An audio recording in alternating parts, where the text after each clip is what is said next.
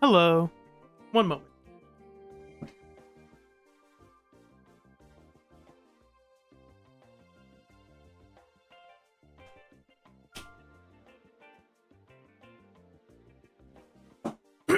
All right. Let's get started. That's not very comfortable. Headphones. Let's go. How are people doing? We'll go into this tab. I can remove this text. I did not turn on the game yet, so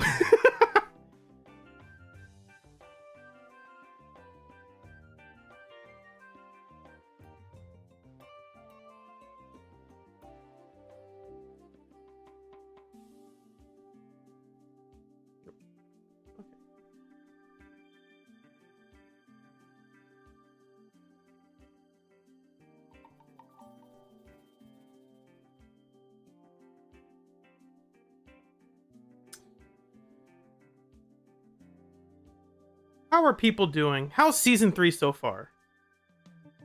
I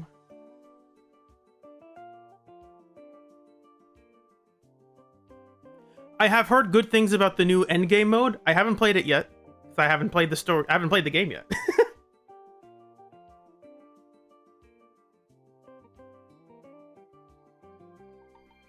I mean, I've played the game. I just haven't started on the new stuff. You know what I mean?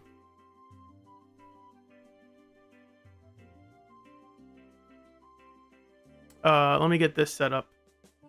We're almost there. Just don't want to dox myself. I don't think I will, but it can't be too sure. Let me change the text here so people know. Oh.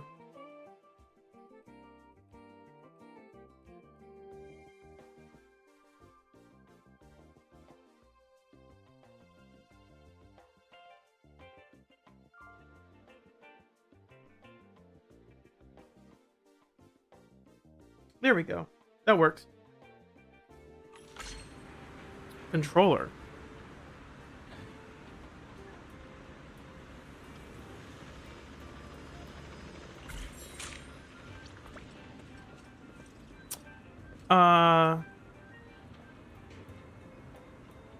Okay, that's good to know, because I'm probably not going to do the full thing in one sitting. I'm going to pace myself, because the key to...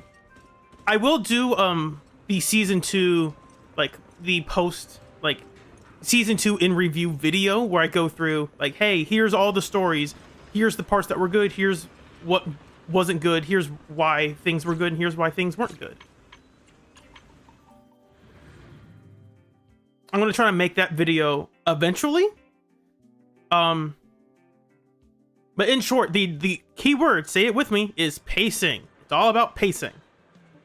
A good story doesn't matter if you have terrible pacing.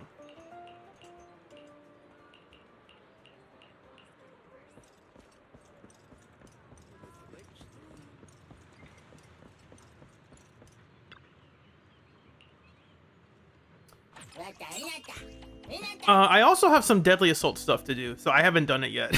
I could do it now, why not? The other cool thing I noticed was, at first I was worried that, like, oh man, I have to make content right now. Not that I have to, but like, if you're in this space, you're like, oh man, if you don't make a video immediately, then no one wants to see the video 2 weeks later. Allegedly. Oh, that was a good one. So it's like, oh man, I have to make, if I have a Deadly Assault run I want to do, I have to do it now. And then I looked at the calendar that they have, and I was like, oh my gosh. It's... the calendar for this cycle is insane. I wonder which menu I need to pull up to find the calendar. I think this is it. Events calendar. Like, oh my gosh. It's the full 6 weeks. It's a full 42 days. That's crazy. So we're gonna be here for a while. So it's like, oh, I have to make the video right now. I do not have to make any video right now. You kidding me?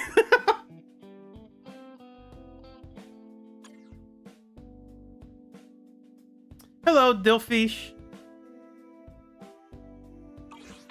Yes, I have heard. Devon only gives Denny's now, but he used to not really give anything before. Because they got rid of all his stuff. Now it's like, okay, fine, we'll put Denny's back in here. Why not? Which is good, because you never... It just, I mean, it is good that they are putting something in here. It is a shame that they gave up on this mode that they spent time and effort on. Because I think it could have been decent if they actually kept improving it. They did not. They chose to not keep improving it. So that's on them. I might also talk about character design, because I think that might be a fun topic. Not about specific characters yet, because again, I don't want to spoil things in the story. But I have heard it'd be a hot topic.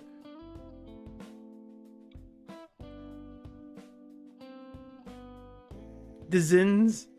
I can't spell.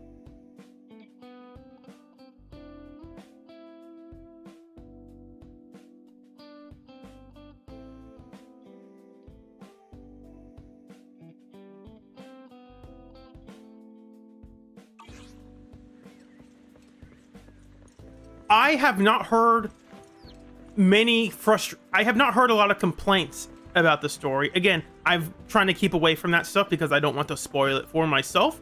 But I have not heard a lot of people talking about how bad it is, which is a good sign. Because when season 2 started, there was a general air of dissatisfaction overall. Some of it was deserved, some of it was maybe not. Most of it was deserved. Some of it was like misdirected. It's like, oh man, this story stinks. It's like, wait. The story's okay. It's the awful amount of tutorials they force you through for the players who never touched the game. And it's like, why'd you do that? Where am I going now? Oh, that's right.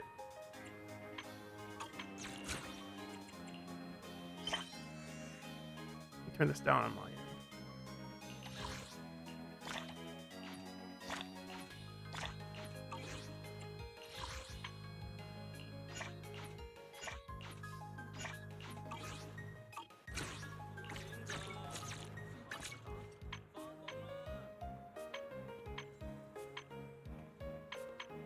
Oh, that's perfect. That's enough.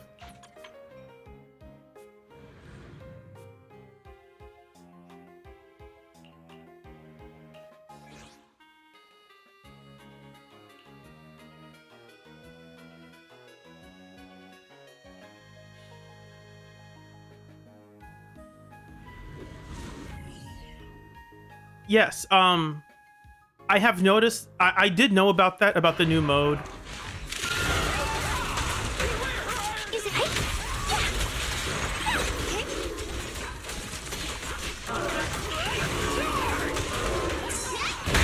Ow. Ow, ouch, ouch. Hello, Heisenberg.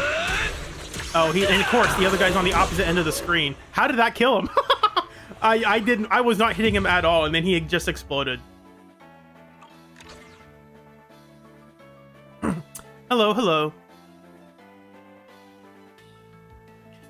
One video I have an idea for. It involves, I need Pirois. But I'm not in a rush to like level him up because I think what I can do is I can use him in a simpler mode to just showcase the team that I have cooked up. It's a dumb team. It's not good, but it's supposed to be like a showcase. So I don't need to be like, look how good the team is. Like, that's not the point. It's look at how cool the team is. That's what matters.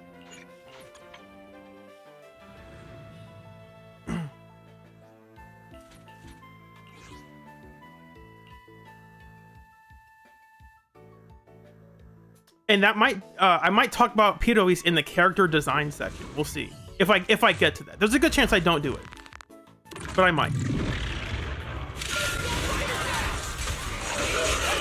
Switching to face. Watch out for hidden threats. Like, Time to roar. there's a better way to do that, and I just didn't do it. People, it is fascinating how wide Billy's ult is, despite the fact that it doesn't look like it should hit enemies that far away. Yes, I do have a ton of batteries stored up still.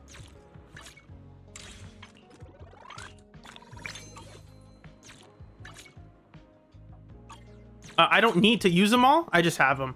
I did use up like 60 of these yesterday.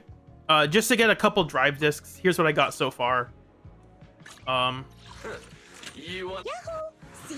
Anton, my good man, my good pal, my good old buddy. It's our turn, bro. This is what I have so far. That's all right. It's pretty good for a disc 1. This is disc 6. That's actually pretty good. Like, oh, the HP makes it. No, dude, like getting +1/+1 is already really pretty good. +2/+1, now that's great. It's hard to get a lot better than that. Especially because the stats you need are like very limited. You have to get kind of lucky. I'm still the biggest issue is that discs 5 are a lot harder to get now. That's because they introduced wind damage bonus. So before you had if you were, let's say, an electric, yeah, I'll say electric agent because I'm on Anton. You have 3 useful stats, and you're a DPS. We'll say you're a DPS. You have 3 stats you're kind of looking for. Maybe you're looking for percent attack, maybe pen ratio, depending on the character, and then maybe electric damage bonus, right? So out of these 3, you had, and these were 1, 2, 3, 4, 5. You had 9 options. So roughly you had 1/3 of a chance to get the right main stat. So a 33% chance for the right main stat, that's okay. But now that they've added wind damage bonus, that has dropped by 3.3%. Hello, Joe Schmo. Hello, Divi. Am I playing on Steam? I am not. I am not a Steam player, but I did put my Billy guide on Steam. So you will not see my numbers in the Steam chart. I could change that. I just didn't feel like doing it. From what I've heard, you can't actually delete the extra resources in the Steam version. So like the resource management bar doesn't exist. And I just have to like re-download the whole game. It's like, I'd rather not. I'm sure there's a workaround for it. I just didn't want to look into it that much. And this is also not to mention that with percent attack, you can't roll attack percent. So that also means you have to get luckier with the substats that you get. You have to, it's harder to get you're searching for ideally percent attack and crit damage and crit rate. But when you're on percent attack, you only have crit rate and crit damage. So that's a bit harder to get. Whereas with pen ratio, if you only have crit rate and crit damage, you're like, well, okay, at least that's about the same as what percent attack would get anyway. But them adding, all this to say, them adding one more disc 5, it does make it harder to find perfect drive discs on disc 5, which means having good disc 5s is a lot harder. Which is why this woodpecker disc, this is the perfect disc. Like, it can't get better than this. Like, oh, this could be pen. It's like, it could be pen. That's not happening. Like, you're asking too much here. This is a perfect disc. No need to change it. This is a perfect disc. No need to change it, right? This attack percent plus 2 crit rate plus 2 crit damage, that's perfect. You don't need more than that. If you think you need more than that, there's something wrong.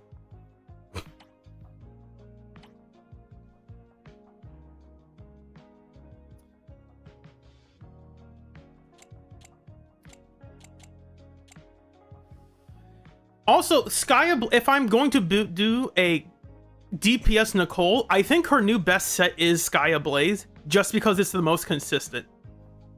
It's not limited to attack agents, it's just limited to ether agents. So if you want your DPS Nicole or even DPS Lucia, I think this is the best set for it now. Technically, Woodpecker Electro is probably, at the highest end, it's probably better because the combat attack is better. But the buff only lasts for 6 seconds, and you can't control when you get dodge counters. That's the biggest flaw with Woodpecker Electro. Theoretically, if you have all 3 stacks active the entire fight, it's great. That can't happen though. That's impossible. So that's why I don't use or recommend Woodpecker Electro for new agents.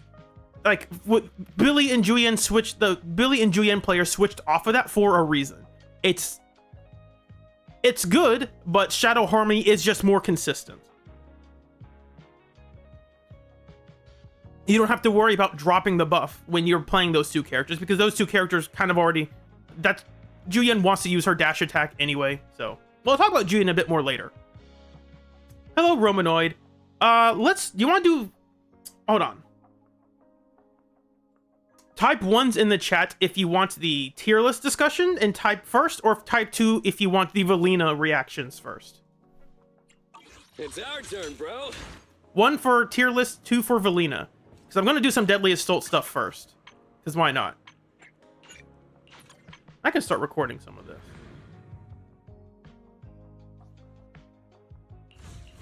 I have not done any of this, so we could do this for the first time.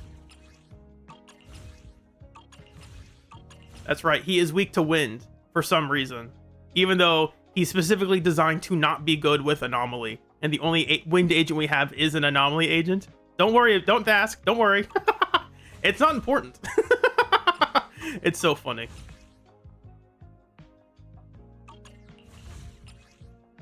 I'm seeing a good mix. I have not read these at all yet. I'll use Piper, why not?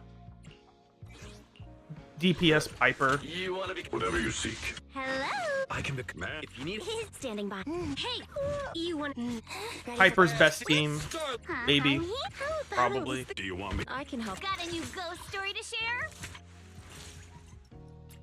We can change this back to, I think it was supposed to be Impact. Maybe. I can't remember now. Yeah, I think it was. Look at that. +2 anomaly proficiency? You shouldn't have. Now I'm thinking it wasn't Impact. I'm thinking it was King of the Summit then. Yeah, that looks more like it.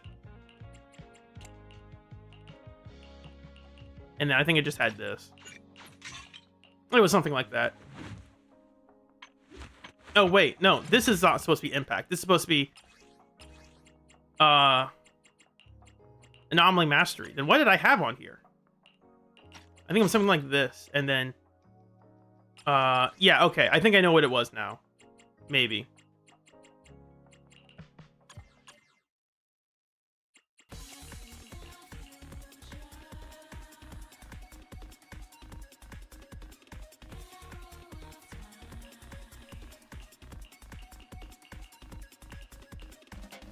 I think I remembered, but I can't remember now. I forgot what I'd equipped. No! This is annoying. I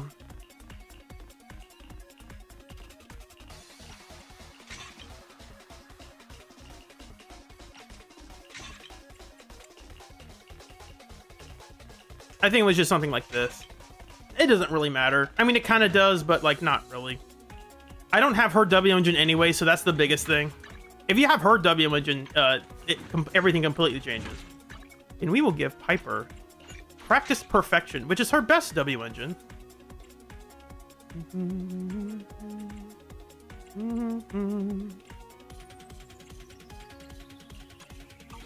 That's good enough. Let's take a break.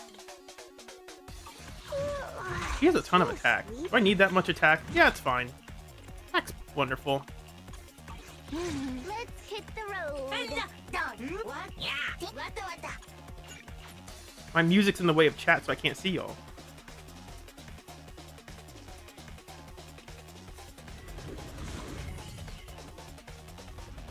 If I pull, I could pull for Valina right now and put her on the team, but I don't have. She's not built yet. So that's the other issue with the new season. They release 2 characters back to back. I didn't realize you could go this far. What the heck? I didn't realize you could go this far in. I guess they just use the area they have. I don't have... Never mind, I'll talk about that later.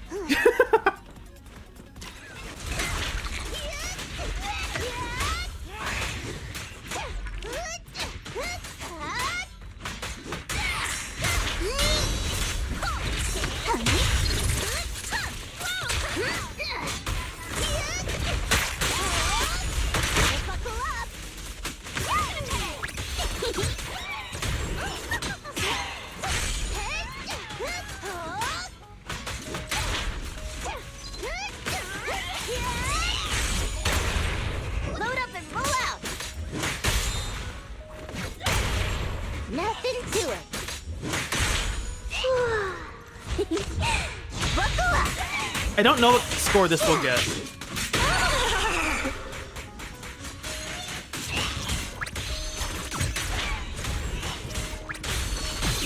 Don't get scared now. Fire! You got it.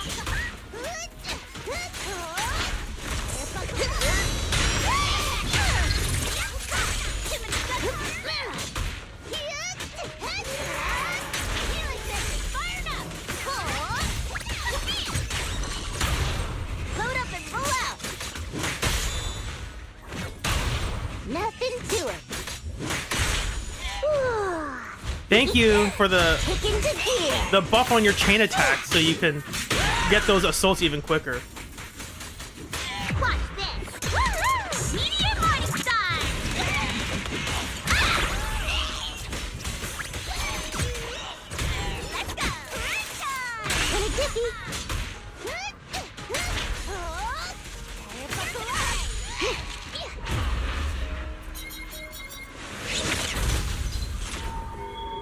And we cheat with Yuzuha for some reason. Yuzuha can cheat this. I don't know why. It's dumb that she can do that.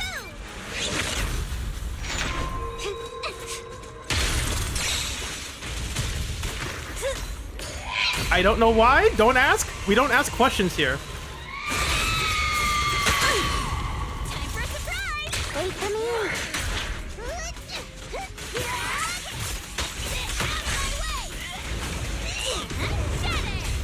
Here we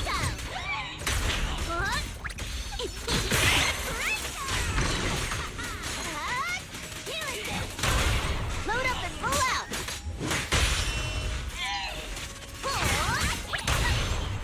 I think you could probably do a full chain attack with the team.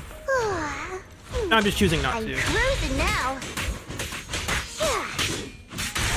Yeah, guys, Piper really needs that What's that Vivian partner tag because she's so bad without it. You know, look at her not being able to do anything. Right? Am I crazy? Try this one. Bouncy whirlwind. You're gonna load up and roll out. I'll do the full team this time. Now's my chance. You got it. This baddie doesn't look in a jiffy. Perfect. We got our ult in time. Let's go. Oh, and the final hit for the final sim. Let's go. Remember, guys, Piper has the Vivian tag because she's so reliant on Vivian to do anything. Of course, that's the reason. You can't see my score, but where is my text box? There we go. There it is. Remember, guys, Piper needs Vivian. That's why she has the partner tag.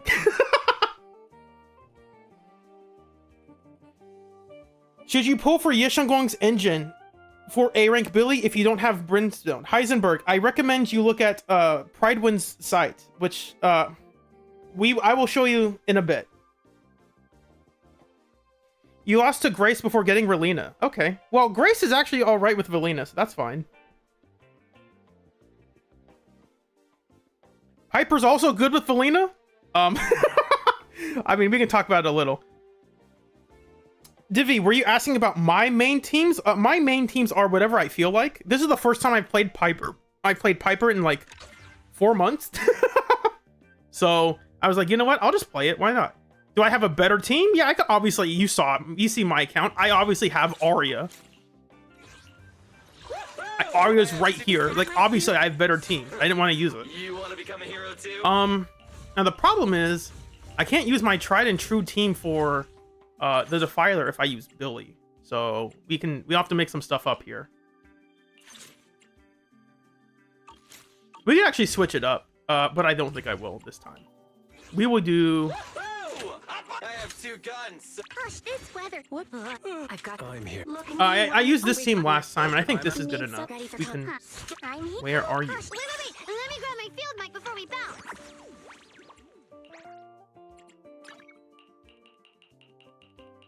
Dial in. Give me your W engine. Perfect. Fantastic.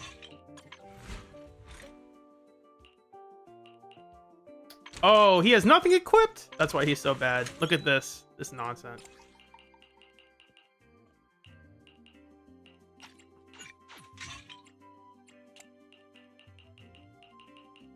Where's that pen ratio? Give me that. We can do Brimstone. Technically, Brimstone's better than Starlight Replica, but we can try it out. Why not? Look at that 40. Fantastic. And it's also only an S because I've told the game to be like, hey, I'm forcing you to say that Shadow Harmony is good. The game's like, oh, okay. If it weren't, it would go to like Fanged Metal or something. Like, no, please don't. Please don't recommend Fanged Metal. This should probably be Impact. Start. I'm ready to roll. Heading out for inspiration? Let's go! I don't know who to use. I don't think it really matters though. Wata wata.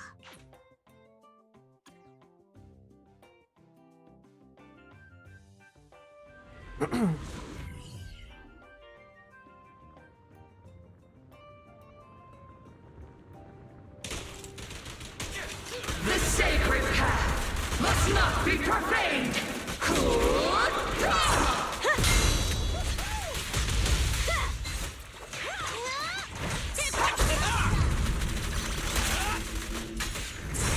It's my turn!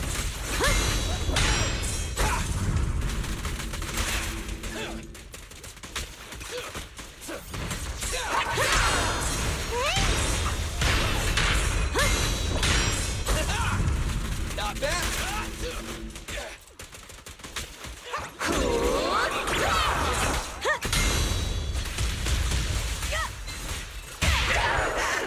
The ultimate starlight!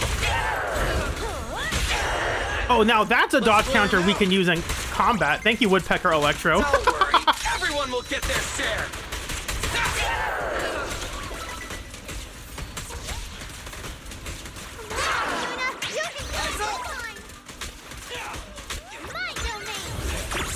She said my domain? She said domain expansion like that?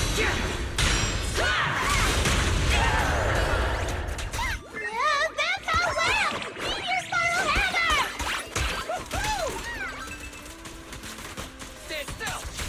Their poison is my grace!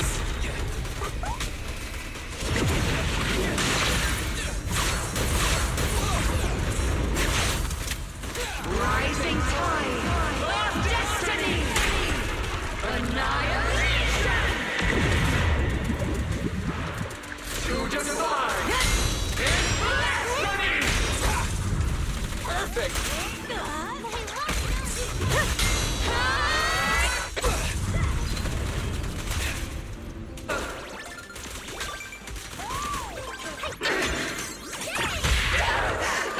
The ultimate starlight! Clear him out! Starlight, shine bright!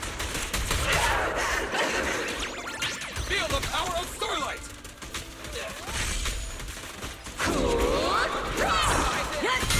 It's my turn! Obsidian division, assemble!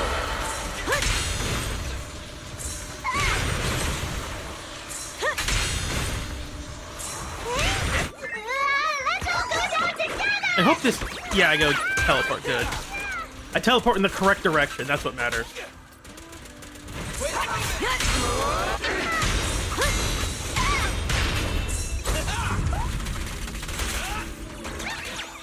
Easy target! Perfect!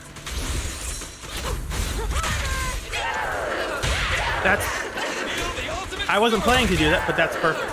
I didn't do a dash attack there, but it's fine. It's showtime! Easy A, let's go. I don't even think Zuna's debuff is active. I didn't do that at all. That's fine. I've got wonderful!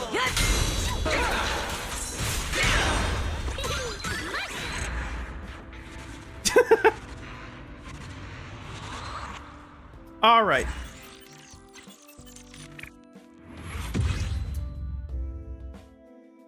Malite is correct. The new X parry is for 2 defensive assists. Agents only. That's the score. Easy peasy, nothing to it.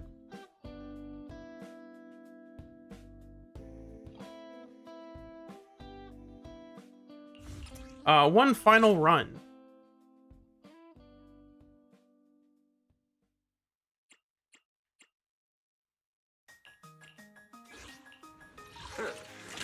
Take your time. Do you want? If you need Man. a mission, Is it standing? One I only. Hey, Looking for intel? Or hiring me for a job?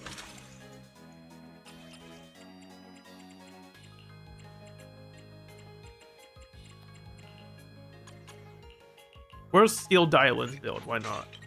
Dialin, I humbly request that you give me all of your drive discs. Why don't you have the... Oh, you have Woodpecker. That's right. That's why you don't have a drive disc.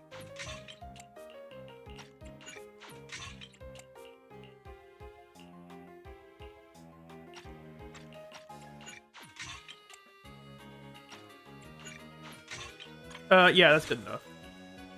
And my brother. We can actually use Astro Voice pretty well, so I don't think I'll give you the defense set. I think this is good enough. And of course, we need to keep this fair, so. I'm the one chosen by Starlight! Like that, like that.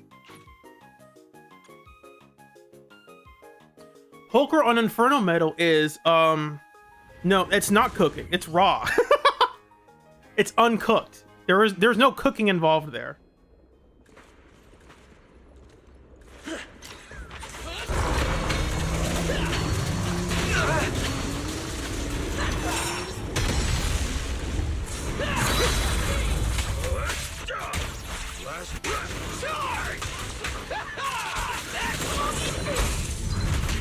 Nose or dents! Fighter dash! Fighter dash! Don't get the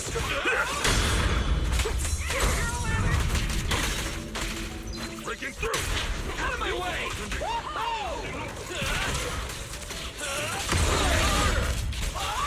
Stay focused. Don't blink!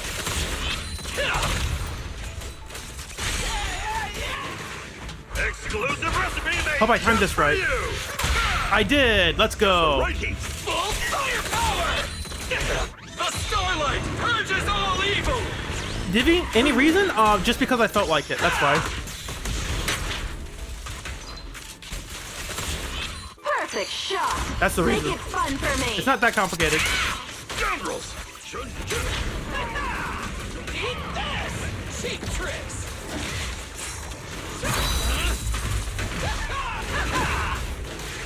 Showdown time! Fighter dash!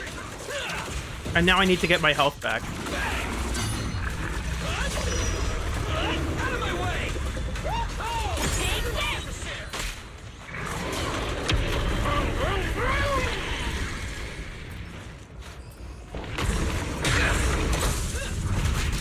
Nose or dents! I'm doing the wrong character. My turn!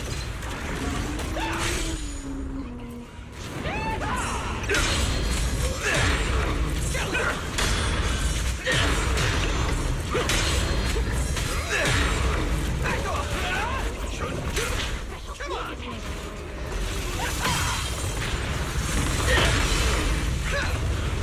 Starlight! Stay focused. Don't blink! Full firepower! Time to roar! Starlight!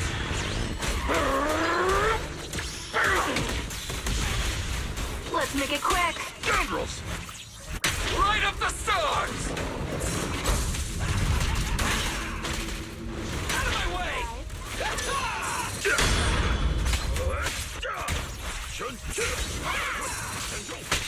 Ow. Weakling.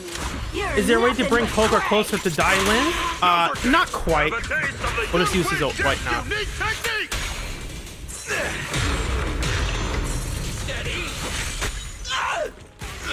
Let me see what you're made of! Ow. Take this. Nice charge! Maximum speed! I knew he would summon it. No, that's unfortunate. But I already have the S, so it doesn't matter. Don't get the scope! No chow, no pow. Let me grab the light first. Don't blink! Full firepower! It's showtime! Romanoid, the answer to that is no. No, Heisenberg, if I had played that better, I would have gotten the stun earlier. It doesn't matter. Again, look at this. It's the performance points didn't matter. The damage score was fine. Granted, this is a hyper niche buff. This buff is only for physical sheer force, right? It's only buff physical sheer damage, I think. Well, it's only for their ultimates. Okay. So it's only the ult that actually gets that buff. Oh, EX as well as their ultimate. That's a weird way to phrase that.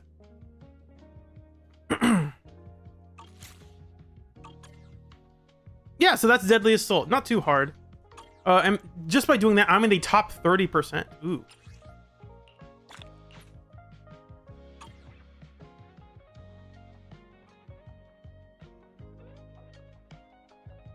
Romanoid, the way to solve that is to just stop using her. If you're getting burnt out on using Dialin, you can stop using Dialin. Because, like, what are you actually missing out? Oh, if I only get 6 stars, if I only get 8 stars, what are you missing out? 80 investigation merits and 25k Denny. That's nothing. That is actually nothing. If you saw me play last time, I used DPS Nangong and I tried to force DPS Caesar, and obviously it's like, oh, you didn't get all the rewards. Like, yeah, that didn't matter. I enjoyed my time playing the game. That's what matters. This one was funny. I used the best team. This could have easily gotten 30 plus K, but I stopped doing. I just ran after I got 20k after a minute and a half. I just stopped doing anything. Like, I just ran away and I didn't touch. I stopped fighting the boss. That's what I actually did. I just stopped fighting.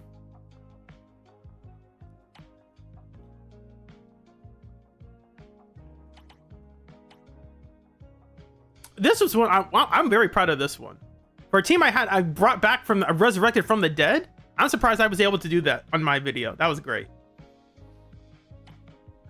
Okay.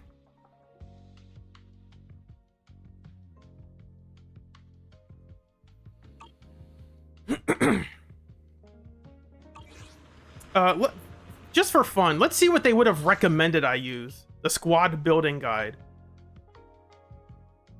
Smart recommendations. Look at that. You should use Yeshongguang. Yeah, right. I ain't doing that. That's easy. Give me something challenging.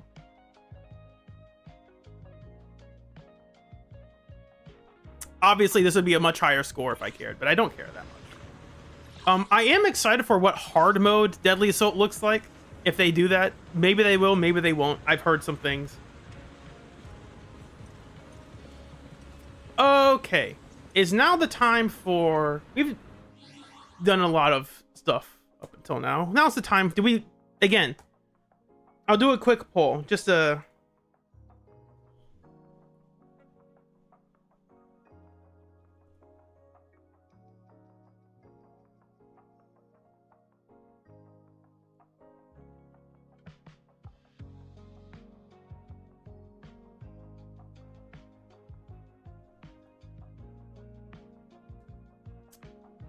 We'll do that poll very quick.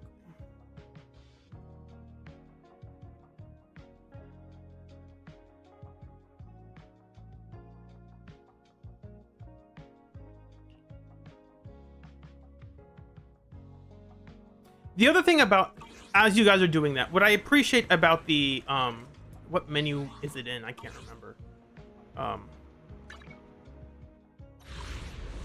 Oh, that's not it. Polychrome progress is we get to see the loading. It's loading. We get to see it load.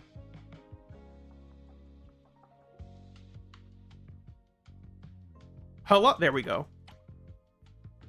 We get to actually see the how much these give.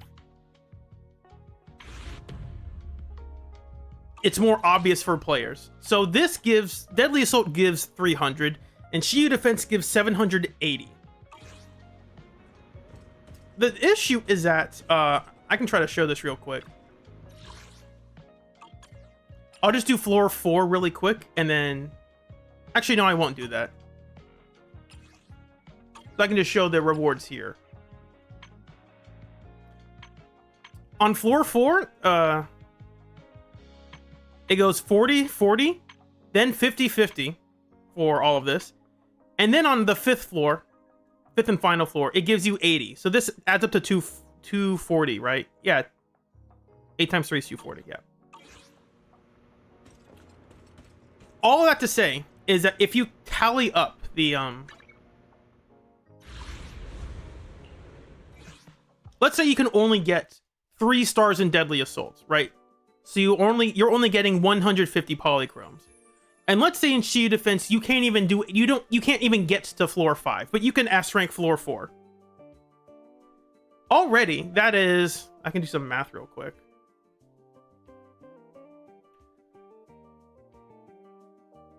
$780 minus 240 because we're not getting those on floor 5, plus the 150. This is out of the 1080. So already, by just doing essentially the not the bare minimum, but close to the bare minimum, you are getting the vast majority of your polychromes already. And that's why when people are like, oh man, I have to get that S plus, that S rank rating on Shield Defense 5. It's like, why? Like, I understand you want to, like, again, scoring well, getting high scores, that motivates players. I get that. But you are not missing out on anything meaningful if you don't get that. Like, you could pull for the brand new agent to improve those scores, to go from like a B to an S. You could also just, you know, not do that and just spend $5 to get all the polychromes you would miss out on anyway. So when people are like, oh, they ask for what are the best teams, and I intentionally tell them, you see that in my videos, when they ask me what are the teams I should play, my response is you should play the teams that you enjoy playing. And that's not an answer they like. And I usually tell them, if you don't understand the teams that you enjoy playing, you are not ready to play the end game, period. Like, if you don't understand what you even enjoy playing, why are you asking for advice on who you should play? You should figure out who you enjoy playing first. And then you can ask, hey, who should I use around this team? You know?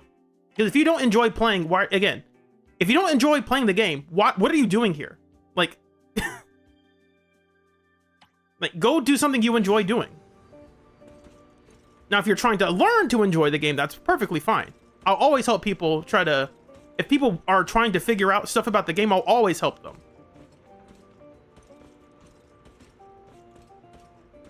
When people ask me, what team should I use? My answer is, like, it's the boring one. Use what you enjoy using.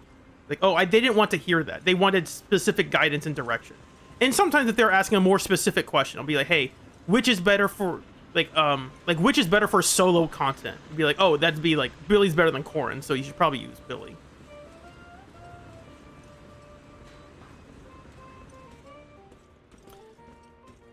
Romanoid, that is fair. However, you don't actually need that many hamster cages, because if you look at all of my agents, almost none of them outside of Billy and Astra's special specifically, none of them have level 12 skills. They don't matter. Like, and if you've seen the videos I've posted, you've seen me do runs. It's like, wait, you don't have any level 12 skills? Nope. Outside of Astra, I needed that for a very specific run. Like, nope, none of them are level 12. You don't need them. They're usually a waste of resources, and even then it's like, oh, I need to buff my Pulcra. How? Like, you think getting like a level 12 special will make your damage jump up substantially? It'll jump up a little, but like, probably not a hamster cage worth.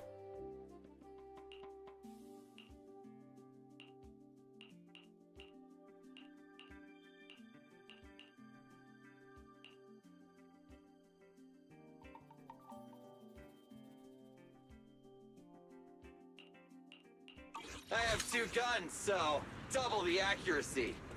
What was I looking for? Oh yes, the rewards over here at Logistics.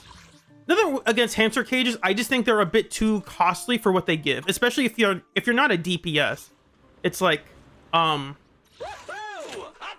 a new ghost story to share? for Yuzuha's special, it extends her sweet scare state by 2 seconds to the full 40 seconds.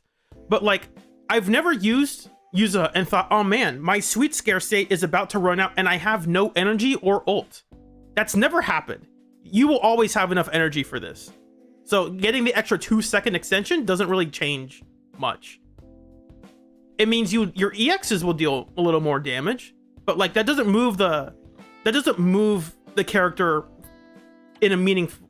That doesn't make her meaningfully better, is what I'm trying to say.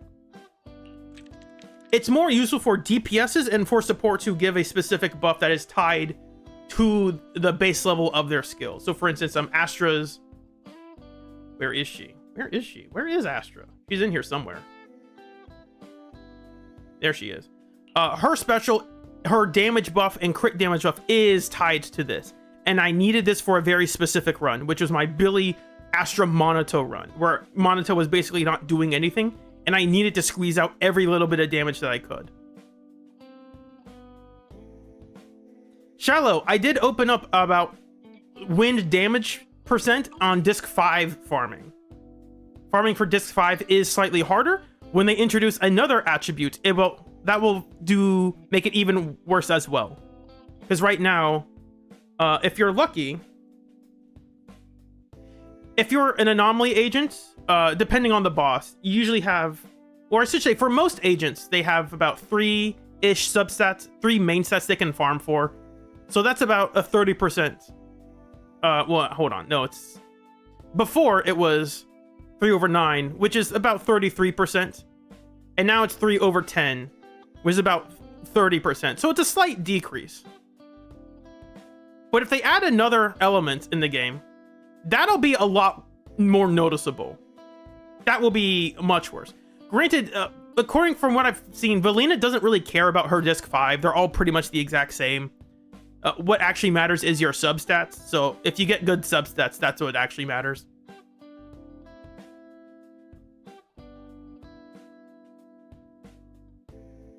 Okay, Romanoid, that's fair. Yeah, hamster cages are fine for certain breakpoints, but it's like you don't need to hamster cage any of Astra's stuff except for maybe her special and ult. It's like hamster cages don't. None of their hamster cages matter. They're more important for DPSs because they actually deal damage. So like, from what I think, it's like a 9% increase, if I'm remembering this correctly. I can do that calculation real quick. I think I closed it.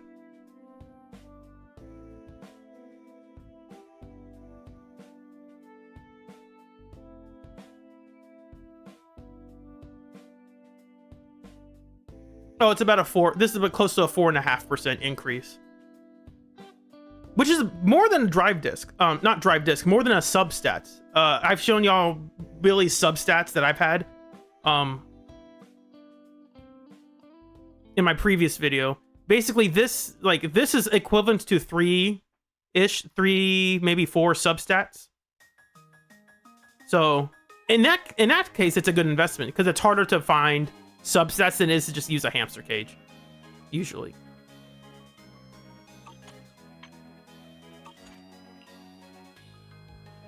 If it's you, manager, we can go out anytime. How many skills you have in all your agents with max level? Kind of a bit, but I usually just only max out the skills when I need to. So for instance, I leveled up more of Miyabi's stuff from level 9 to level 11 for the Scorched Horizon run with Lighter and Lucy. And that's because I got 20,000, 6 points. So like that was very close to not clearing, and I needed that little extra, boost from like dodge counter from level 7 to level 9. I think her assist was level 7 as well. And that tiny extra boost is what helped me push forward. This is the path I follow. Okay. All right, I see the results in the chat. We will talk about the tier list. We'll just go to storage here, and I'll go to the presenting tab.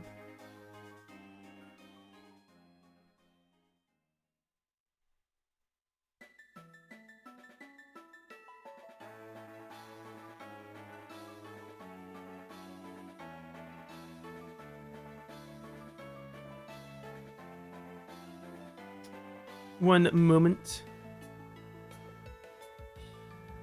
Those are high temps. Let's try to fix that.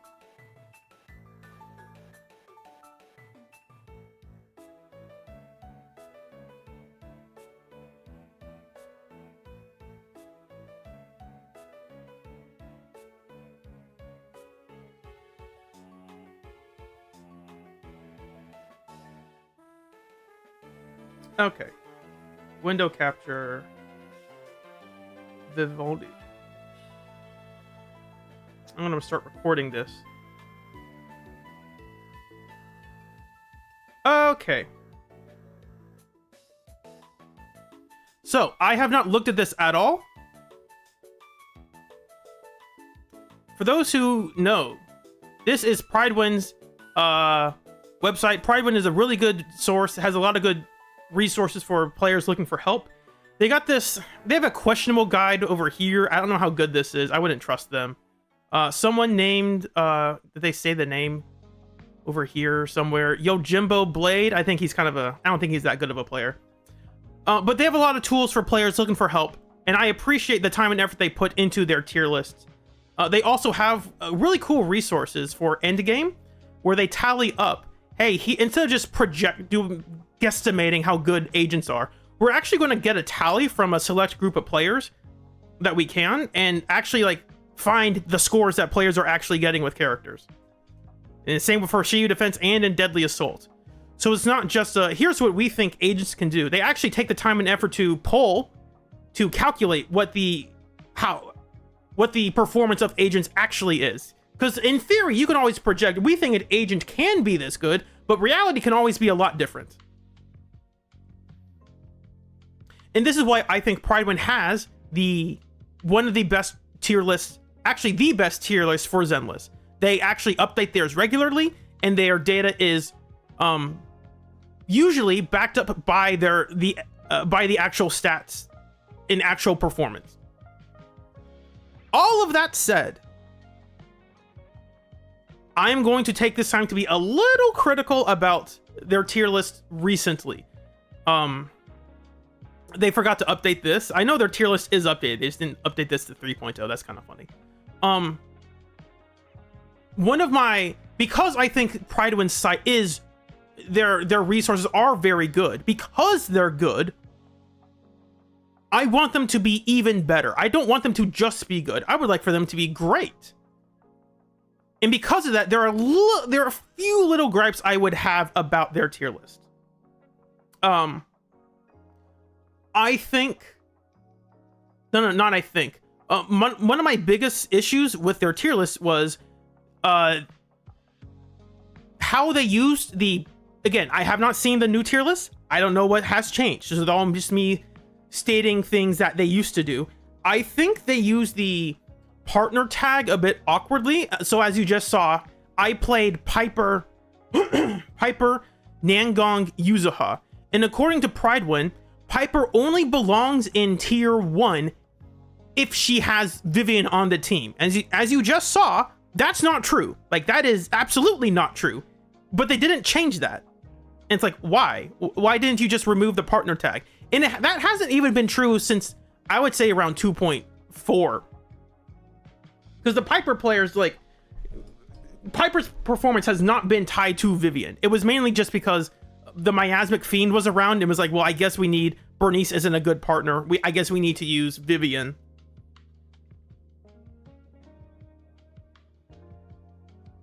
And so it's just a little stuff like that. And according to the information I've seen with Valina, Valina actually scores better with Piper than with Jane. Ever so, just slightly better with Piper than with Jane. And so again, it's like, why does Piper have this partner tag again? She doesn't need it. Can we get rid of it? And that would have been fine if they got rid of it back in 2.5. It was up until 2.8, and she still had it. And it's like, why does she have it? That doesn't make sense. That's a little bit of a gripe. Again, that's a really small issue. That's not a big deal.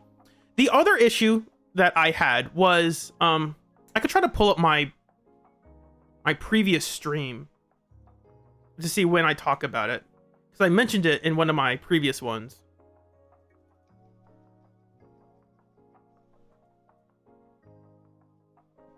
Baclabe. It's close enough. I think it was in this stream.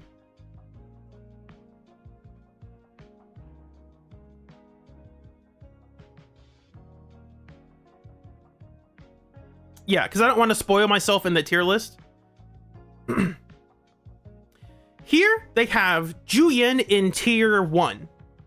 Now, tier 1 means they are a meta character. That means they are good. That means they are really good. And we have Corrin down here in tier 2, which means she's off meta. Corrin isn't very good. Right? That's what that means. They are literally saying Corrin is an off meta character. Corrin is not good. Juyin is a meta character. She is good. But the problem with that is when I went over here, according to their data, again, what I think doesn't actually matter. What actually matters is the numbers that they are pulling. Like, these are the numbers you have. It's like, hold on, wait a second. You told us that Corrin's an off-meta character. And yet somehow the off-meta character is better? Substantially better than the meta character? How does that make sense? Could you change that, please? And again, season 2 was filled with content for physical agents. That's also why Caesar has much better performance. It's because her days actually was more useful. Corrin's damage was more useful. Her best team is a mono physical team, and that synergizes really well with her Mindscape 2, which decreases enemies' physical resistance even more. And it's like, man, Corrin is performing really well, and that's because season 2 has been filled with physical weak enemies. Can we stop pretending that Corrin is off meta? Can we actually put her where she belongs and put Juyin where she belongs? Again, what I think doesn't matter. Based on your own data, Corrin outperforms Juyin substantially, period. Can we please put them in their right place then?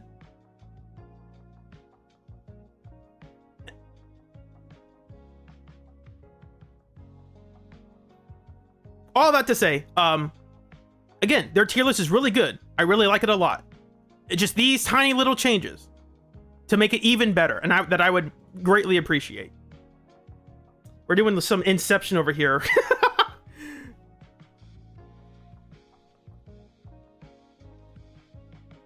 So my predictions, again, which I haven't looked at, my predictions for this tier list are that they are going to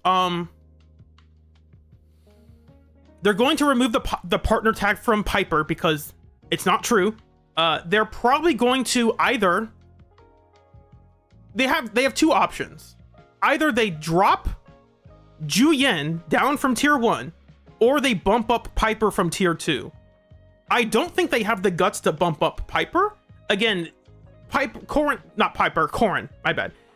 They bump down Juyin or bump up Corrin. I don't think they'll bump up Corrin, just for the reason that Corrin has been benefiting from the bosses designed for Ye Shengguang.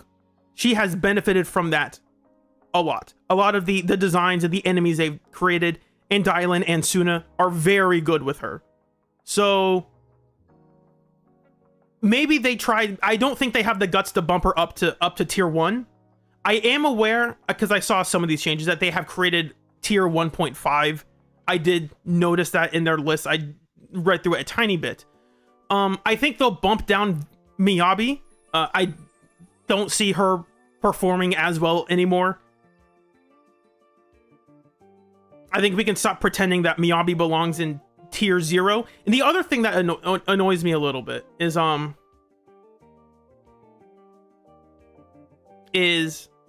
just the nature of tier lists. How many agents they have in tier 0? And it's like, what do you mean? If I were to, this is a personal thing. This is not a complaint about their list. It's a complaint about lists in general. I don't like the 0.5s at all. I don't like how they are used, because I like 0.5s when they're used well, or 1.5s or 2.5s. The problem is I don't think they are used properly. I think they are used as easy ways to, because look at the characters in this list. Half of these characters are just tier 1 agents. They are. But for some reason, we can't say they're tier 1 because that people might not like that. So we'll stop on a 0.5. And it's like, why? Like, it's very clear that you're trying to convey that Yishunguang and Yixuan are a tier above these characters. Just make this tier 1. It's like, it's very clear that Dailin and Nangong and Suna and Lucia and Yuzuha are tier above characters like Jufufu and Trigger and Zhao. Just make this tier 1. It's like, in no universe, like, I don't believe you. If I were to ask all the people who make this site, are you telling me that 0.5 characters on the cusp of tier 0, you honestly believe Jufufu is on the cusp of being a tier 0 agent? Is that what you actually believe? You believe Trigger is on the cusp of being a tier 0 agent? Do you actually believe that? Do you really believe Orphe is on the cusp of being a tier 0 agent? Do you actually believe that? Do you think Evelyn is on the cusp of being tier 0? That she's so good she belongs in 0.5? Do you actually believe that? And that's why I don't like the 0.5. I think it's an excuse to, like, we don't want to make this tier 1 because then people will get upset. Like, yeah, let them get upset. Just call this tier 1. If you want to make a 0.5, put Starlight Billy and Banyue in there or something. I don't know. Starlight Billy, Banyue, Nicole, Lighter, Zhao. Just put them in. Maybe Promia too. Why not? Get those 5 characters in tier 0.5, bump everyone else down. It's fine. Maybe Sissy and Seed can stay, or Ambi. I don't know. I didn't think too far ahead. All of that to say, if this were my list, again, this is a personal thing. If I were to make a list, I would get rid of the 0.5. Just make this 1, 2, 3, 4, 5, 6. The 0.5s can be used if we are trying to convey they are just outside of the peak performance. I don't believe they actually believe. I highly doubt that they believe Jufufu is just outside of peak performance. That Trigger is just outside of Dailin. Like, oh, Jufufu, she's so close in performance to Dailin that she's right behind her. It's like, no, that's not true at all. I know you don't believe that, so why do you convey that? Whatever. I think they'll drop Astra. Back to predicting what they'll do. I think they're going to drop a lot of these agents down into the tiers that they actually belong in. Instead of just being a holding place for, oh, we want to put tier 1 agents here, but we don't want to actually say they're tier 1 agents. I think a lot of these characters will be bumped down. I'm pretty sure Astra's getting bumped down. I wouldn't be surprised if Lucia got bumped down. It's a possibility. I just don't think they'll actually do it. I think they'll drop. I think they might actually bump down Yixuan, just because, like, theoretically, technically, Yixuan is slightly better than Starlight Billy, but she's not substantially better than him, to the point where it's like, are they a tier apart? It's like, not really. Again, this is where, like, the tier 0.5 would actually matter. It's like, oh, if you want to show that there's a tiny difference between them, yeah, 0.5 is perfect for that. But you're not doing that. You're not using it in that manner. So, like, why is this here? Why do you have all these agents here in the 0 category? That doesn't make sense.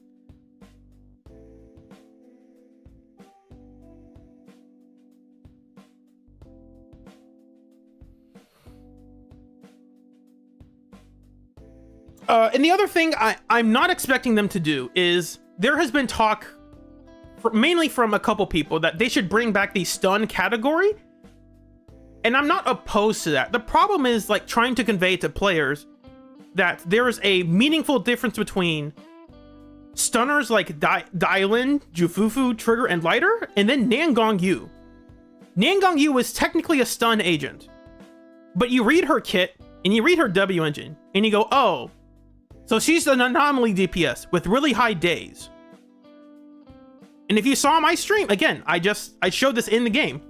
I played Nangong DPS against Dead End Butcher with Suna, Nicole. That team's not very good, and I don't even have her W engine. But I cleared it pretty well. If I had Nangong's W engine, that would have been an easy S rank.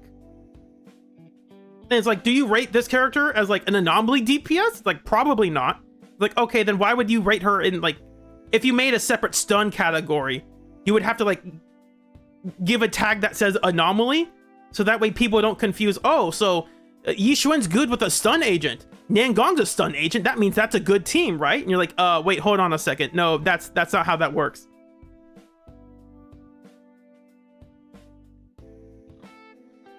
And even then, you could also talk about Dialin's damage output. Dialin's damage output is really good. Do we rate her as a crit DPS? Half of her build is just load up on crit damage. Do you rate her as a crit DPS? It's like, well, probably not. You could, but you probably wouldn't do that.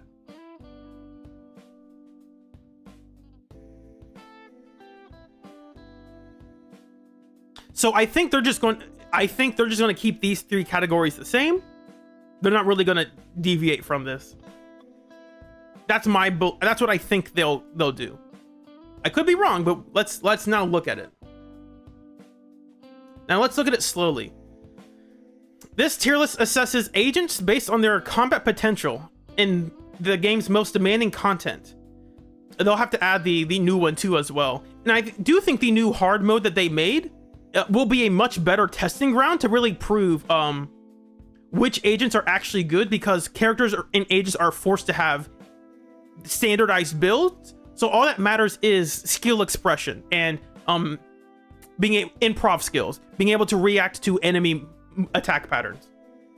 One, you have to get lucky to get the right attack patterns, but two, you have to be ready for them. So you have to be able to react to those in time. SD offers a mix of elite encounters and normal enemies, increasing the value of characters with grouping and wide area of effect skills. There's a bias towards single target performance, which may reflect in select character ratings. Score is gained by dealing damage to enemies. We can skip past all that stuff. This tier list focuses on agents' ability to attain an S+ rank, with partial rating given to even higher performing runs. Let me know if you want me to zoom in so I can read this better. I can zoom in. I should probably have zoomed in earlier.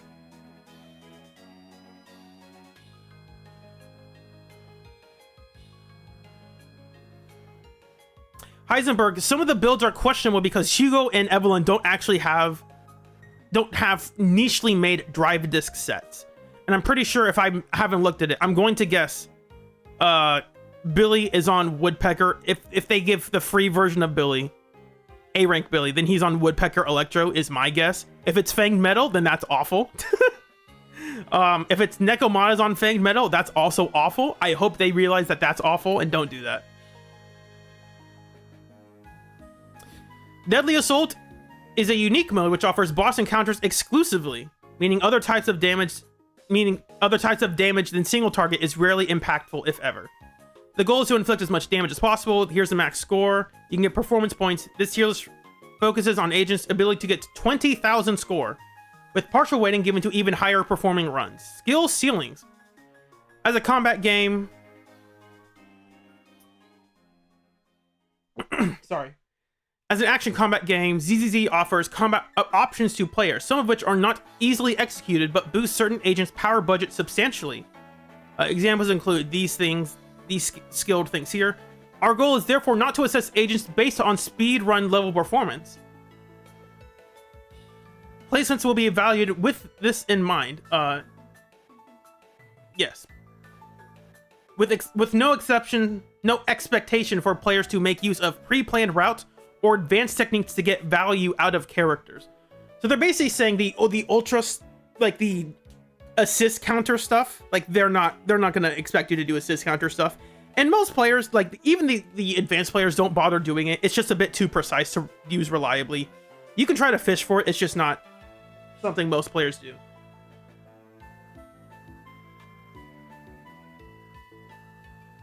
At the same time, focusing exclusively on casual play can be a problem for a tier list. Yeah, obviously. As a result, although the average player is always the highest priority, some degree of consideration is given to how well a character can perform regardless of their skill floor. The few characters who speak technical requirements, that's what the expert tag is for. That's a good thing. I do like the expert tag. I like it when it's used correctly. Sometimes you could argue like, oh, you can give every agent an expert tag. It's like, yeah, you could, but like, I don't think Arya needs the expert tag. Like, I think that's a character, like, yeah, you could optimize her, but I don't think she deserves the expert tag.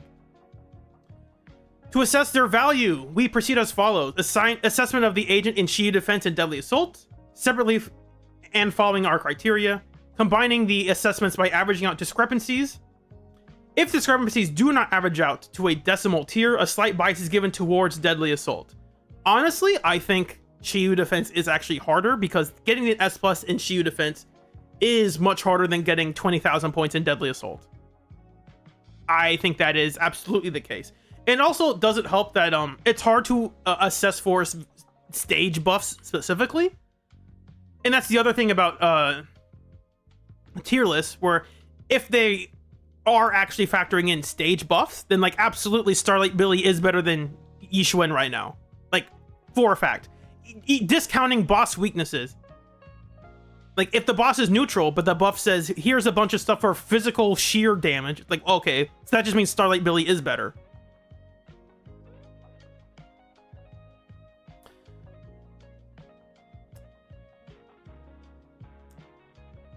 This is done as it is often a greater challenge than Shiyu Defense to obtain rewards by achieving a max score. This is old. I don't think they ever updated this since 2.5. If they're rating for getting an S plus in Shiyu Defense, that is actually much harder. Especially because you can't re-equip stuff onto your agents. You can't swap equipment around. So legitimately, Shiyu Defense Stage 5, getting an S plus is much harder than Deadly Assault. They also changed it overall from being a time mode to a score-based time mode, which heavily favors Yesheng Guang. So yeah, I don't think this part of this text has been updated. I think they've actually they've taken that into account. I think they do need to change this around though. Assessments are based, you don't say, for every agent on the following indicators at once: personal testing, compilation of data, feedback from the community. And compilation of data should include hey, Corrin is dunking on Juyen. Corrin players are dunking on the Juyen players. Can we please reflect that in the tier list? All this information is filtered following our criteria, and here are the upcoming additions. Okay. Criterias and roles. Whoops. I'll expand all of these now. That way. Oh, you can only expand one at a time. Well then. Agents are assessed with good but not perfect drive disc. The main stats are considered best in slot. Agents use the best drive disc sets that they have. Utilize in their full best 3-man team. Again, if you're using the full best 3-man team, Corrin was beating up Juyen very well. Change that, please.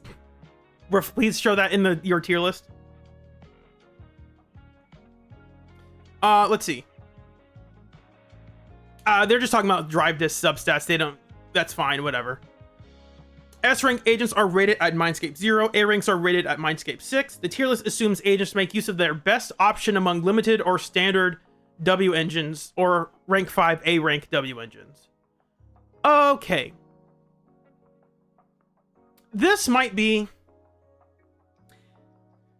How do I phrase this? This might be a hot take. I think there should be a W engine tag for agents. Because there is a meaningful difference between how the supportive ability from Trigger when she has her W engine and when she doesn't have it. There is a meaningful damage output when Dangong does and doesn't have her W engine. So I think for agents whose W engines are extremely powerful and extremely niche. They're all niche, to be fair, but there are extreme outliers for limited or A rank alternatives. I think we should have a tiny note on there. Hey, just here's a W engine tag. Because that way players don't think, oh yeah, Trigger is tier 0.5. That must mean if I get Trigger, she's going to be incredible. She's just outside the range of tier 0. And it's oh, did you get her W engine? Because that's the thing that actually, that's what puts her over the edge. I wouldn't be opposed to arguing that Trigger belongs in tier 0.5 if she has her W engine. If she doesn't have that W engine, there's absolutely zero way she belongs in tier 0.5. You kidding me? And Raiden, if we're going to tier list W engines, we can actually... I wonder if they're going to change what Juyen's is, because Juyen's best W engine has never been her own W engine.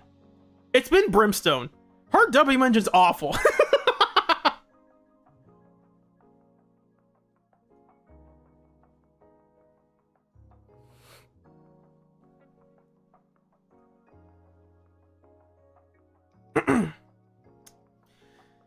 Seasonal buffs and agents are considered to have maximum possible level with all core skill enhancements with your max W engine and abilities at level 11 or 12. You really don't need level 12 skills at all, as I've shown.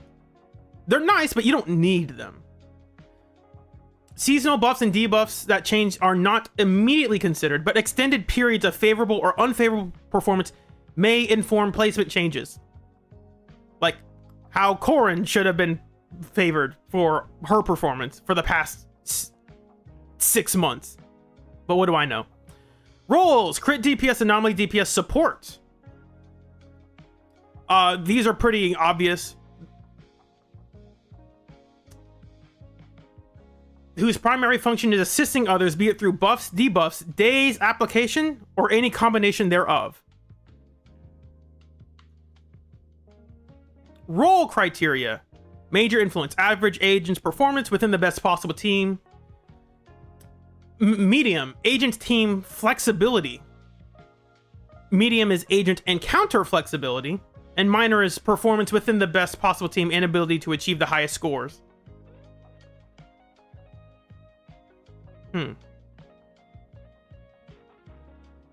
So it's average performance, and this is max performance.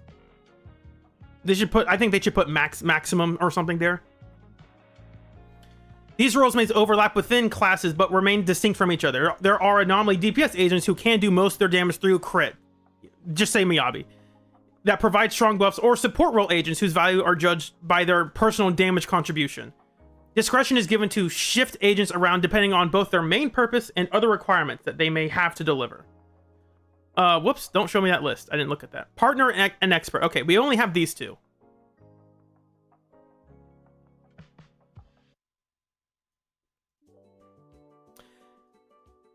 I think these two are fine. I don't think there are actually that many partner tags.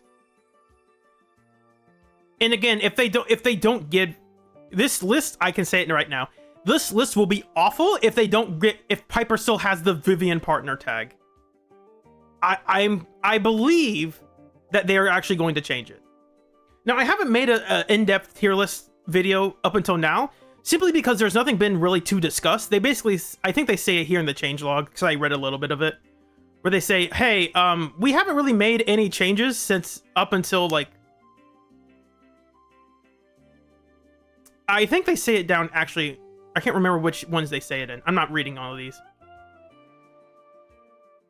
Yeah, from 2.7 to now, we've held off on making drastic changes. So that's why it's like changes they should have made back in like 2.7 they didn't make. So there wasn't a real reason to make like a reaction or have a discussion about the list.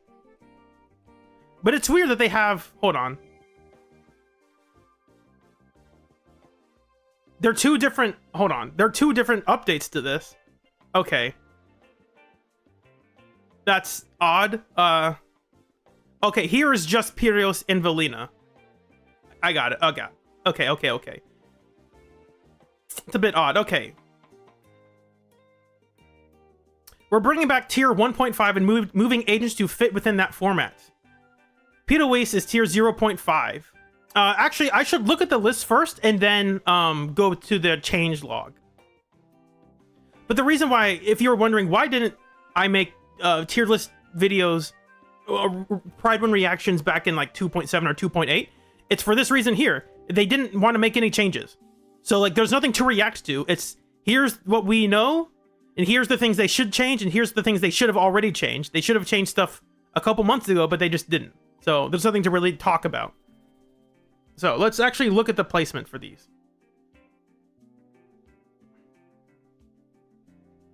forgot how many stuff they have in their criteria.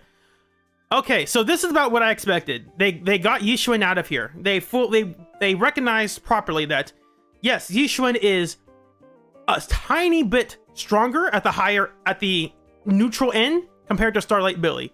But that's not anywhere close to actually make a tier difference. They bumped up Promia, not surprising. Season 3 is going to have more stuff for her than it will for Miyabi. So they probably just swapped places. Arya being here is perfectly fine. Yes, they removed Astra, good change. Astra was nowhere near the level of these characters. Especially because now the Astra players are really having to optimize her performance. For comparison, Astra gives her buff to one agent at a time based on her energy. Yuzuha just gives her buff to the entire team. Suna just gives her buff to the entire team. Lucia just gives her buff to the entire team, which doesn't really matter. You're only having one Rupture DPS on the team anyway. So this is not surprising at all. Obviously, this is the caveat of Yeshengong has her best team. Her best team is not available anymore for free. Like they didn't, Zhao is not given away for free. So, her best team is now a lot more expensive than it used to be. I hope this is still a little bit more than I would like. I think I could argue putting Lucia down in 0.5 just because I don't think Lucia actually does that much. But again, this is assuming she has her W engine, and I think if her skills are maxed out and she has her W engine, I can see that, because I don't have hers. I don't have her W engine, and I don't have her skill maxed out. But I'm only missing out on like 30 sheer force in that sense. Her W engine would be a much better, because it's hard to get HP percent. It's hard to max out her HP without her W engine. Yeah, these look right. These look all fine. Promia is the only one that's like arguably questionable because we just don't have a lot of time with her. Again, we'll see how season 3 pans out, but I think this is the proper placement for her. And I've said this for, if you've seen me do teams, you know one of my go-to teams is Billy, Caesar, Yuzuha, and that's because Yuzuha is just that good. Like, obviously her additional isn't active in the team, and that doesn't actually matter. She just provides a giant buff to the team, a lot of anomaly buildup, a lot of damage in days. It's just really good. And a lot of energy, because her ult gives energy to the team. So I like this a lot. I think this is really good. Again, the only questionable one is maybe we could drop Lucia down to 0.5, because I don't think she's that much better than Pan. She's obviously better than Pan, but I don't think she is. Depending on if Pan's still in tier 1 or tier 1.5. If Pan's in tier 1, then I guess we put Lucia in tier 0. I guess that makes sense. But if they put Pan in tier 2, I think you can put Lucia in tier 1. Moving down.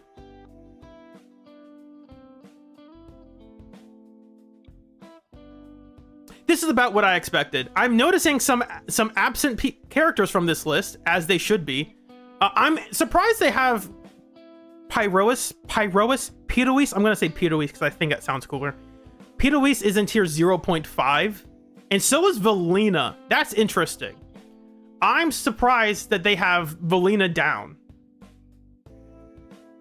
Not down because she just released, but I'm surprised she's not in tier 0. Maybe again, I haven't read the reason why. It's probably because she is functionally Bernice but Wind. And so because of that, it's not so much is Valina good, it's, well, who is Valina being paired with? Because Valina by herself can't really do much. Valina needs another agent to do the anomaly stuff for her. And then when you have that other agent, that is what brings out her performance as well. Like, Valina is a character lifting up other agents in that matter. Does that mean she belongs in tier 0? I think that's an argument to be made. It's interesting we have we have 3 rupture, we have 4 we have all 4 rupture DPSs in tier 0.5.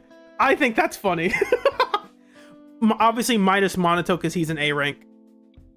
And he's really bad with Yunquei Tails. As in he doesn't ever have enough energy, the legally distinct energy called adrenaline. He never has enough adrenaline for his EX, so he has really bad uptime with Yunquei Tails. Again, you could argue, as Raiden is saying, Valina could be argued as a support, but she is an anomaly agent who is doing damage, and that's why she's in the anomaly DPS class, or tag category, column, whatever they call it. I think this is fine for Alice, and I think this is perfectly fine for Miyabi. I think the partner tag for Cecilia is perfectly deserved. I think that's fine as it is. The other character, I forgot about this. The other character who deserved a partner tag more than anybody was Orphe. Orphe didn't have the Ambi partner tag, and I don't know why. Like, very clearly, Orphe is not as good without Soldier Zero Ambi. Like, yeah, you can obviously do lighter Orphe, insert another character teams. Those teams are a bit janky. Like, her buff was clearly designed for Aftershock agents. So, I guess the argument is, oh, well, that's the support version of Orphe. The crit DPS version of Orphe doesn't matter. It's like, okay, fine, whatever. I don't know if I believe that. Yeah, this is fair. Yishuan is still really good. She's just not overpowered and dominant. I do think, again, I think this is mainly for a Shiyu defense thing. Out of all of these agents, I think Ye Xiaogong is probably one of the best in Shiyu defense. In her best team. Just because she's always enlightened. And she just does a ton of damage, and she doesn't care about stun, so she doesn't care about the timer mechanic that much. Like, she doesn't have to wait for stun windows to deal a lot of damage. She can ignore that pretty well. I'm surprised they have Pitoise this high, though. For a character that is... Maybe I'm crazy, but I've said this before in my previous stream.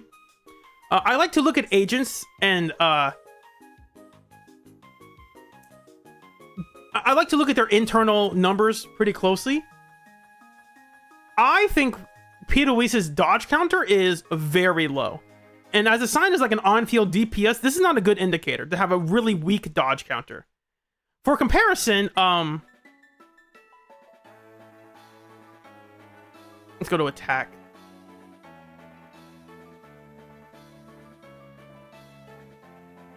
For comparison, Ye Xiaogong, a character who never uses her dodge counter, has a multiplier that's this high. So that tells me, like, oh, so like something has to be like, if they believe he's a 0.5 agent, then he must be really good. I'm not saying he doesn't belong here. I'm just saying I'm surprised that he's this high up.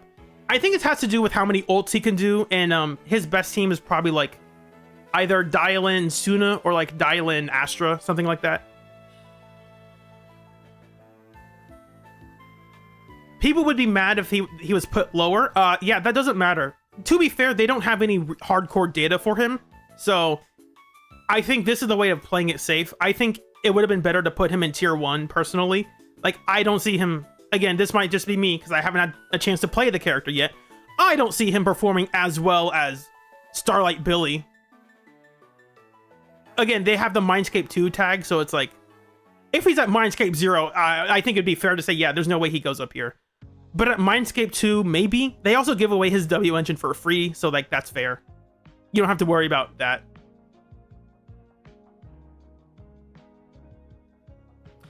Romanoid, maybe that's true. Again, I haven't had a chance to play test him, so I don't have like any critique about this. I just think it's fascinating that he's this high up. At launch. She's on a watch list down?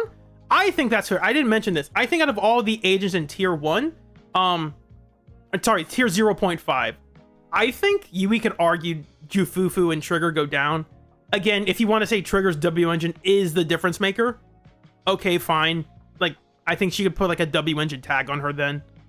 I don't know about Jufufu. Jufufu is made a lot better with Pitoise because she gives even more decibels from how many ults he gets. His ults cost less. Jufufu gives 300 decibels for using an ult. She increases your ult maximum maximum decibels you can have.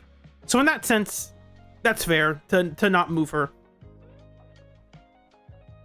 But I think Jufufu is only up here because of Pirouise. If Pirouise does not exist in the game, then I think they should bump Jufufu down. I'm not too sure about that. I haven't thought too much about that. Like, I haven't looked at the numbers for that specifically, but I think that's fair. Because again, tier 0.5 are characters on the cusp of being tier 0. And there's no way that, compared to Dialin and Nangong, that Jufufu and Trigger are on the cusp of being tier 0. That just doesn't make sense. I do think Zhao should be moved down one. Not because she's bad, but because she really doesn't do that much.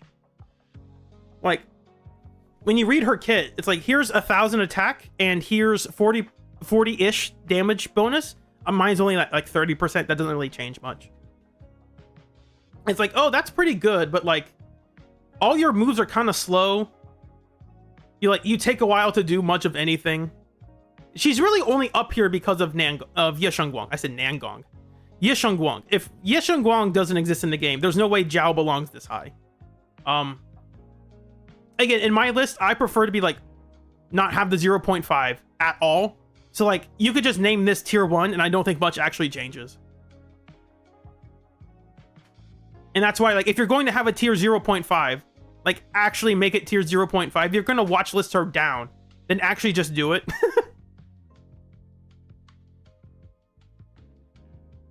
Yeah, Nicole's here. She only has the expert tag because her debuff has such a short timer on it. And if you could have her debuff up consistently, then she's really good. If you're really bad at applying her debuff, then she's not doing anything. Next up, the meta agents, tier 1. Wow, I didn't even notice. They did drop Ambi. That's crazy. Actually, it's not. It's not that crazy. They dropped Evelyn, of course. I think she should have dropped a while ago. But they said, like, hey, we didn't update this list for like 4 months, so we'll just do it all now. It's like, okay, fine. Orphe and Magus is here. Harumasa is here. Wonderful, fantastic. This is the season 3, the hard mode. The Simulcron, whatever it's called. This is the first time players who joined after 1.4 can finally use Harumasa into endgame stuff. If you joined after 1.4, outside of Harumasa's agent story and the one story mission he's in the season, in the 1.4 story, it has been impossible to play Harumasa. So now they can actually play the character.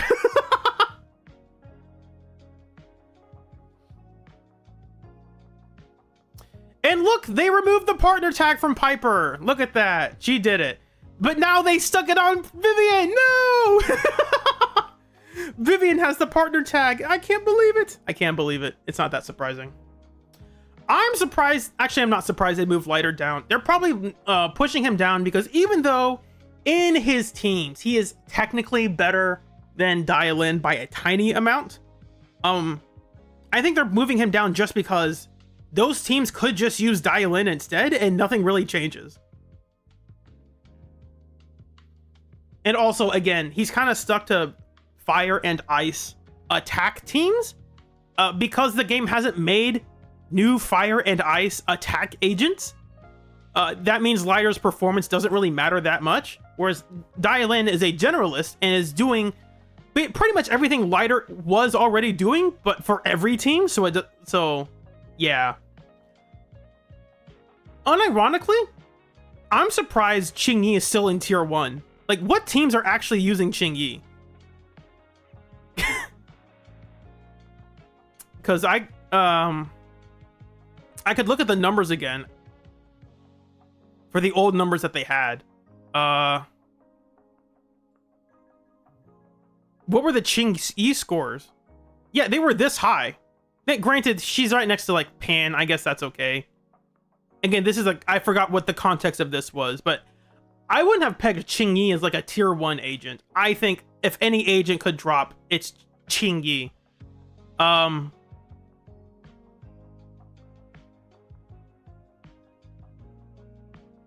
Again, because they put Pan in tier 1, I think Lucia is fine to put in tier 0. If they put Pan in tier 2, then I think you could put Lucia in tier 1. Lycon... I think Lycon's actually better than... I think you could argue that Lycon belongs in... If they're going to put Jufufu and Trigger in tier 0.5, I think you could argue that Lycon also should go up there. But I actually believe they should drop. Like, I think these two characters should drop to tier 1. I think we drop these... If I had any changes, drop these three. Maybe drop Yidhari. Maybe drop Pyrolis. Again, I haven't used the character, so that's not an informed decision. That's just a guess. Maybe drop these 5. Maybe drop these 2. I don't know. Maybe not. Because Cecilia is actually really good. As long as you have her W engine. And you have a team for her. If you don't have a team for her or her W engine, it's like, well, what is she doing? That's not this for Starlight Billy. Starlight Billy's performance is pretty much the same regardless of his team. It's just his team will just increase his damage. If you don't have a team for Cecilia, then it's like, well, her whole shtick is buffing electric agents. So, like, if you don't have that, then what is she doing? That's not her whole shtick, but it's a DPS who buffs electric agents. So if you don't have electric agent in her team, that aspect of her kit is kind of wasted. I'm surprised they kept Yanagi here. I think they could have made the argument to drop Yanagi. I think it's fine that she's here. I don't think, from what I've heard, I don't think she's as good with Valina as other characters. And because we are shifting to a wind, like a vortex meta, and no longer like polarity disorder meta, I think Yanagi is much less... Yanagi struggles in that environment compared to a character like Grace. Like, I think you could make the argument, especially with Valina. I think I saw that Grace actually performed really well with Valina and Yanagi didn't. Again, I haven't personally tested that. I don't know how true that is. And it's we love to see it, that like Piper and Jane are in the same tier.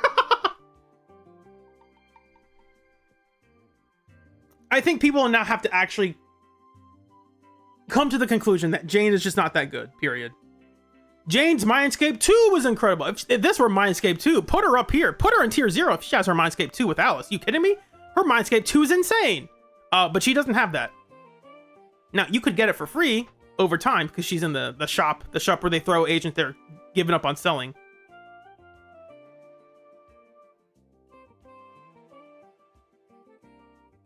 Yes, I am aware that they may or may not be doing stuff with Jane. It's so funny. They're going out of the way to be like, it'd be so funny if they buffed Jane, only for her to end up still in the exact same tier as Piper. Like, even with a buff, it's too little too late.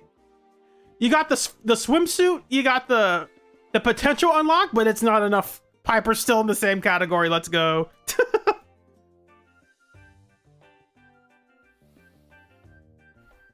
Okay, moving on. This is the tier 1.5. I think this is all fair. This is all really good.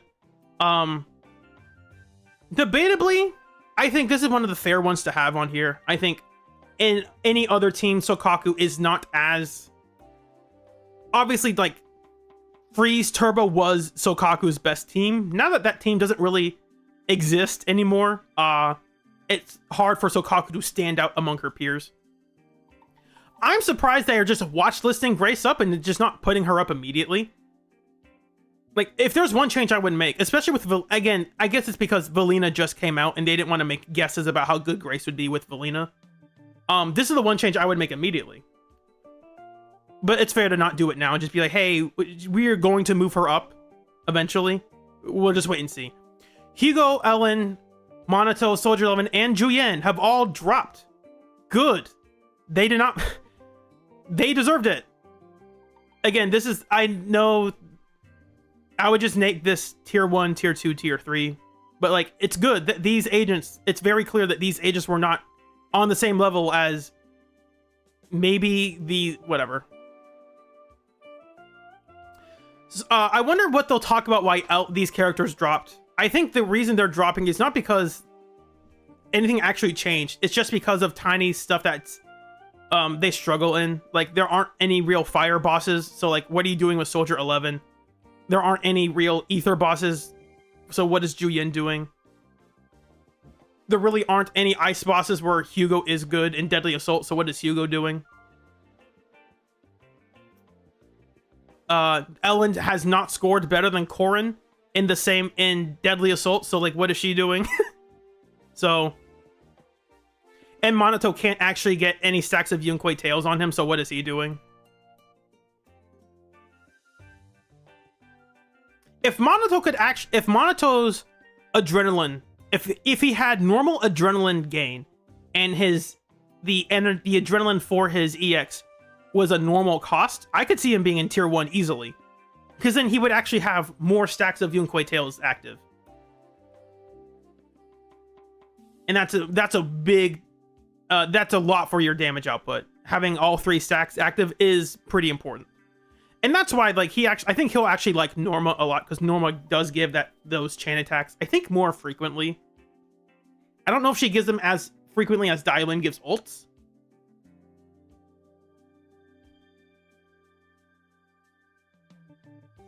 Yeah, let's move down. Off meta. No, Corrin's still here. No. If any of these characters should have jumped up, I would definitely argue Corrin.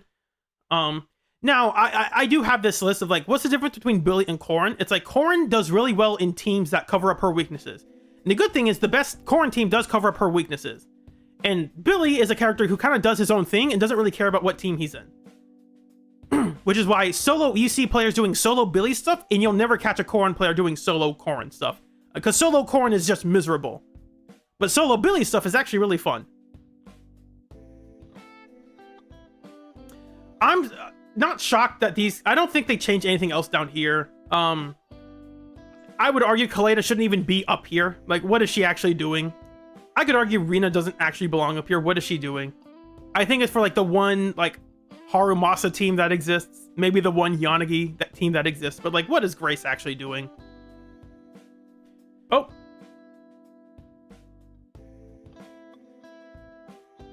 Apparently, I disconnected. But I'm back. We are back. I didn't say much other than, like, it's not surprising that these characters are here. I'm surprised Kaleda's still up here and that Rina's still up here. Then again, Rina does have the expert tag, which basically means that for most people, she is in tier 3. Yeah, I think this is fine. The one thing I will say about Caesar is that ever since I had my kerfuffle with my computer, I have noticed that I was reminded, I should say, because I knew this, I just forgot about it, that Caesar's performance is inversely related to the skill of the player and the quality of the device you are using.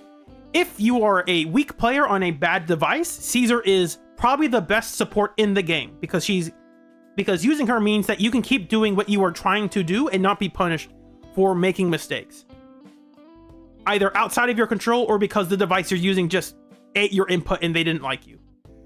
That does happen a couple times. I just made a video where, like, I got hit at times I normally don't ever get hit, and it's like, that's because I was compromised in how I could play the game. Also, from what I'm remembering, Caesar had really high scores compared to a lot of other agents. Like, again, the average score, I forgot the context of this mode, but the average score for Caesar is this high, and the average score for Trigger was this high. And yet, somehow, Trigger is a tier and a half above Caesar, which is kind of funny. Again, there were reasons why her score is this high. Because if you just put her on a team with Ye Guang, Ye Guang's a very selfish DPS. She doesn't really care about the rest of her team unless they give Ether Veils. So you just throw her on the team, she sits in the back for a while, and she just gives an attack buff. And another shield in case, for some reason, you got hit with Ye Guang. In case you were worried about dodging things with this character. She's just a character you can throw in the back, and she will do her job pretty well. You don't have to worry about her. And I think the 1000 attack is equal to 300 sheer force, which is a pretty good amount. Obviously not as good as Pan's buff, but, like, for what it is, it's pretty good. Tier 3, they dropped Anton. I'm not entirely surprised. To be fair, though, Is this considering Anton with his best W engine now? Because they said we are considering agents with their best W engine. Anton's best W engine is Serpentine Seeker now. So, and the reason it's his best is because it actually gives a giant crit rate buff. And it actually also gives energy regen, which he really does want to have.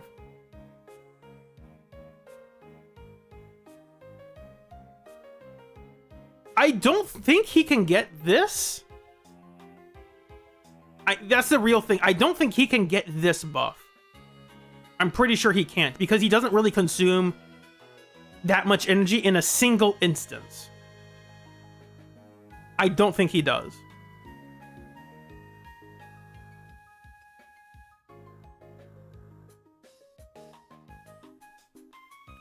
But I'm not surprised they dropped him.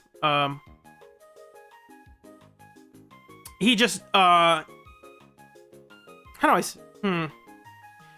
Anton is a kind of weird character. It's like he wants to be in shock teams or like turbo stun teams, but like Anton isn't very good in those teams. Like if you're playing a mono shock team with Anton, like Anton's probably like the weakest link in that team. Just throw in another anomaly agent and actually get a disorder team. And if you're in a turbo stun team, it's like, well, you could just replace Anton with any of these agents up above, and they're probably doing more damage anyway.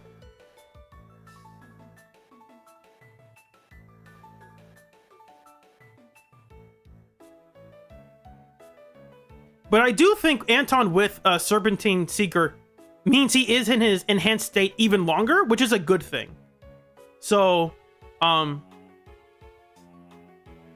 do think if you're an Anton main, you realize that this is the W engine you should get for him, because it's the balance of it's giving us a giant crit rate stat that it is actually good, and it is giving us a main stat, even though we would prefer like energy regen would be down here. This is a stat that Anton does actually want, because he eats through his energy really quickly. And unless you want to tie him constantly to Astra, like spamming his quick assist, which is okay but not good enough on its own, then this is the W engine you want, because he actually has really, I think Anton is still the character that has the strongest damage multipliers in the game overall, but they're attached to him being in burst mode, and he can't stay in burst mode. So apart from like Ye Xiongguang, probably it's like Ye Xiongguang is the character Anton wishes he could be. Anton wishes he could be in burst mode as frequently as Ye Xiongguang is in her enlightened state, but he can't ever do that, and so that's the frustrating thing about the character. It's a good thing, but it's like it's less of the. I think Anton could become much better if they release a support that like turbocharges your energy.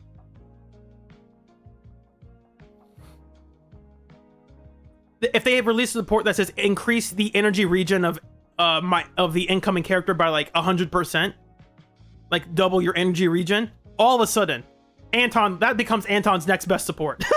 Probably something like that. I don't know. Okay, that's it for the list. Nekomata didn't change. I think that's fair. Again, this is Mindscape 0. At Mindscape 1, I think she does actually surpass Billy, maybe Korn. I'm not too sure about. I haven't looked at too much about the comparison between these two. I think one change I would make is to rate standard agents at Mindscape 2, just because Mindscape 2 is kind of a breakpoint for most of them, except Lycon, but Lycon doesn't matter because he's still the best one.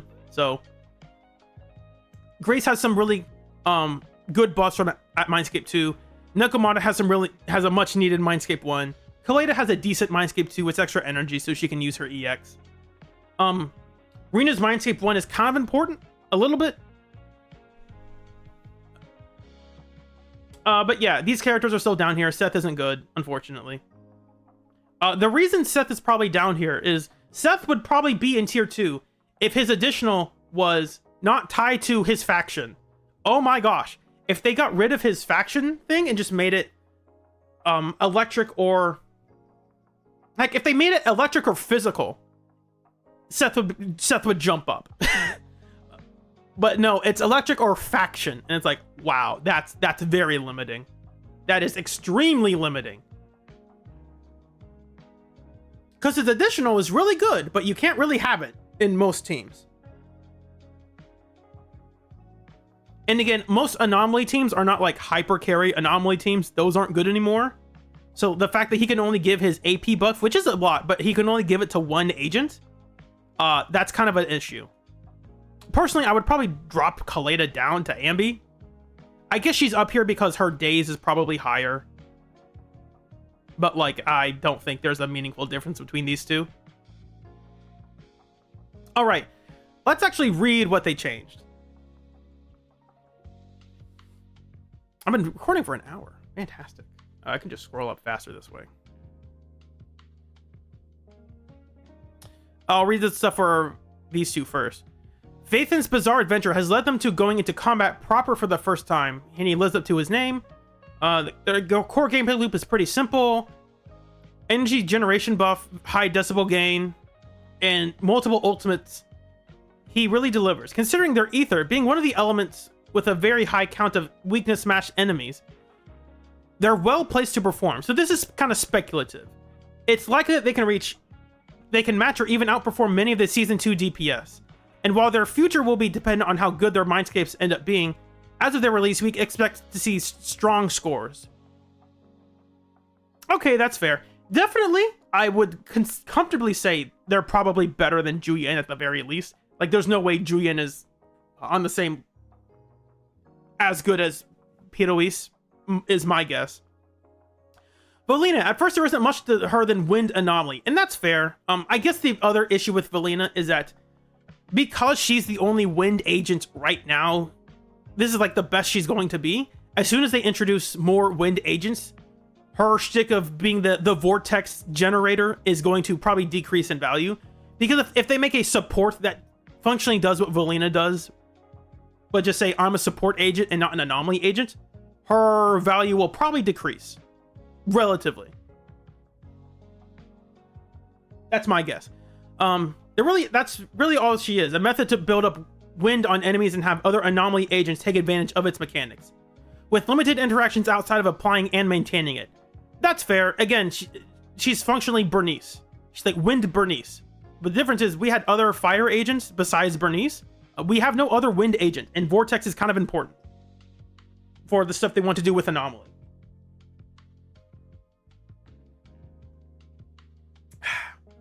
The thing is, not only is Wind a very good mechanic for many agents, Valina has enough personal days to allow 3 stuns in Deadly Assault or faster stuns in Shiyu. It's important to note that Valina really does not have much of her besides this, as her damage with the Blooms and Cyclones isn't anything crazy. And there are as many agents that don't see many benefits from Wind as those that do.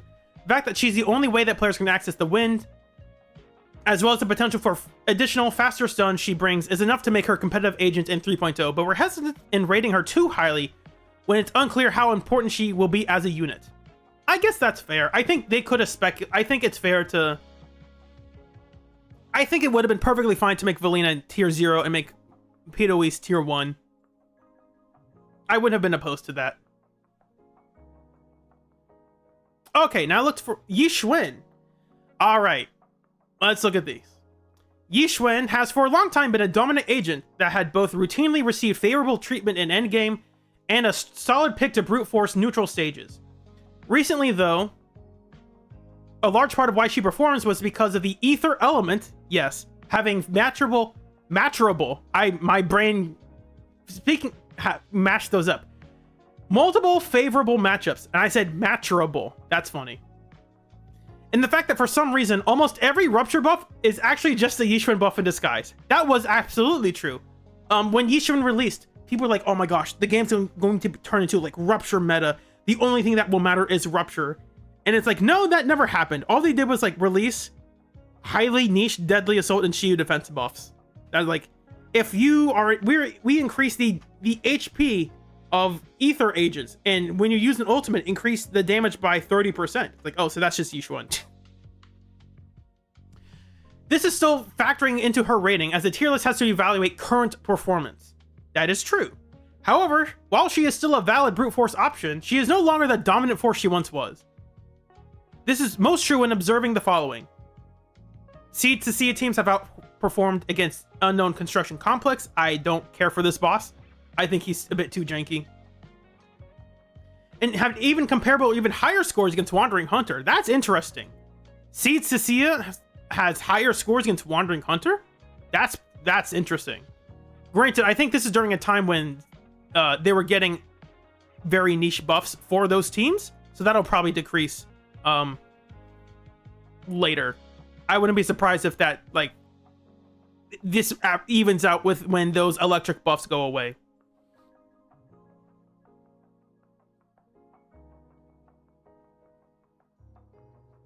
Let's see here.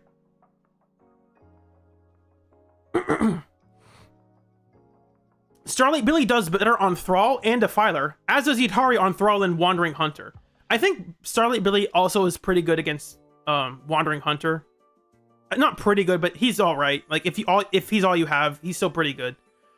Recent Ether Week releases are not only anomaly focused, but they're also half defense. That's important. And I like that. It's odd that they are saying she was rated high because of the Ether element having multiple favorable matchups, when they didn't give that benefit to Corrin, with the physical attribute being a good matchup. Technically, this should say attribute. We have Zenless has attributes, not elements, but that's a minor thing. No one cares about that. In Shi, recent enemies like Lockspring and Terroraptor actively counter or work against her. And other Shiyu matchups where she would gain value because of their ether weakness often come with buffs that favor other agents. Exactly. As far as we're concerned, Yishuin is still an incredibly powerful unit that's capable of brute forcing most content. They're repeating the same thing. But with Starlight Billy's release, who could match or even exceed her in pure damage, it's clear that while enemy matchups greatly favor her, she isn't quite the top DPS she once was. Which kind of begs the question, again, why... This is a kind of frustrating thing with Pridewin. It's like, you knew, so you already knew this. But even in your 2.8 tier list, you're like, nah, we're not going to drop Yishuin. It's like, why? Like, just drop her. It's fine. Like, players know. Players know that Yishuin's not as good as she used to be, relative to the cast. Just drop her in 0.5. It's fine. Evelyn. I forgot they removed the expert tag from Evelyn. I didn't even notice that. Like, nah, even with the expert tag, she doesn't belong up here. Evelyn has been incredibly resilient DPS with her ideal team. It helped that Lighter wasn't a particularly contested stunner, and that her signature resistance ignore allowed her to brute force most fights. Unfortunately, only 2 Fire Week bosses as of late, the latter of which is double defense. Actually, it's 66% defense. That's not true. It's not double, it's 66% higher.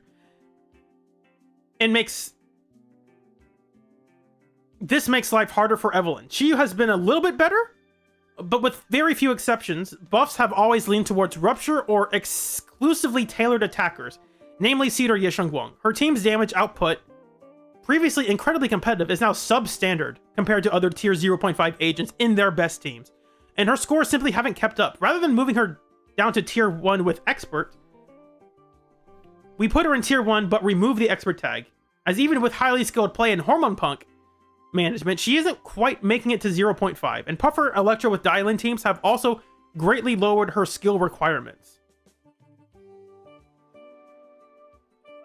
Schwad, that's the thing. It's like, it doesn't really matter if the community would riot about it. They have the data to back it up. Like, they have the data to show that her performance is not meaningfully higher than the other agents.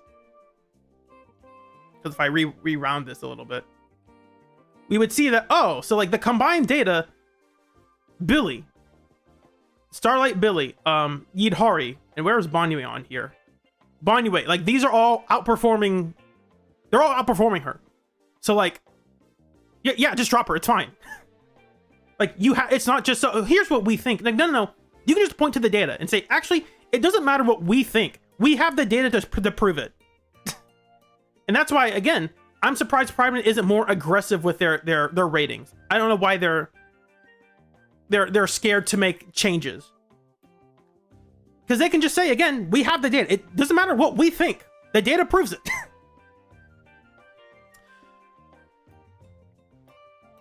And again, nothing has really changed about Yishuin. That's the right character. Nothing has changed about Yishuin. It's the content around her that is changing.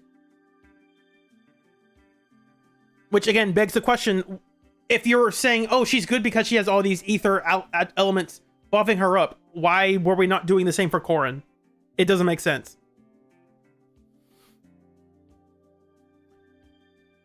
Orphe. Orphe was said to be the prime support for Aftershock, packing both decent personal damage and a buff value.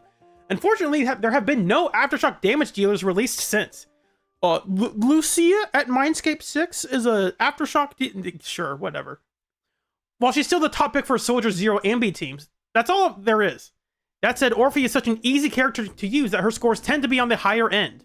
That is correct. The reason Orphe's scores are higher is because the only way you can misplay the character is when you actually switch to her.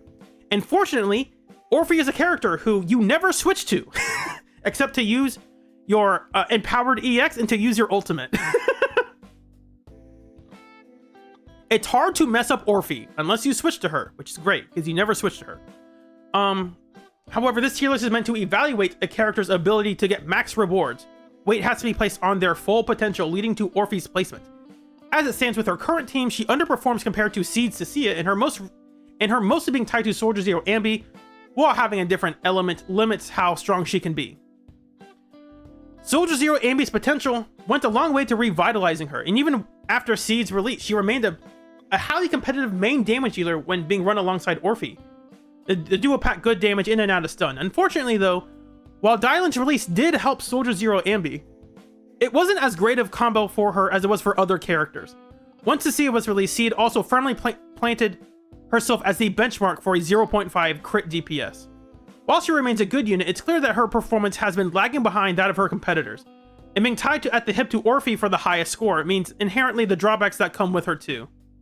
As for a Season 1 DPS, she has held onto a top spot for a very long time, but it's time to move her down to 0.5. I think that's okay. My Soldier Zero Ambi is tier 2 for a very... Not tier 2, is Mindscape 2 for a very funny reason. I got her Mindscape 1 trying to get more copies of Pulchra. And then I did a 10 pull on her triple rerun banner and got her for free, basically. So, I have a Mindscape 2 Soldier Zero Ambi, so I have a skewed view of how good she actually is at Mindscape 0. Because you can't deactivate Mindscapes still. That's really annoying. We should be able to deactivate Mindscapes. Whatever. Ellen, down to tier 1.5. They put her in tier 2 already. She's not better than Corrin. And the best content we have, I think I saw the Corrin teams against Defiler, because right now we have the Defiler the Thrall, sorry. The Thrall is a boss that is weak to physical and ice. So theoretically, Ellen and Corrin should have very similar performance. They should have relative performance because they both match the enemy's weakness. Unfortunately, from the runs that I've seen, Corrin has consistently outperformed Ellen. So, why is Corrin not in tier 1.5? It doesn't make sense. Don't make me pull up the data chart again. Here's Corrin. Here's Ellen. Why is this character in tier 2 and this character above her? Doesn't make sense.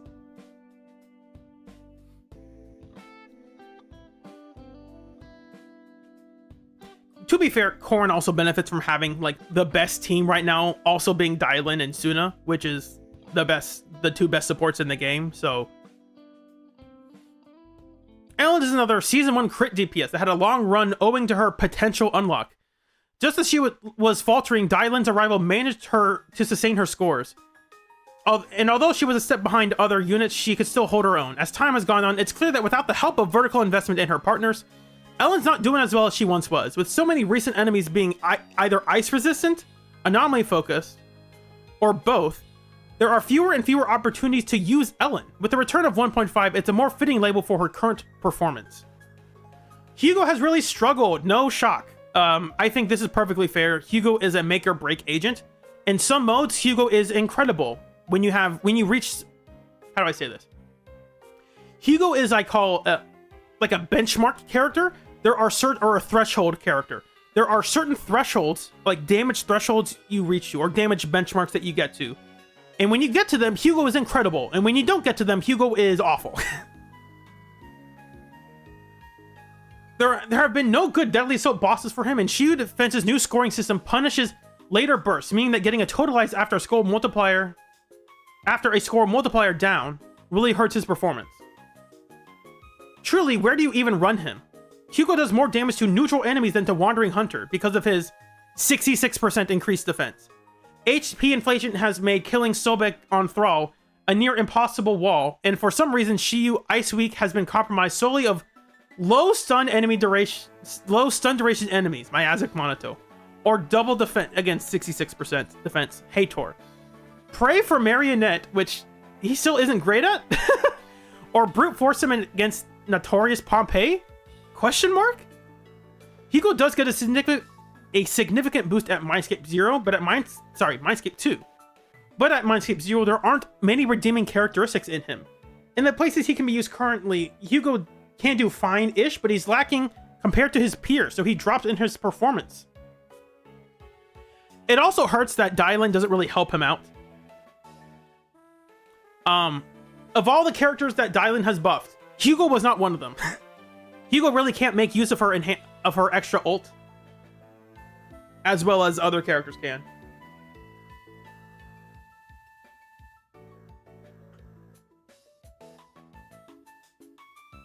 Unless you get him to Mindscape 2. Because then at Mindscape 2, you can stun fast enough that you have your ult every stun, and you still have your EX every stun. I think. Monato. There isn't much to say about Monato. He's a decent filler Rupture agent, but he's kind of clunky. He can do stuff in Fire Week content. He's a great pick against Wandering Hunter, but he's not particularly exceptional at anything. As far as A rank goes, he's one of the better DPSs, but his damage and performance do not justify a tier 1 level. That is true. As a result, he moves down into a 1.5 placement. The other issue with Monato is that despite also on top of being clunky, he doesn't have any range on his attacks. He doesn't have range, and he's very locked into his... How do I say this? On top of not canceling his moves very well, once he starts doing a move, he's kind of stuck in there. When you do his assist follow-up, if an enemy decides to move, then there's nothing you can do about it. You will just be hitting at nothing. Like, oh, well, I can't move. He does not have the range compared to other agents above him. If you've tried using Monato and Shiyu defense, you realize, oh, so this is kind of tough. This is a struggle. Monato really struggles to hit more than one enemy on the field, and that's kind of an issue. His chain attack and ultimate are pretty good at doing it, but his assist follow-up is not. And I've said this for a while. I didn't think Monato belonged in... Not that he belonged in tier 2, but he was like obviously on the weaker end of tier 1.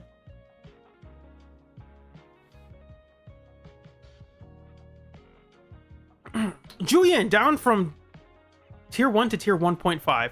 Not surprising. Julian has managed to hold out for a very long time without any potential unlocks. The trusty Astra Nicole duo kept her alive, and Dylan gave her a much needed boost, but her age is starting to show. Bosses have demanded defensive assists, and this has limited her performance when being run with Astra. That is fair. That's fair. Granted, you don't need to run her with Astra, though. Like, you can just use her with Suna, though. Am I crazy? Can't you just use Dylan Suna? I guess they're saying if you don't have those characters, then it's like, it's harder. That's fair. She's being held back by, like, the requirements for defensive assists. Maybe that's true. Additionally, for all the Ether Week content that has come out lately, very little is fitting for stun-focused crit DPS, being either anomaly bosses or clear character shows like Primordial Nightmare. Considering we evaluate characters at M0 without her M1 to allow for more consistent on-fielding and easier resource management, she really isn't at a tier 1 level. Even then, her performance hasn't kept up. So with the reintroduction, we're moving her down to tier 1.5 to reflect her slow but steady drop. That's fair. Soldier 11 tier 1.5. As far as potential unlocks go, Soldier 11 may have been one of the biggest winners, being a massive increase to her damage from baseline. Unfortunately, the restrictive nature of her additional ability limits her team comps. And while she does certainly have the ability to get good numbers, there aren't many places where she can do so, given the lack of relevant Fire Week content for her to be used in. That's fair. Mainly, it's just been Wandering Hunter. And you can use that, it's just not as good. When Norma comes out, this might change. At higher Mindscapes, notably in Mindscape 6, she's a powerhouse that can match or even exceed other crit DPSs. But at M0, it's difficult to do so. Given 1.5 has returned, we find it a safe place to put her in. Anton! I forgot they removed the partner tag from Anton. Anton's quick assist multiplier was great fun for a short while. I mean, it's kind of a long while. Great fun for a long while. Fun memories of one button Anton Astra duos where he could 3-star by doing nothing other than spamming the swap button for 3 minutes straight come to mind. Unfortunately, we've now had multiple patches failing to come up with many successful clear scores from him. While he can follow a standard dial-in Astra team of looping chains and ultimates and stuns, other characters can do stun combos far better. The tier 2 physical attackers at least have decent W engine options with Cloud Cleave Radiance, Steel Cushion, or even Brimstone, but Anton gets none of that. He can make deuce. I read Cordis and combine do with dis. He can make do with Cordis Germina. I can't read that. But with so much of his damage being quick assist and chain attacks, he doesn't get as much value out of it. The other tier 2 agent's physical element also gives them better synergy with Dial-In, both due to matching elements and activated additionals that can pump up their damage, but Anton has none of that.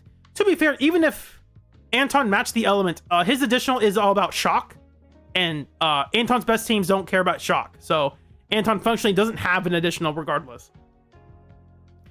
He can't even be used in seed teams, as his EX doesn't allow for rapid draining of energy to allow for steel to sustain her steel charge. We've occasionally seen full zero cost clears, and yet Anton is notably absent from most.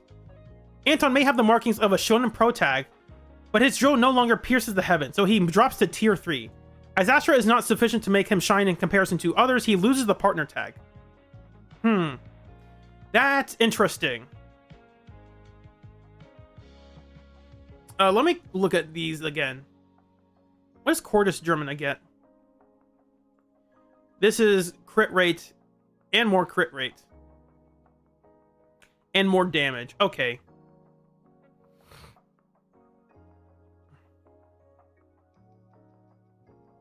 Yeah, that's the biggest thing. I think Anton's a bit too power hungry. I think Cordis Germina is like the highest, is the best damage buff for Anton. But like what Anton needs is not really a damage buff. He needs a way to stay in burst mode infinitely, to never lose energy. He doesn't have that though. So, that's rough. That's rough.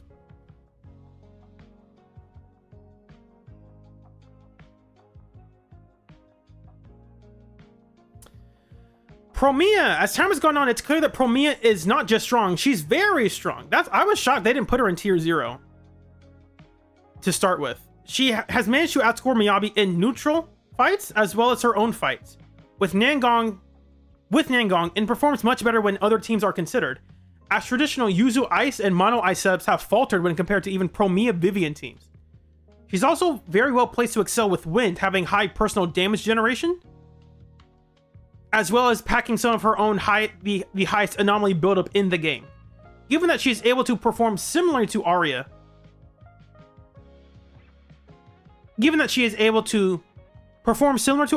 is doing at least as well as Miyabi, and is better placed to capitalize on current and future shill, Promia moves to tier 0. From Miyabi, tier 0 experts to 0.5. Oh no, it's over. It's like, it's been over. They should have done this 4 months ago. To dare move Miyabi down again is a walk to the gallows. They moved her down. It's so funny. They moved her down, they brought her back up, and they move her down again. Nothing about this character has changed, by the way. This character is still doing the same thing she always did, but for some reason, we dropped her down, moved her back up, and dropped her down again. Why? Who knows? I think they should have, honestly, I'm of the opinion they should have kept her down in 0.5. They should never have moved her. That's my opinion.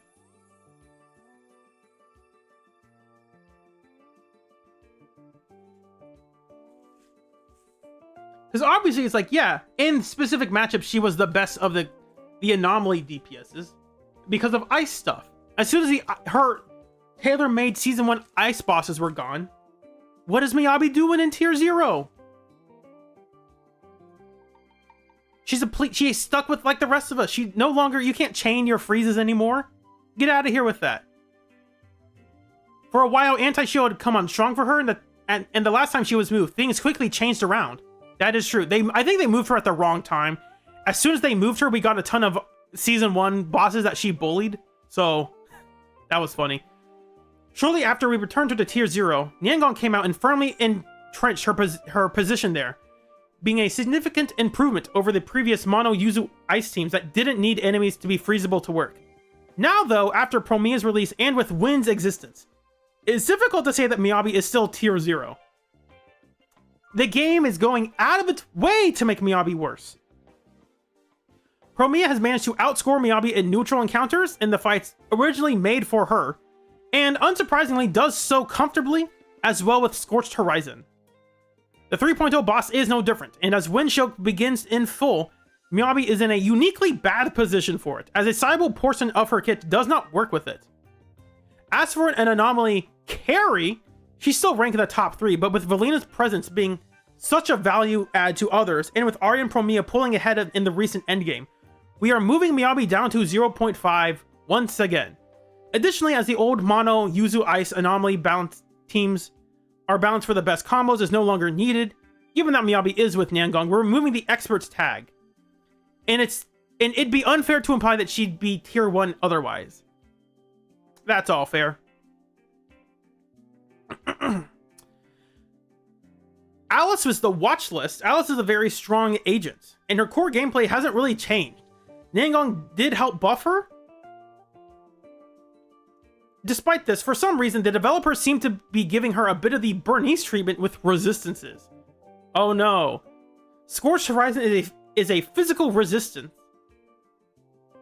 And there's some odd or weird obsession with putting Miyazac Monoto in every single anomaly-oriented Shiyu defense room. That is fair. Breaking up for only 1 or 2 phases before he's rotated back in. I think Miasmic Monoto has had the most appearances in Shiyu defense since they updated it.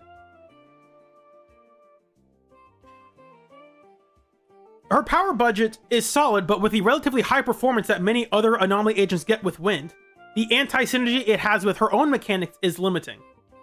With how well Yanagi has done into Sweeper, or Vivian with Promia, Alice currently seems to be a bit of a one-trick for Miasmic Fiend, and as a filler option for physical weak content in Shiyu, despite the mismatched buffs. It'd be too hasty to bump her down immediately, especially with the potential for new enemies in Season 3 to increase her value. But she gets a watch list down as we monitor how she does. I wonder if this changes if we account for Jane's Mindscape 2. As soon as you account for... If you allow Jane to have her Mindscape 2, how does that... What do we do with Alice at that point? Vivian drops down. The partner tag, once reserved for Piper, has now been given to her. For the better part of a year, Vivian was the de facto second anomaly pick. Miyabi aside, and unless Mindscapes were considered, there was no better partner for general anomaly buildup. Niangong's release, however, changed this very quickly. The difference in power between them made it so that any team Vivian was in, Niangong was better, period. And her actual value add to anomaly faltered. Which is why it's like, do you rate Niangong as an anomaly DPS? It's like, you can. You probably should. This didn't last for long though, as Promia's release was about to make the best upscale she could have asked for, while Niangong was still doing better. It wasn't by much. And with top Vivian scores in Notorious Dead End Butcher and Scorched Horizon being very close, unfortunately she's either entirely dependent on Promia for this, and is ill-placed to work with Wind, when considering that now many older anomaly agents with Valina should be able to match her scores with Promia in many bosses, and far exceed her if Vivian is run on other teams. We are taking her down to Tier 1 and adding a Promia partner tag to better highlight her dependence on said agent. Piper! Piper has been buffed! No, she hasn't. She's exactly where she should have been without this. This should have been removed 8 months ago. Piper's performance was previously very much dependent on her ability to trigger Vivian's Ablooms quickly. And the fun thing was, Piper was doing it so quickly that Vivian could never keep up. Like, Vivian was slow in that team. Unironically, if Miasmic Fiend was neutral to fire, they probably would have gotten rid of this partner tag. Because when the Bernice buffs came out, you'd be like, oh yeah, Bernice, just throw Bernice on the team, that's fine. But then they decided, no, actually every anomaly enemy needs to resist fire. It's like, why? Why'd you do this? And with Valina's arrival, it seemed at first as if Jane's crit vortexes would bury Piper's competitiveness as a physical anomaly agent. Sometimes, though, quantity is better than quality, and with how high Piper's anomaly buildup is, she can sustain so many vortexes that she's able to at least match Jane in performance. That's crazy.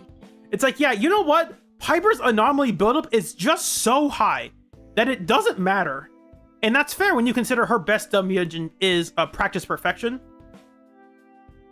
Given how well she works with Valina, and she no longer is dependent on Vivian, we're removing the partner tag. Thank you. Grace was buffed up and given the watch list tag. To be frank, Grace is not a very good agent at Mindscape 0. There was some promise that this would change with Niangong, and while she does fine at higher Mindscapes, at a base level, her damage is lacking to justify a move, especially when compared to the other tier 1 agents. As it turns out, the Wind is the perfect opportunity for her to be better, as looping shocks over and over and over finally has benefits. That's true. I don't think they'll mention it here. The issue about Grace's additional is that if I can find Grace, I think it was this. No, I'm thinking of Rena's additional. My bad. I'm thinking of when Rena's additional is here, it's like while the enemy is shocked, increased electric damage by X%. The problem is when you play her in disorder teams, when you trigger disorder, the enemy is no longer shocked. So it's annoying for Rena.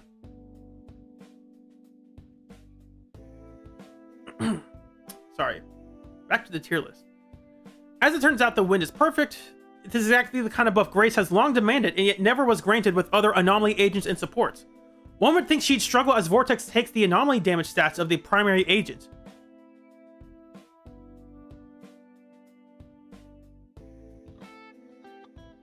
I think they're missing a word here. One would think she'd struggle as Vortex takes the anomaly damage stats of the primary agent, but the anomaly damage percent of the Wind unit. There's a missing word here.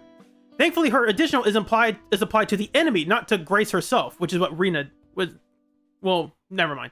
I'm thinking that wrong. Rena's is also applied to the enemy, but it's to shocked enemies. That's the problem.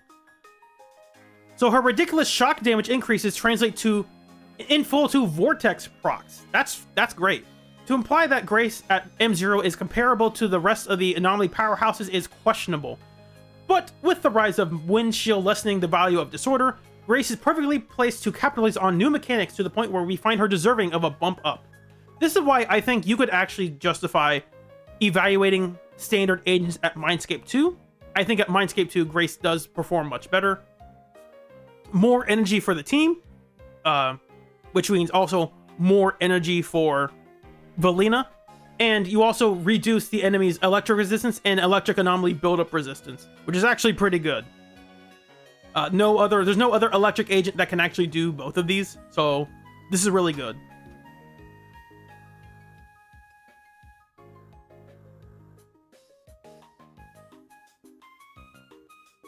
You hate that they nerfed Assault's damage potential with Wind because of Jane?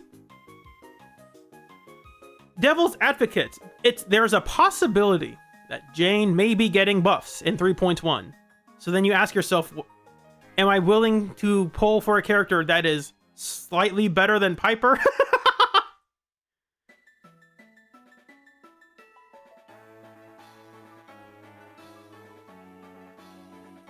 It would be so fun. I hope it would be hilarious if they do a potential unlock for Jane, and then Jane doesn't move at all on the tier list. That would be hilarious. Astra, when she released, Astra was the support. Yes, she was. Monomas aside, every team wanted her. Then came Rupture, lessening the value of attack buffs. Then came Yuzuha, being a dedicated anomaly support, and also really good in attack teams. Like, Yuzuha was just really good. Like, Harumasa really likes Yuzuha. As I've shown you before, Billy really likes Yuzuha. More assaults means more days, which means more consistent stuns. and also more energy too. Like, that's the other thing. They're not saying it here, but like Yuzuha is actually really good in attack teams. Especially physical attack teams, because again, more assaults, more days. Then came Seed, whose support was merely another attacker who could function as a support. Lastly was Suna, who outperforms Astra in most teams, owing to her high days application Ether Veil triggers, Ether Veil being more accommodating to endgame requirements, and greater team flexibility. The other thing they're not listing here is that it's very easy for Astra to lose her buff.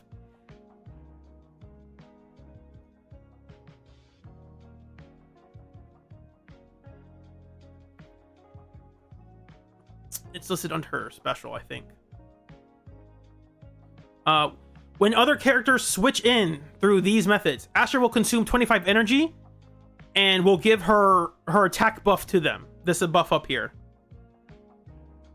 So the problem with this is that there are times in a fight, especially now with control phases, where you have to switch. You are forced to switch. And even in the middle of the fight, there are times when you will just be not forced, but it is optimal to use a defensive assist or a quick assist or a chain attack. Like, I have to switch at this moment. And because of that, there are many times when Astra will just give her buff to the wrong agent. And because this is only on one agent and it consumes energy, you now, when you play Astra, you have to go out of your way to make sure, one, that she has enough energy, two, that you don't give her buff to the wrong agent at the wrong time. Because it's okay if the other agent steals the buff, but you don't want them to steal the buff back to back. Like, that's really bad. So there's a lot more effort you have to go into playing Astra well. Players have gotten to the point where I think some of them are starting to cancel her idyllic state just to make sure that right before stun, the wrong character doesn't take her buff. I think I've seen some players talking about that.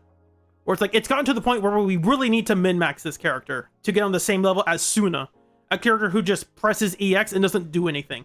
Suna is the character people thought Astra was. People thought Astra was the brain dead, you press EX and never see them again. No, that's Suna. That's what Suna does. Astra has to work for her stuff now. It's crazy.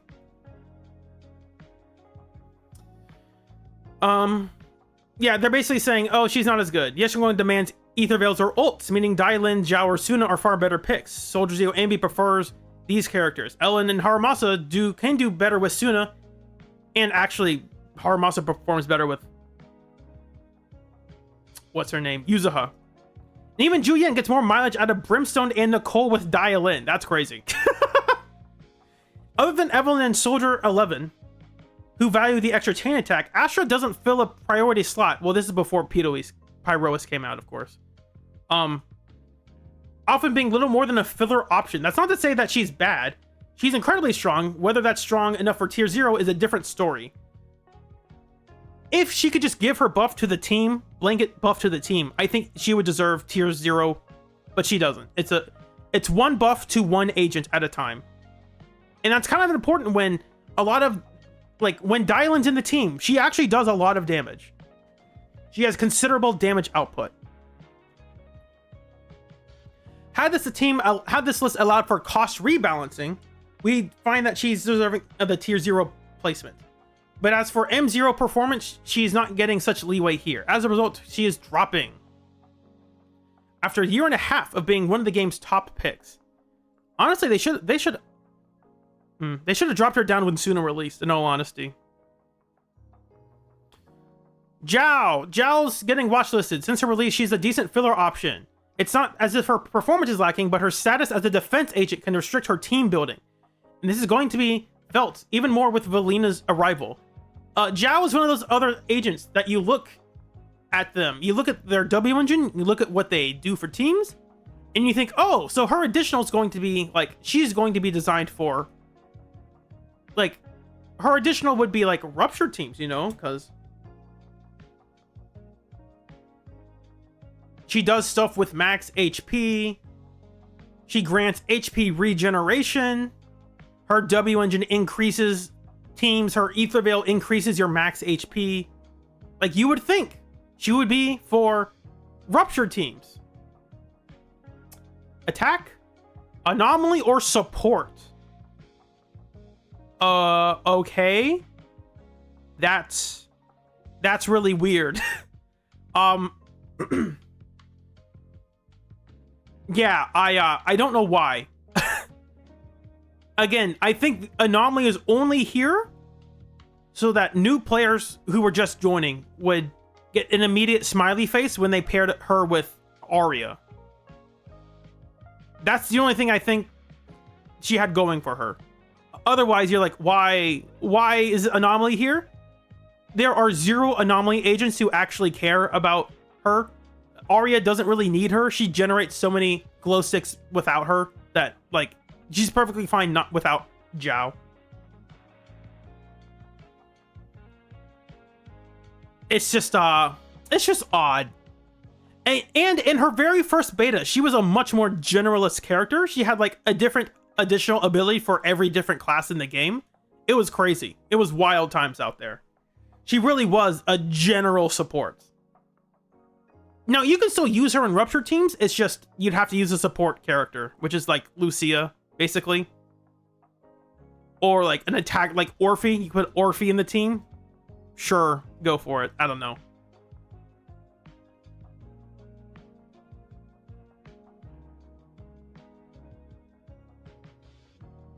No, Zhao's additional is a damage buff to the team. It's a team buff. Which is actually really good for Starlight, for Rupture agents, because they actually want more damage percent buffs. Because they don't care about HP that much. Like, they don't care about building HP. But if they're given free HP, they like that a lot.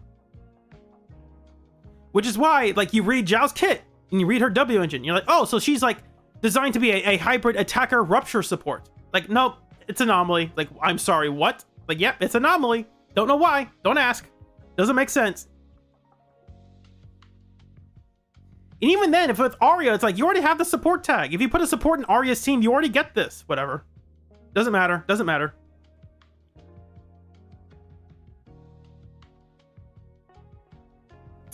Drake Wilson. While Ether Veil is active, all squad members gain 5% max HP. W engines. Defense. All squad members gain 10% attack and 10% max HP. This is really good for Rupture agents. They like these combat. They like this HP buff, and this is a combat HP buff. So it's actually better than like the loading screen HP buffs. Because right now, Starlight Billy, if we go look at characters, Rupture. For Starlight Billy, his base final HP is this number. So if you have a 10% buff to this, it's only like 850. But in combat, it's calculating all of the HP he has when he enters combat. And when he enters combat, he has a lot more HP than this because you build more HP.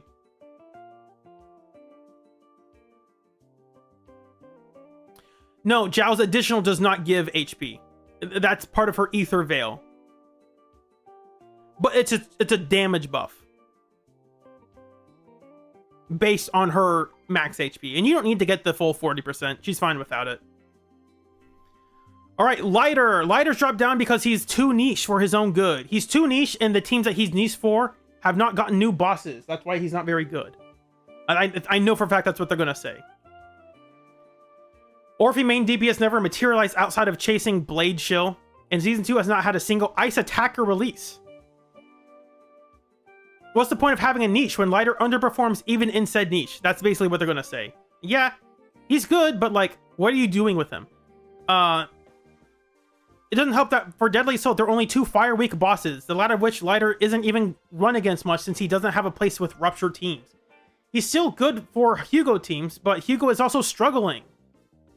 He's one of the most specialized limited stunners in the game, and he has had the numbers to justify the restriction, but with more of a year of no units that need him, and the arrival of She who shall not be named. It's a struggle to find a place to run lighter in. As a result, despite his unquestionably high buff value, we're dropping him.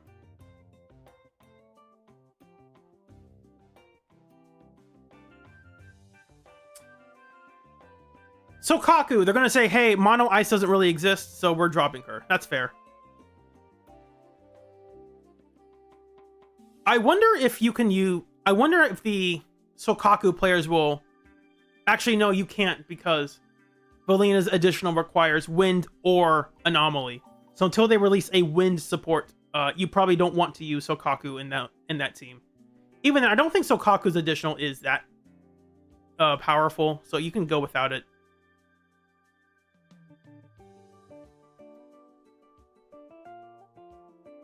I think her additional is like the ice damage buff, I think. Yeah, it's an ice damage buff, which is not the end of the world if you don't have this.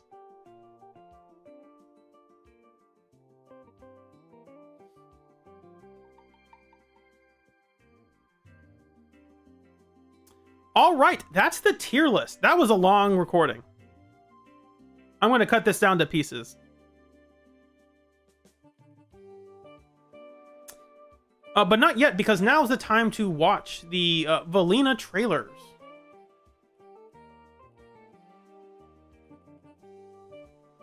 I have not seen... actually watched the Bangpoo stuff as well, why not? This, and this, and this, and then this and this. You got 5 videos to watch here. Sokaku does consume Vortex? Okay. Oh yes, Vortex, that's right. Sokaku, the wind agent. She does stuff, she does vortexes, guys. That's crazy. Like, wait, no, that's a different vortex. Sorry. All right. Stop VLC. Unmute my desktop audio. And now we get started.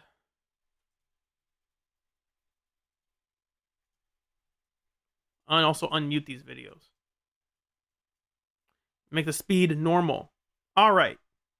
I have not seen any of these yet, so this is my first time reacting to them. Elegance never goes out of style. Wait. The true meaning of high class in Rose Calipher isn't what's in the clouds, but what's draped across your shoulder. This is just an excuse to show off the Bangpoo designs. Help us customize something just for you. Something truly exquisite and classy. If they started selling Bangpoo customization for a price, I think people would actually buy that. I think they could get away with selling that in the shop. Like Bangpoo mods to customize the appearance of your Bangpoo. I think people would buy that. Chic Boutique. Your one-stop boutique for trustworthy and timeless threads.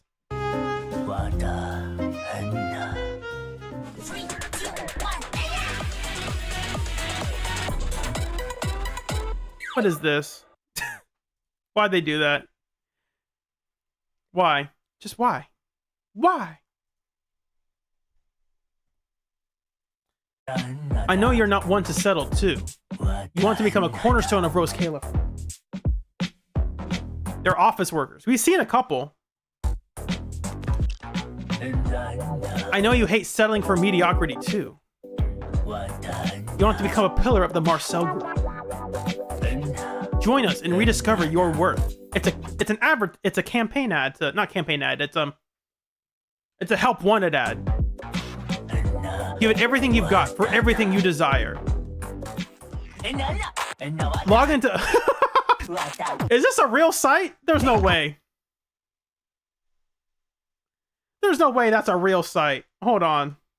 I never looked into this at all.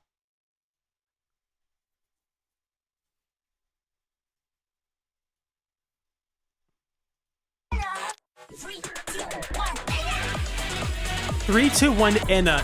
That's nonsense. I think that's a real site. They make it sound like a real site. Was that it? Oh, Inc. Hoyo.link. I think they thought it was a capital I. Oh, we're getting a 404 page. What? That's crazy. Maybe it copy pasted the wrong thing. Hold on. I'll try it with my phone instead. Or we'll paste it up here. Change this to link. 6xcg OABS. Oh, that's a K. That's why. Now let's see it. Oh, it's the Bang Boo job hunt thing. That's right. They did this already. I remember this. This was fun.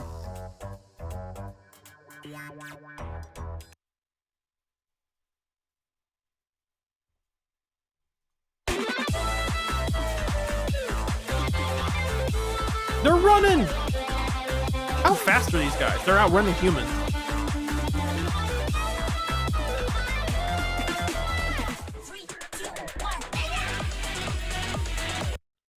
So they were just running around in that one? Okay. Interesting. Here's an actual animated trailer.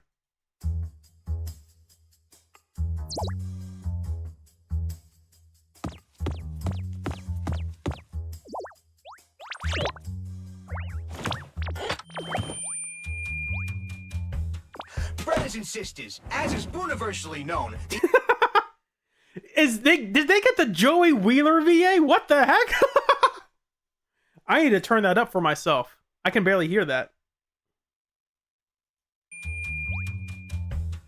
Brothers and sisters, as is universally known, the Enog Gang has long been dedicated to protecting Bangbu rights and rallying strength in our community.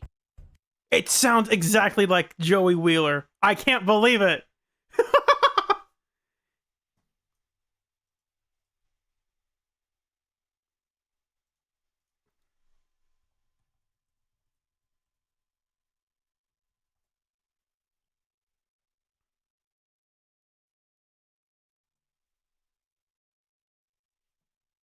Try hard. Oh, that's not a good quality video.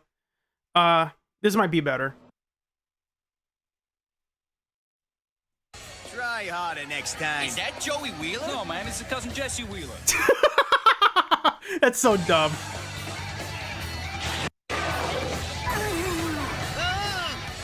Try harder next time. Is that Joey Wheeler? No, man, it's a cousin Jesse Wheeler. You said It's a funny scene. It's a throwaway scene in 5Ds. It's so dumb. I love it. Like, is that Joey Wheeler? No, that's his cousin. I don't think that's actually canon. That was just a joke they made in the dub. It's so dumb. Why they got a Brooklyn accent, eh? It makes sense. They put a bit of Italiano in him.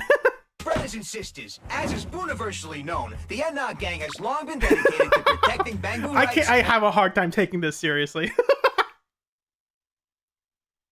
Rallying strength in our The 5D dub isn't that bad. It's not as good as the I think the Japanese one is better, but like the 5D dub has some really good moments as well.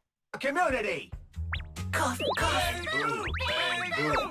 Unfortunately, today I gotta break some news that may short-circuit every Bangbu here. The Administrative Affairs Department has announced Rose Califer will soon be open to New Eridu. Believe me, it's real. Is that possible? Brothers and sisters, you're probably not aware how humans are enslaving Bangbu in New Eridu. He's right. He's got a point. What do you mean enslaved? The Bangbu of New Eridu? Some of them don't even have clothes. They're forced to work stark naked. Humans treat them like handy tools, tossing them in the trash can when they're done. No clothes? They're so What? And now, those humans are gonna be here any second. They're gonna treat us like slaves. They'll snatch our batteries, our bottle caps, Our bottle cap. and our strawberry cake flavored charging stations. Our only shot is to stick together and fight. They're forming a union for the the anti-human union. Oh my gosh, we'll have real racism in this game. Are we actually going to show racism? Like, are we going to have an anti-Bangbu human faction, anti-human Bangbu faction?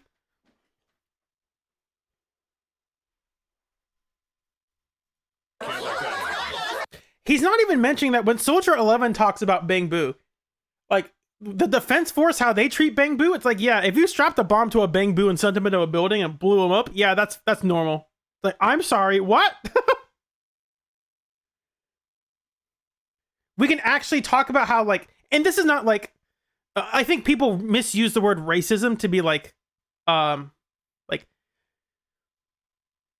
so real racism is not like, how I'm going to power scale racism here, but like a real racist is not like, oh, I don't care for black culture. It's, I think I'm going to use, if you're white and you're hating on black people, or if you're Asian and you're hating on white people, it's not like if someone's like, oh, I don't care for black culture, like that's not racist. That's just not your thing. But like, no, real racism is not only I'm not recognizing you as a human. In fact, I'm recognizing you as something less than human. Like, you're not even human. Like, that's real racism. Like, you are subhuman, period. It's not like, oh, I'm not a fan of jazz music, or nah, I don't care for that Chinese, those Chinese restaurants. I'm not a big fan of it. That's not real racism. Real racism is like, no, you're a subhuman. You are less deserving of rights. It's like, I'm sorry, what?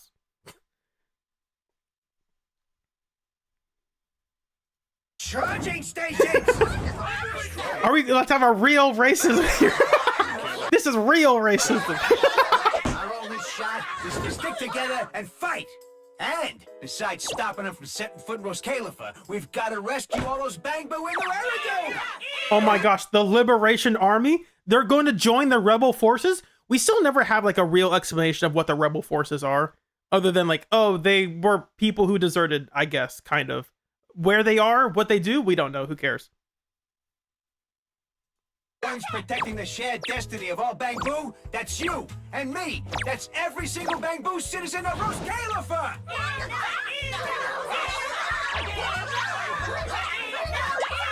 Have you ever thought about it? Lady Sun. Are you crazy? There are so many Boo here. What if someone tips off the AAD? Anyway, stop hesitating and join the NR gang. What were you about to reveal there about Sunbringer? Someone tips off so many. Have you ever thought about it? Lady Sun. Are you crazy?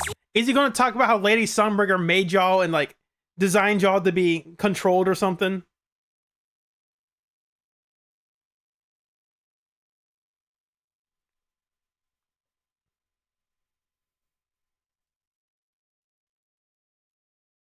That's crazy. And when we're dancing Bangbu for some reason. The Burning Desires dancing Bangbu. Fantastic. Goodbye, Jesse Wheeler, cousin of Joey Wheeler. Let's see. The character. This is the character demo?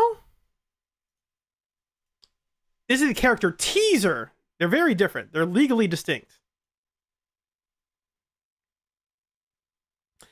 Yeah, there should be more politics in... I mean, to be fair, say what you want about Season 2. Season 2 did have a lot of political intrigue in that show. 2.1? I think it was 2.1. Yeah, there was a lot of politics involved in the Season 2 story that I did appreciate. I thought that stuff was pretty good for what it was. Why is Bruce Almighty here? I'm not watching that. It's not bad, I'm just not watching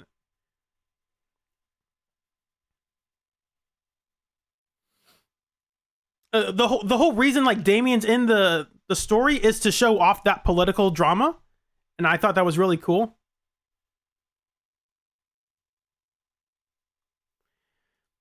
He was going to reveal that Bangbu were going to be the ones to replace humans and carry, like, we were going to put the souls of humans inside jars and put them inside Bangbu so they would carry on the human will, so that we could eventually rebuild. Welcome to Spotlight Theater. Oops, turn on captions. They're not German this time, thank you. The curtain has finally risen, and judgment is about to begin. In this miracle city above the skies, there is a very important figure. Heir to the prestigious Airgid family. You know she's a wind agent, because her name is Airgid. Administrative Director of the ESC, and the ever-smiling Undertaker of Bangbu. Is this the right one? So this, okay, sorry. Demo came out first. I'll watch the demo first. My bad. My bad.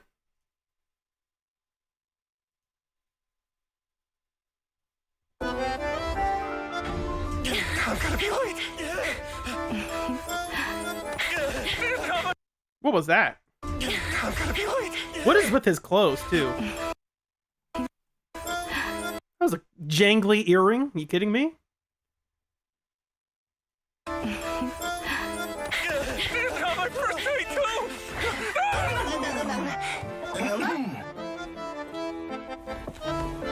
Welcome. You're officially part of the ESD now. Please, take a seat. Tea parties embody the elegance and order of Rose Califer. Also, there are no subtitles here. My bad. Please, take a seat. Tea parties embody the elegance and order of Rose Califer. I like how tense everyone looks in the room. How calm she is. I like that contrast. Each piece of tableware must be delicately placed with precision.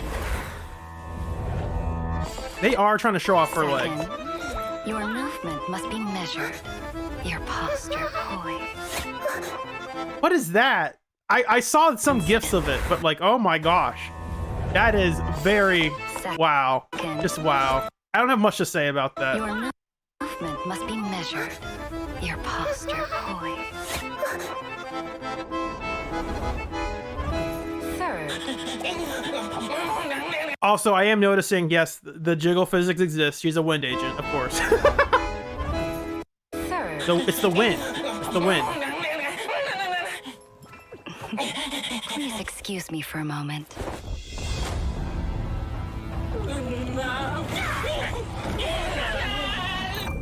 Third, complications arise, but a commitment must never be missed.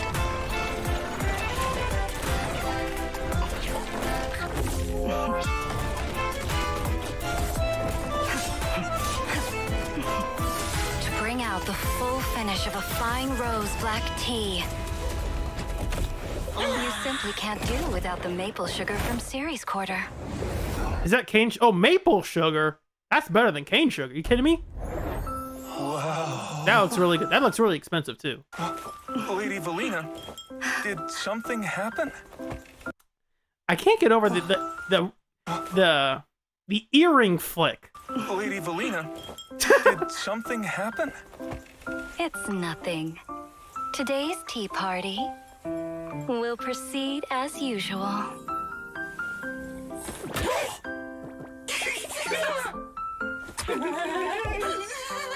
Seems like your etiquette training will be quite unforgettable. I missed what happened there. Why did he start laughing?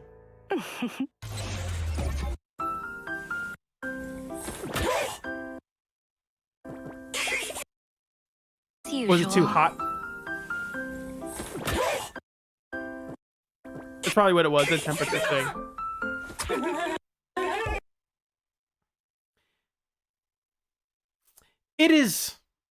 It is fast. I mean, we're getting into a little bit of the character discussions. He spiked it with what? It is fascinating that they, how do I say this? Do I say it now? I'll save it for later. But I'll very quickly. It's like, wow, they really did it. It's like, how do we show off this character's underwear? It's like, what if we just like make her not wear any pants? Just have her wear a dress that's like, yeah, here's my underwear. It's like, oh, okay, I guess. It's right there. Fascinating. Seems like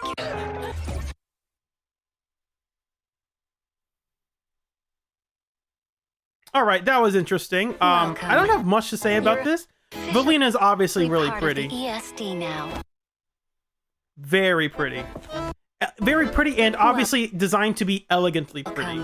Not like a Yanagi pretty or like an Evelyn pretty.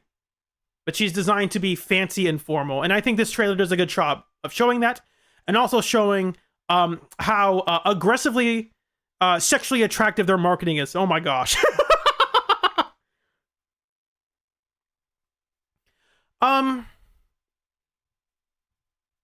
Yeah, I mean, this scene has, again, really good animation. It's just, I think she could stand to have a little bit more clothes on. That's just a personal thing. Like, maybe she wants to have a little bit more clothing. You never know. First, Like, what is this scene? Like, what is this? Come on. You're kidding me. Also, her gloves look crazy. I'm just gonna say it now. Her gloves are kind of weird. I think they're an interesting touch, but it's like, you've heard of fingerless gloves, but now, like, let's talk about gloveless gloves. This is a glove with nothing on the hand. It's just the fingers. Like, what the heck is that? It means you can't show off her nails. That's unfortunate.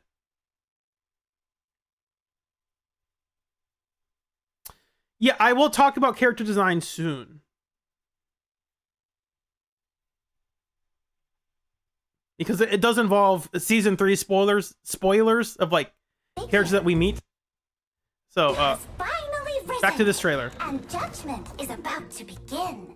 In this miracle city above the skies, there is a very important figure. Heir to the prestigious Air Kids family, administrative director of the ESD, and the ever-smiling undertaker of Bamboo.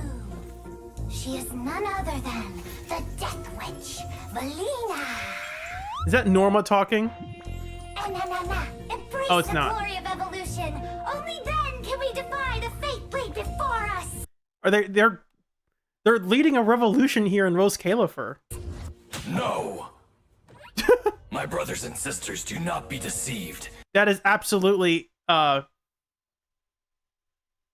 Billy's VA.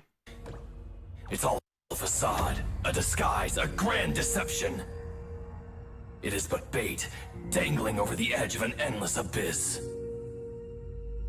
I like how this is the Valina trailer, and like, no, we gotta get involved in like Bamboo politics. Like, that's actually interesting. manufactured 20 years ago. Last maintenance check 8 years ago. Oh my gosh. Must have been avoiding the annual inspections. You're a naughty one, Bruce.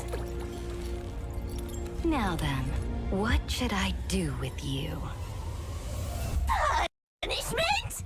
That's terrifying. I'm sorry. What? Why do they film it like this too? Like, this seems like a bit of a joke. Like, what is this? Like, what is Norma doing to her? What is this? What is this? Now then, what should I do with you? Punishment? Oh, angels above, to have my kindness be repaid with cruelty. Updates, upgrades. Has anything I've done not been for the sake of my precious little booze? Lies! Lies? This evolution is nothing more than pretty words dressing up brutality, a veil to hide cruel modifications. The silver-haired witch's ambitions know no bounds. She seeks to control every Bamboo in Rose Califer with a wave of a hand. This is an interesting trailer for a character that you're trying to sell. Like, yeah, she's actually like, Bamboos view her as like, I was about to say, a very racist person, but yeah, Bamboos view her as like the ultimate racist against them. True goal.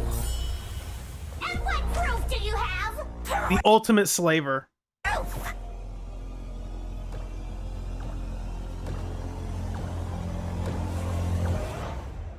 I am the proof itself.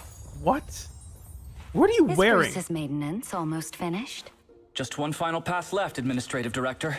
Seriously, though, how'd a routine inspection turn into such a circus? The Witch, huh? Quite the interesting title. Is she a Thyran? Because her ears are different. I think I noticed them before, but I don't think we ever addressed it. As thanks, I should prepare a special gift for him. Even now, many of our comrades remain trapped in that living hell, waiting for fate to descend upon them. Fate! The funeral bells are tolling for us. Why this outfit? Why? Valina, why'd you do this? This is a dumb outfit. This is the character design we need to be talking about. We must rise against the evil witch.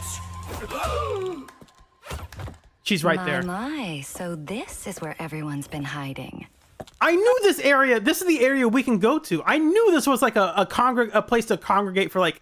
I heard you. A bamboo hideaway place. Little ones were putting on quite the exciting new play. Seems like Bruce landed the starring role. I'm impressed. But next time you sneak out, make sure to let me know, okay?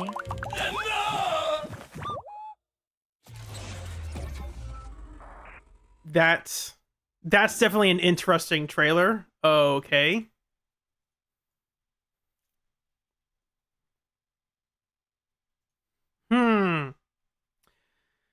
Huh. So quick question. I can go for maybe a couple more hours? Do you want me to start, like, do part 1 of the story? Or do you want me to talk about character designs first and then do the story?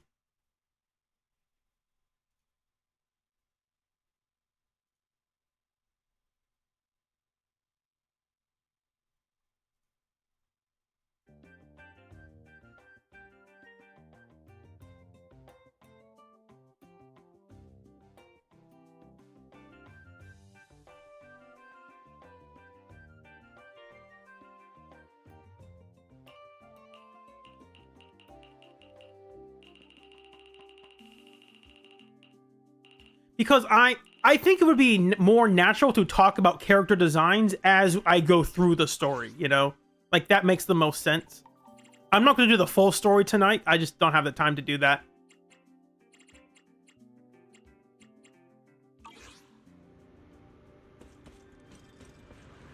Okay, y'all are wanting designs. Okay.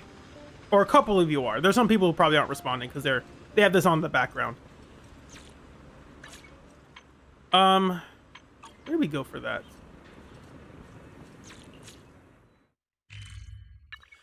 I don't want to talk about the characters we haven't seen yet in too much detail because we haven't seen them yet. And I don't want to spoil people on that because I have seen it, but I have not looked too much into it. So if I were to talk about designs, it would just be with like Valina, Norma, and Peter Luis. I would not talk about Sunbringer yet until they show us. Does Sunbringer show up in the first part of the story or in the later part of the story?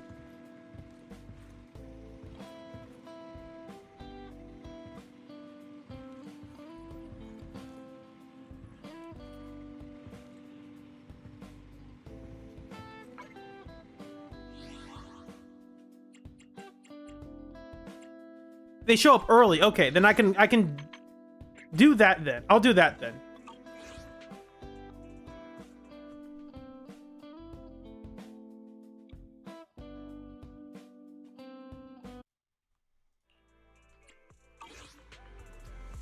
I'll remove this text on the screen too.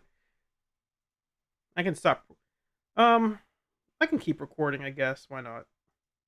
Oops, that's the wrong thing to take off the screen. Text. I'll just keep recording. Why not? It's not a big deal. I got space for it. I removed a ton of stuff from my hard drive. About the trip. Once we get to Rose Califer. This is voice? That's interesting. Belle seems deep in thought about the trip. She hasn't noticed me at all. Today's finally the day we leave. The trip feels like it was planned ages ago, but because everything's under wraps, we still know almost nothing about where we're headed.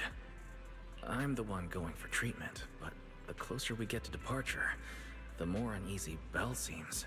Before we leave, I should talk to her again. Maybe it'll help her relax a little. If we talk later, do we go through this whole scene again? About the trip. Yeah, we do. Belle, I'm before... Immersive storytelling. We can't progress other types of missions. Okay, we'll go for it. Morning, Wise. Today's the big day. We're finally heading out. So, how you feeling?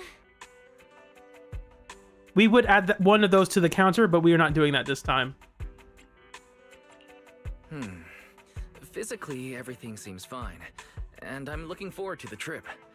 We finally get to see the legendary classified airspace zone for ourselves. How about you?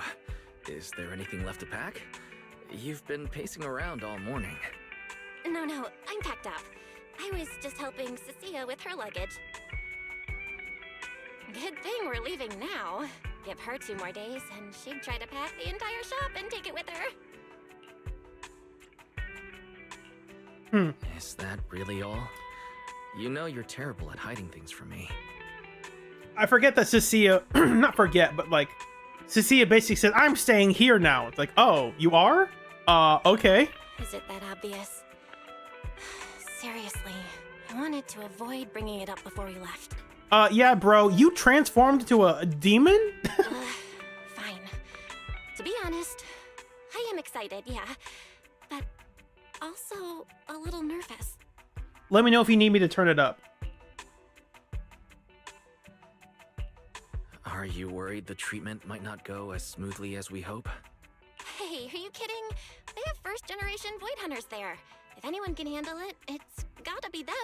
The game is very explicit that like they are first generation. They are the first Void Hunters there. They're not like clones or something. They are the originals. It's like, wow, that's okay. Time travel stuff, I guess. I don't know. Exactly. So instead, you should check if the games you want for the trip are all downloaded. I definitely shouldn't have brought that up. She doesn't want me to worry, but still has her own doubts about whether Rose Califer can cure me or not. But actually, the one who's most worried is me. When that power went out of control, it felt exactly like it did back in Helios Academy. It what? Back in Helios Academy? That's new information. Porceloid does help suppress it. But lately, even when I'm near the W engine Remiel left me, sometimes I feel like I could crush it in my hand. When the treatment starts, what if... And then, suddenly... Yo! Morning, managers! You all set? Had breakfast? It's a clear day. Perfect for setting out on a hero's grand adventure with Starlight Knight Billy! You all awake yet? Sure. The sun's already up and shining! Billy, quit posing and give me a hand here. She's trying to get her stuff through the door. Cecilia, don't tell me you packed more stuff. Valina said Rose Califer will provide everything we need. We're supposed to travel light. Besides, we don't even know if your travel permit actually went through. Oh no, she doesn't have her passport? Went through or not, there's no way I'm staying behind. Without you guys, I'd starve in a few days. That's not our problem, girl. And how can you trust someone who says they'll provide everything? Who knows what that place is actually like? What if the snacks suck? Or if the place is even rougher than the outer ring? There might be a lot of Bangbu on human. There might be some Bangbu on human issues there. I'm gonna be fully prepared. A whole month's worth of snacks, that high-power emergency lamp I saw advertised on TV, a portable ether scanner, a multi-tool repair kit. The what? A lamp. You're bringing a lamp. Take it from someone with plenty of experience getting kicked out. I won't let you go hungry, okay? Thank you, Cecilia. That was what we were really worried about. Thanks, Cecilia. But let's just assume we're not going to get kicked out, okay? Hey, wait, Wise, you don't look so good. Are you nervous? Huh? The manager's nervous? Relax! My new armor just got a full upgrade. Whatever happens, I've got your back. I even sewed a hidden compartment into my bag. Got some real good stuff stashed in there. I really like Cecia's VA work. It's so good. It makes you forget how stupid her outfit looks. You bought some sketchy products because of some internet ad.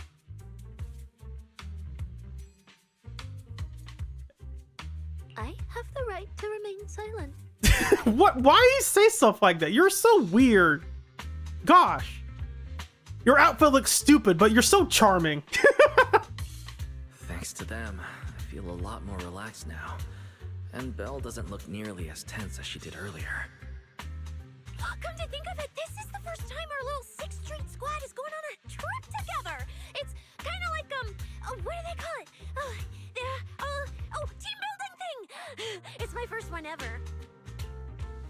Man, if Nicole and the others were here, it'd be even more hype.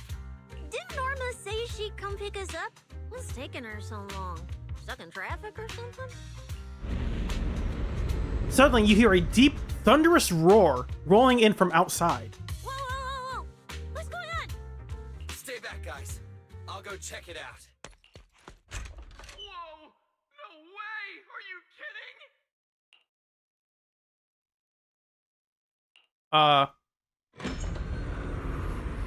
Billy, what's going... What the... Did they open the door to our secret door we can't open? Hey! Over here! Oh. No, there's a blimp. Okay. We've been on blimps before. We've had 2 bad experiences with them. Hurry up! Stop dragging your feet and hop on! I mean, this thing hovering isn't cheap, you know. This Califer's pretty far. We don't have time to waste. Damn. This thing is big enough to take the whole video store with us. Wait, this is what Norma meant by giving us a little lift? This thing is the opposite of little. Oh, that's insane. What the heck? This is new. This is brand new, people. We're working with technology we've never used before. That's really cool. It doesn't matter for anything. It's just cool we can do this. That's crazy. Why don't they tell anyone about this? Excuse me? How in the world were you supposed to figure that out?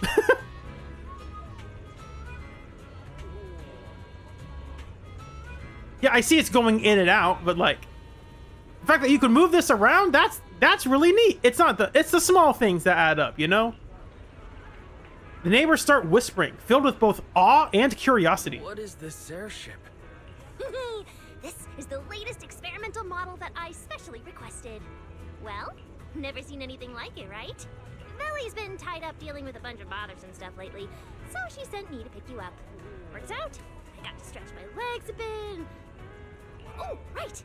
I have some good news. After Valina pulled some strings and I handled the logistics, it turns out your 2 companions can come along too. Not bad, huh? Oh, yes. I knew everything would be peachy keen. Well, what are we waiting for? Let's roll. Hold on. Before you board, there's one thing we need to confirm. What? Some kind of pre-boarding trial? Gotta prove we're worthy? Chosen ones and all that? Ahem. According to Temporary Visitor Regulations Clause 3, all accompanying personnel and luggage must undergo an initial security scan, especially any excessive or unclearly defined personal items. Oh no, watch out, Cecilia.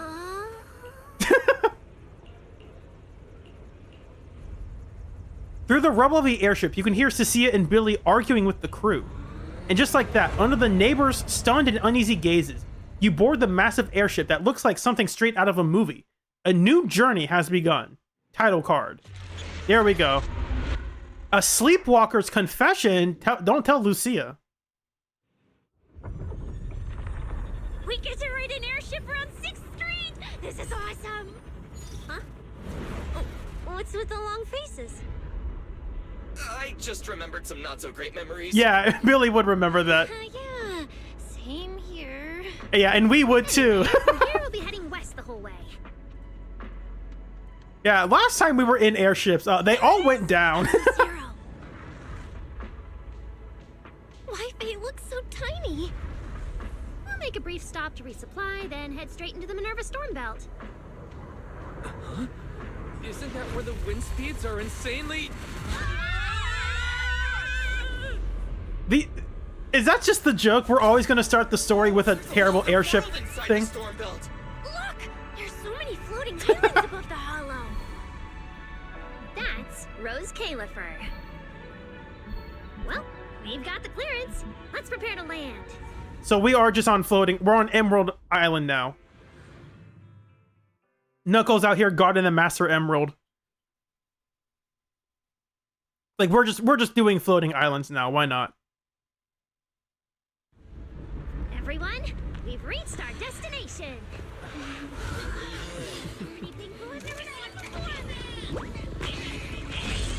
There's a lot to take in these scenes.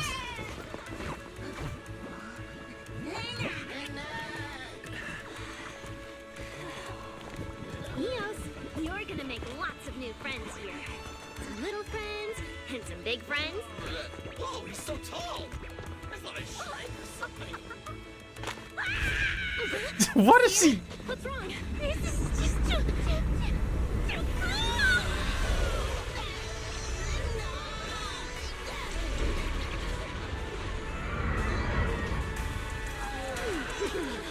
Everyone, welcome to Rose Califer! That's definitely an intro. Everyone feeling a little less overwhelmed now? Good. Then let me give you the quick Rose Califer city tour. The island we're standing on is Buastra, the main island, and the largest in Rose Califer. The upper half of the island is the city itself, where everyone lives and works. The lower half is the energy hub. I'm noticing This this hollow and slurps up ether energy from it all day to power the speed whole thing in island. the top. Wow, there are so many Bamboo here. Feels like way more than anywhere in New Eridu. That's right. Over 60% of the population here is Bamboo. Oh wow. Because they help Rose Califer carry out the single most important mission tied to humanity's survival.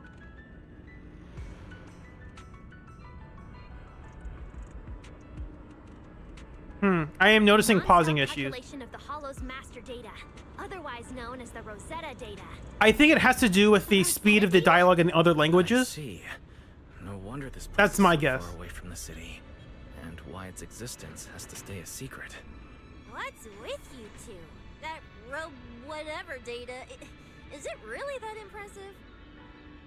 This is an interesting way to do this, to do some story stuff. Without knowing that, Rosetta data is the master copy for all Hollow data.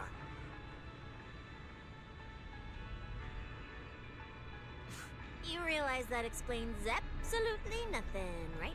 Alright, okay, I'll simplify.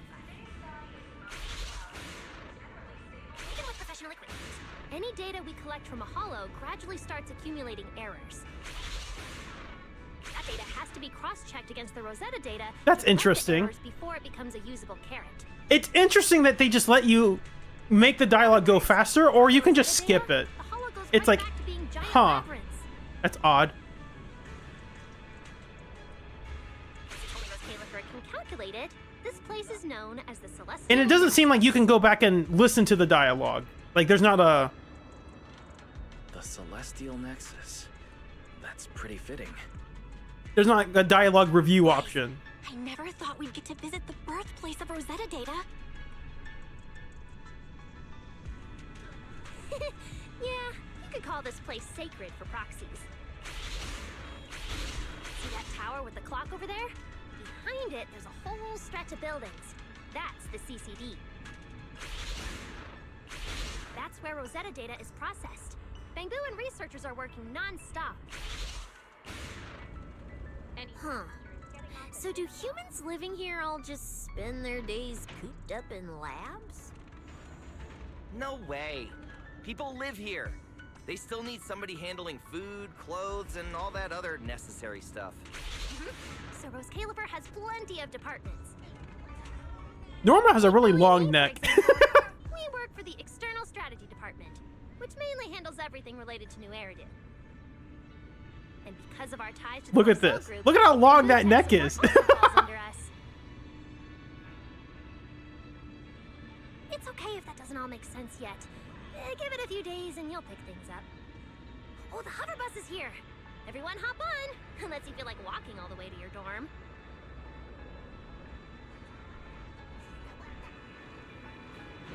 That was an interesting way to do the dialogue. Hold on a second. I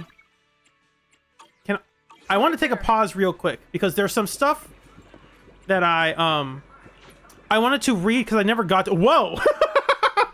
They're like, oh, you deloaded this area? Hold on, we got to teleport you real quick. That was funny.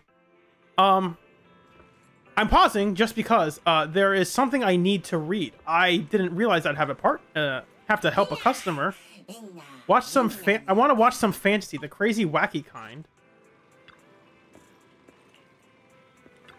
It's been a while since I've had one of these. Fantasy, crazy wacky.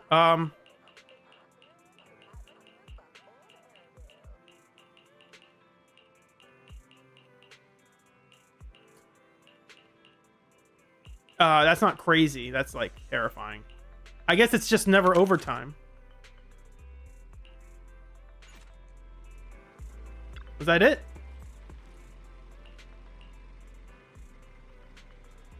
A haunted house that wasn't so scary. You want to attract people with wild stories. Oh, that worked. Cool. What was I doing? Yes, Internaut. There's some things I needed to read here. Because I never read a lot of these. I did read this. I don't know why it's saying I didn't. It's a joke about what's wrong with my tall bamboo. And everyone's like, that looks dumb. Dear Dream Seekers, to deliver a better gaming experience and complete core content upgrades, Bazaar Brigade will undergo maintenance and be temporarily offline for a period of time. So they're saying they're taking down the mode for a little bit and they're bringing it back. If there are any adjustments, we will promptly share the latest updates through official channels. We apologize for any inconvenience. The newest Dream Seekers have been getting more and more boring. Honestly, shutting it down for maintenance early might be a good thing. Trust me on this. Nobody should touch Godfinger or Bazaar Brigade for the next little while. Let the dev team sort through all the old problems first. This is very on the nose. I appreciate this kind of stuff. We're like, yeah, we're just gonna tell you some like internal dev talks. TLDR, to lighten the load and let Dream Seekers chill and enjoy life. All game rewards will be automatically sent to your mailbox once maintenance wraps up. So no rush, no need to log in either. You people will stop at nothing to hog those limited time game rewards. I get it, it's cheesy. Honestly, Bazaar Brigade can get really exhausting if you play it long enough. I used to be completely hooked too, but after finally quitting recently, it feels like my life is actually mine again. No matter how strong your in-game character gets, it's still just a bunch of data. Put that competitive drive into real life instead, and that's when you'll truly feel like you're living, growing, and becoming a better version of yourself.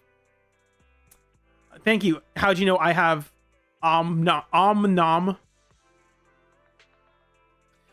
Just a sloth. At a company go-gather, everyone's totally wasted. Why is everyone saying they're done with Bazaar Brigade? Honestly, I think it's pretty fun. Don't y'all quit on me. It's actually not like that. Let me explain. Bazaar Brigade has been running a promo event lately. If you clear the limited time stage, you get a share of the raffle entries. These people are obviously trying to hog the prize pool for themselves, so of course they're going around tricking people into quitting. Huge thanks to the comment above. Otherwise, I would have no idea what was going on. I should have gotten to these earlier. I just forgot about these.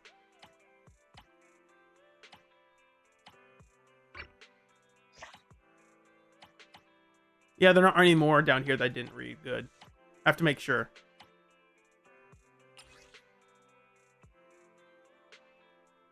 Help, I think I'm in deep trouble. I was driving like normal when I heard a loud thud. There's a person lying in the road. I swear I didn't hit her. She had to have already been there. And it gets weirder. She seemed to use her blood-covered finger to draw some kind of symbol. Is that Jiao? Is this a dying message? A sketch of the killer? No, wait, why am I saying such horrible things? She's not dead. She looks badly injured, but she's still breathing. Who is this? Anyway, I know there's a hospital nearby, so I put her in my car and I'm driving there now. I'll update you if there's an update. If that's a sketch of the killer, then the victim was probably killed by cuteness. Opie said the person isn't dead yet. Looked like she got in a serious bad traffic accident. But if it really was a crash, how could she have the strength to draw a portrait? On one hand, Opie clearly has a brain because they knew to post this anonymously. On the other hand, everything they said contradicts itself.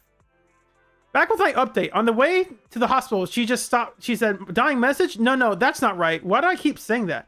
Let me start over. The person who stopped my car was the one from the drawing. A tiny little rabbit siren. Except she was like 10 times scarier than the drawing made her look. She started rambling about coworkers, confidentiality, black pigs. I honestly didn't process any of it. Then she said the person in my car was totally fine and that she was taking her back. And I don't have the courage to argue. I just stood there and watched her carry the person off. That's, I'm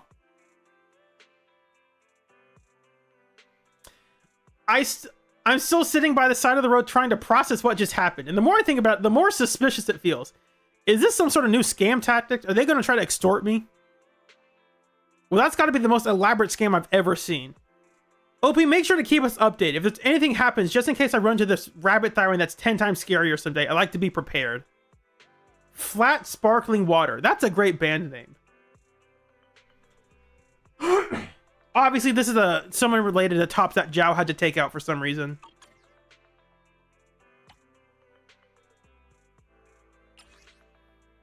There are solar eclipses and hollows too? I won't beat around the bush. This was filmed 3 hours out inside a companion hollow near the Persinus Hollow. I don't remember that name. That's new to me. We were just about to leave when the sky suddenly went dark out of nowhere. Not warning at all. No warning at all. Our whole squad freaked out and thought we'd piss off some massive monster. Luckily, there was a hidden tunnel nearby, so we changed planes and hid inside. One of our proxies looked up and caught this on camera. Thankfully, we all made it back in one piece. Close call. Real close call. So anyway, this is an eclipse, isn't it? Did we see one inside the hollow? There wasn't an eclipse outside the hollow. I checked with other people and nobody noticed anything weird. We've been shopping out this whole time. That seems odd. This better not be another edited image. There was another post about some glowing giant bird flying through the sky. Feels like you two should sit down together at the same table and compare editing skills. I looked up a bunch of eclipse photos online, and if you compare them closely, they're really different from OP's picture. This is not a normal eclipse. There's probably some much rarer natural phenomenon. Then again, if this happened inside a hollow, pretty much any kind of eclipse sounds believable. That's fair. By judging by the fact that the OP made it out of the hollow just fine, I guess the phenomenon wasn't dangerous at all. No scary ethereal showed up, and no strange corruption symptoms have been reported. Not necessarily. What if this kind of corruption has a latent period? OP, have you gotten checked out since you got back? Comment number 2 made me realize, doesn't this guy match that mech post?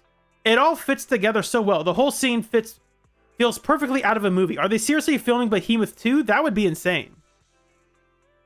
Oh, the edited image? This one, the flying bird. Is this supposed to be Phoenix or something? I don't know. Fresh off the press. Just sent the photo literally 1 minute ago. Or it's Remiel. She's flying. I didn't know what kind of bird this is. It was flying super fast and giving off this crazy bright light. You can just about make out its wings flapping, so it's definitely not some light aircraft. But I've never seen a bird like this in my entire life. Not in the hollow, not in the city, anywhere. Any bird experts out there who can ID this thing? Diagnosis, it's a white glowing bird. It's a white glowing triple speed bird. That bird looks huge. Bigger than a person even? Could it be a doctored image? Huh. An angel. An angel has appeared. Everyone who sees this post, don't scroll down. Wave and cheer with me. We hope you all have a good luck all year long. An angel. Delusion angel. What? No, that's not an angel of delusion. That's a good joke. I made that reference already. Is it an angel? Not that I'm complaining. I'm not sure if it's the same thing the OP saw, but I spotted a white light in the sky just now too. It might have been too far away to see clearly though. All I could make out was a white dot flying diagonally upward until it disappeared into the clouds. I get a feeling this post about to blow up with a bunch of people claiming they spotted the white bird flying overhead. Huh. Interesting.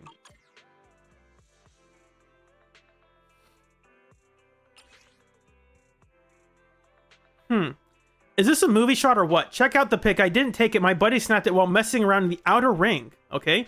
Word is, it's way worse. It's way more intense in person. My friend tried to follow them to grab more close-ups, but some suit stopped him and warned him to stay out of the hollows if he knows what's good for him. Gotta say though, all those robots moving in packs look kind of creepy.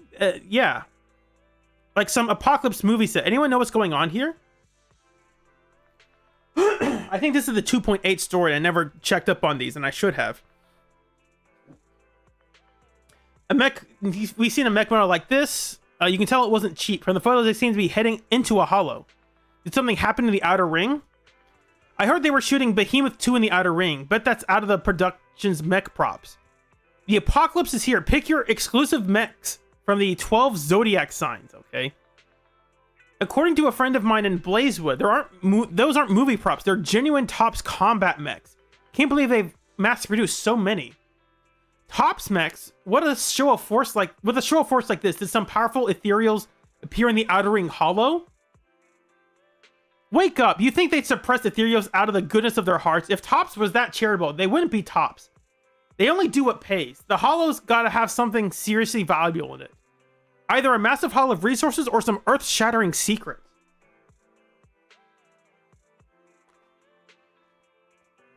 Agree with the above. Most people here probably don't know this, but Tops pulled the same stunt back at Wi-Fi Peninsula. They did. Chucking combat weapons into hollows just to grab resources. Same old playbook. Things are gonna get real rough in Blazewood soon. I know they showed this, but I never actually read the post about it. Help! Missing person. Has anyone seen the woman in this picture? Anyone recognize her? There's something familiar about her. Last time I saw her, she was also running from someone. Oh, you cunning hares are putting your little act again, aren't you? AAA Debt King boss. That's a great name. Oh, our boss went missing, so we can't pay you up. Give us a few more days. Save it. That trick's not going to work on me. Huh, the pic's a little blurry, but I can tell that woman's got some solid muscle mass. Sure, dude. This is all muscle right here. And then we'll talk about character designs real soon. This is not muscle. I mean, the thigh. I mean, maybe the thigh. Maybe talk about the thigh here. It's a pretty good thigh. But yeah, no, there is no muscle mass in this character. I'm sorry. If she threw in some supplements and really zeroed in on those biceps, her definition would be next level. DM me if you'll hook up with the gym recommendation. Thank you. 1 scoop of protein powder a day. Is he commenting on the fact that these women have no arms at all? They have legs, but they got no arms. They never skip leg day. They skip arm day. Dude above is tripping. Someone's posting a missing persons notice and you're out here advertising a gym? Why are so many Bang Boo chasing after her? Is this some kind of reality show stunt? It might be, again. Only 40% of people in Rose Califor are humans. And yet, the number of crimes... Are we going to get into that talk? How many crimes are committed by the percentage of this population? Hello?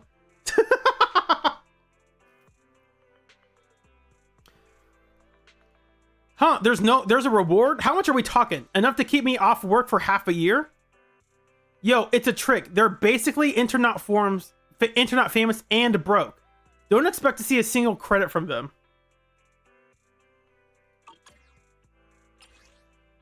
Serious discussion. Has Fantasy Resort actually gotten better?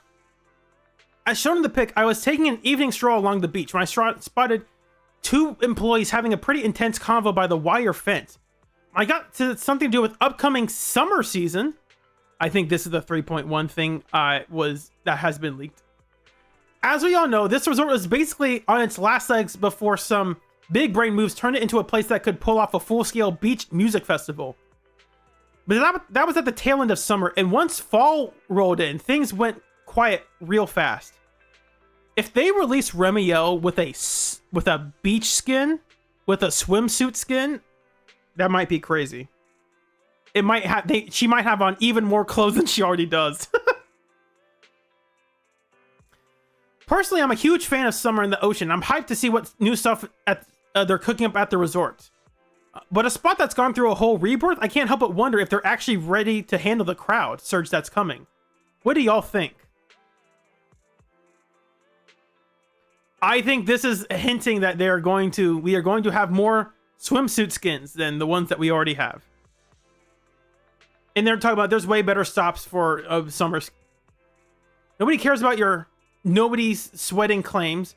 Summer beaches are totally the best, okay? People who don't get that have seriously bad taste. I'm not a big beach person. I don't care for sand.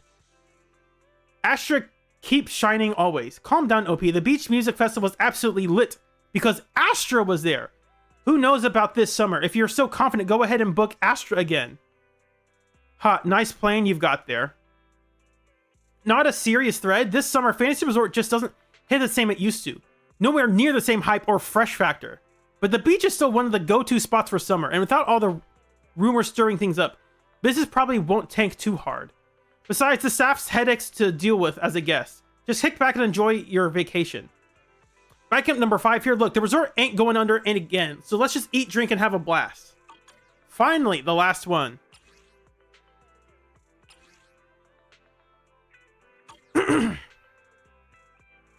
Master, something's off about the Bangbu at my place. Oh, the Bangbu Prince. We're talking about the Bangbu-topia. Has anyone actually read this story, or did Bangbu just make this whole thing up? It told the story so convincing, though. It can't seriously be messing with me. I did see some stuff about Bangbu Prince. A Bangbu Prince. I talked to a Bangbu who called itself a knight. Don't tell me a prince is another one of those Bangbu who've read too many novels. What's this chaotic mess even supposed to be? Something about the elements in this pic feels weirdly familiar. Got a clue? Did you get inspired by some novel or TV show? Princes are super common in fantasy literature. As for starry castles, those pop up in fairy tales all the time too. If you ask this kitty, maybe this Bangbu's got some crossed wires? OP might want to hit up Marcel's after-sales service to get a components checked out or something, meow. Agreed with the above. Memory chaos is one thing, but I'm worried about Bangbu just straight up lying. If it's telling fibs, you better set it straight, OP. Am I the one who actually cares what this story is? Looks pretty interesting. In New Eridu, nothing Bangbu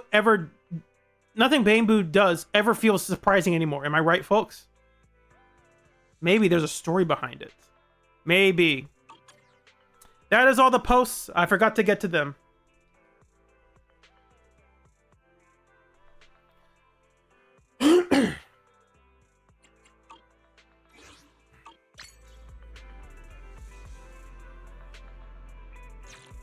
Now we will teleport back. If we teleport away, the game will freak out. Like, please don't teleport away again.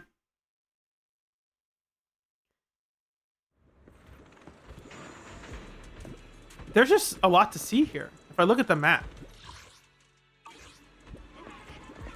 Yeah, I think I'll have the character design discussion maybe on the next stream, just for time's sake. The cargo truck, still here. Wow. This is a pretty big place. I'm getting some slowdown, probably because of the shader stuff, compiling stuff and whatnot.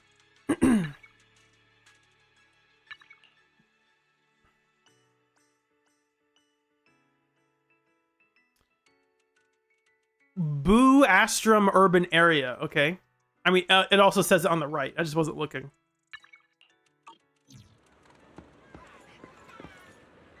I'll talk to all these people on my own time later. I just won't do it now because it's getting a little late and I gotta end soon. Hopefully these guys don't disappear. If these are NPCs that disappear, I will be upset.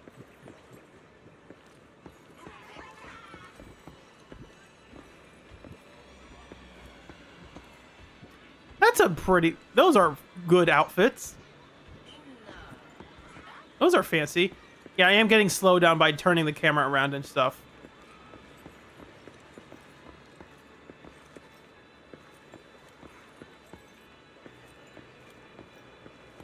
This is my first time riding a flying bus.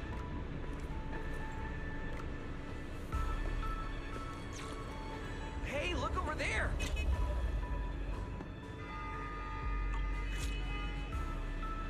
That's one huge hole. Oh, the camera cuts off their dialogue. That's Vuastrum Central Hub Station. Oh, so it's a station! Belle, look at that massive tower. That's the airspace control tower, a prime landmark of Buastro. The Administrative Affairs Department primarily works there and in the surrounding towers. These guys are just floating. Hello? Like, yeah, we just float. Arriving at Beckford Street. This is our stop. And it comes on here too? That's neat. That's a neat detail. Already at the stop? Aw, I wasn't ready for the ride to be over yet. You'll be here for a while anyway. Once you settle in, you can ride the bus as often as you want. It's just a short walk to where you'll be staying. Everyone, follow me. The station passage is under maintenance. Let's go this way. Stay close, wise. This way, this way. What the heck is this drawing, dude? This is crazy. This is stupid. This is dumb.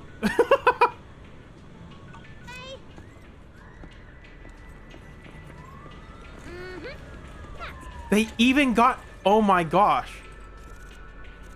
This is like an ad you'd see from like the 1930s of like having random kids on here. That's crazy. Rocket popping. They're like pop rocks. Pop rocks are great. I haven't had them in a while. Wise. This way, this way. Shut up, Norma. I'm taking in the sights.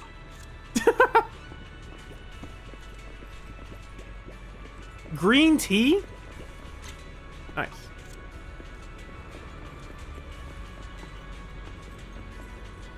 Oh, look! What's that on the wall over there? Got a punk rock outfit over here, kind of. Wise, look at the person on this poster. Oh. We know her. The obvious pink hair. Isn't that Remiel? Whoa. It says wanted on you. It actually says wanted? Is that why Nicole's getting chased? They think she's Remiel? That'd be funny. So it's true after all. Shirley did try to assassinate Lady Sunbringer. Did she? Which one? Oh, we gotta be more specific here. Of course it's true. Why would something like this be fake? That's a great question. I don't know. Doesn't feel real. Manager! We actually went toe-to-toe with a legendary threat like her! Now that's a proper clash of good and evil! Something people will be talking about for ages! But we're still carrying the W engine she left behind. Nobody's gonna think we're involved with her, right? They might. Oh, that? Don't worry about it. The permit, jointly signed by the city administration and Rose Califer, makes it perfectly clear. Your contact with her was classified as passive involvement. It's already been confirmed that there was no cooperation or shared intent involved. You scared me. The mayor personally vouched for you guys, you know. Have a little more confidence in yourselves. Maybe it has something to do with everything we've been through. Yeah, the mayor vouched for all of us? I don't believe the mayor vouched for Cecilia. I don't believe that for a second. But this whole attempted assassination of Sunbringer charge. Norma, what really happened here? I'm just now noticing. Between two first-generation Void Hunters. Oh my gosh. I'm just now noticing this on Cecilia's outfit. She doesn't have an ankle monitor. She has thigh monitors. That's so stupid. Why is your outfit so dumb, Cecilia? I'm not really sure myself. I was in the lab that day when the alarm suddenly went off. Oops. But the warrant came directly from Airspace Patrol, and it was approved by Lady Sunbringer herself, so it has to be true. Come on, getting you settled into your new place is what's important for now. Beckford Street is just up ahead. This is also the liveliest area in Buastro. Buastro. This way, this way! Shut up, Norma! Let me take in the sights! I'm the tourist. I want to do touristy stuff. A warrant photo. Striking face and the head of unmistakable pink hair. Remiel's actions have caught the attention of Rose Califer.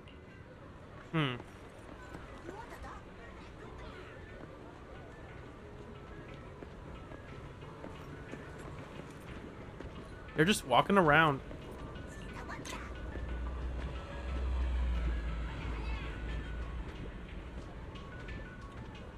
There's a lot of moving parts out here.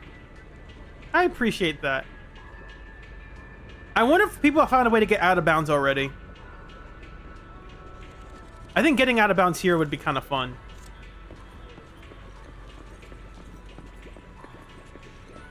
Oh, you have cats up here too? How'd you get cats up here? Someone would have had to bring their cat. A whole 5 polychrome? You shouldn't have, game. That's too kind. Oh, he is just fine. Whoa. Calm down. Alright, I'll keep leading the way then. This is what they shown in the trailers? I charge, therefore I exist. That's an interesting way of phrasing it. Also, there's just a cat here. Like, why? What do we do with the cat? Also, like, how do the toilet chargers work? Is it like electromagnets in the toilets, in the bowls? Umbrellas?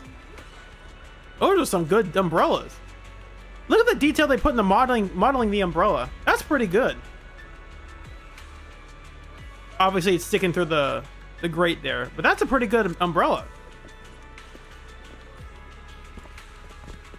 Whoa, there's a lot to take in here. I saw a gray person.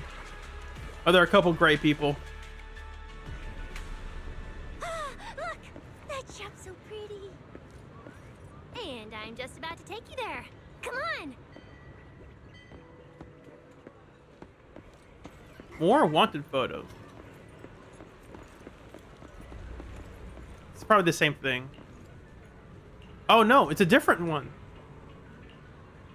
Charged with assassination of Lady Sunbringer. Lady Sunbringer might hold the answers I seek. I'd like to be able to trust her. As for Remiel, her motives are unclear. The more I think about it, the more I realize how much I don't know. We'll take one step at a time. You're a repair specialist, always on the job. Should be fine. Wait, does this mean I can clock out early?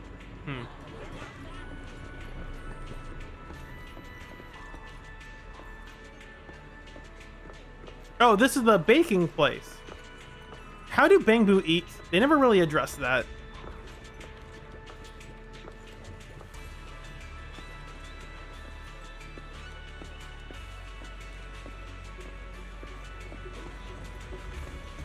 Hey, look! Isn't that Tin Master?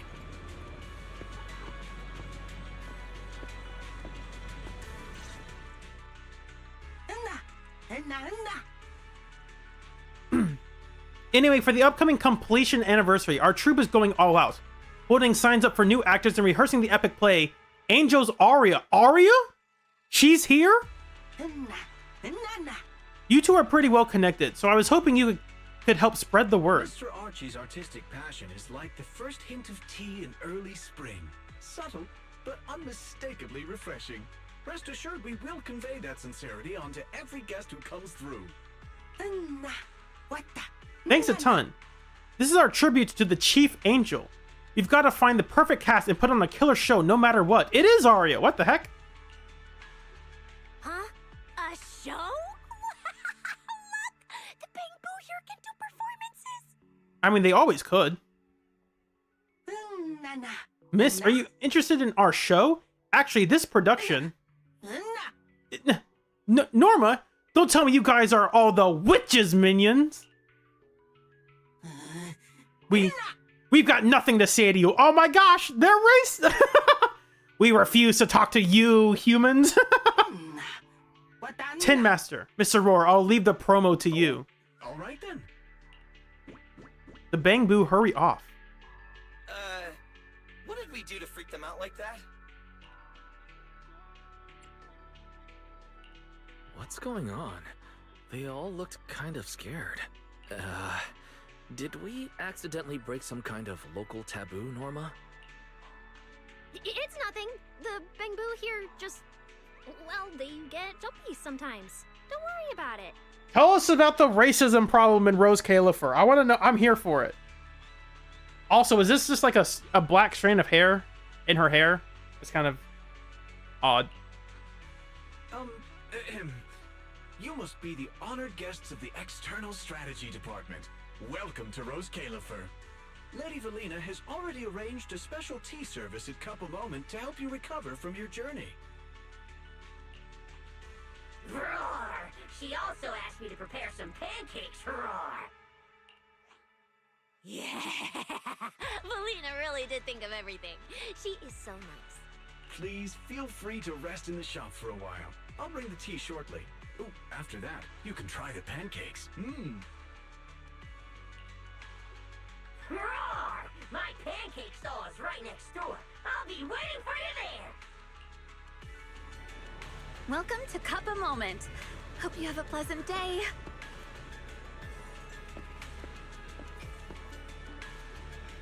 I would absolutely take time to talk to all these people, but I don't want to do that right now. Welcome to Cup a Moment. Hope you have a pleasant day. Welcome to Cup a Moment. I'll probably do it off stream if I do it. Because I do want to explore this place. Taking a moment to pause on a journey is what allows you to set off again refreshed. Would you like a cup of tea to help you unwind? Black tea, okay. Hang tight. It'll be ready in a jiffy.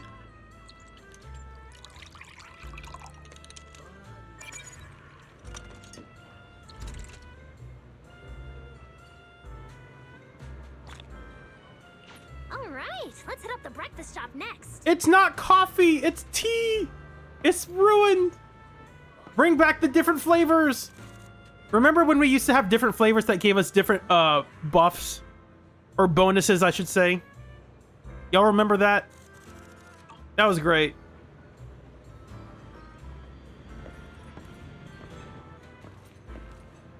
Did I miss someone saying goodnight? I don't see them in chat.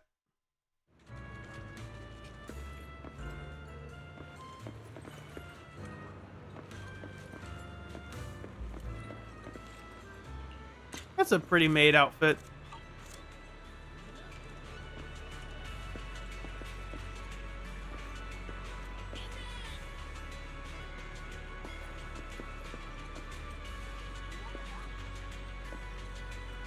Start your new day with some roaring breckies! Roar! Please enjoy the tea time treats, everyone! I've also prepared a little surprise. Snack blind boxes! Go ahead and draw your own bit of luck! Roar! This is the gambling thing. Fantastic. Is it free? I'm in. Sissy's like, oh my gosh, free food? Me too! I'll have you know that on my hero sheet, my luck stat is at least an A. Twice! You should draw one too.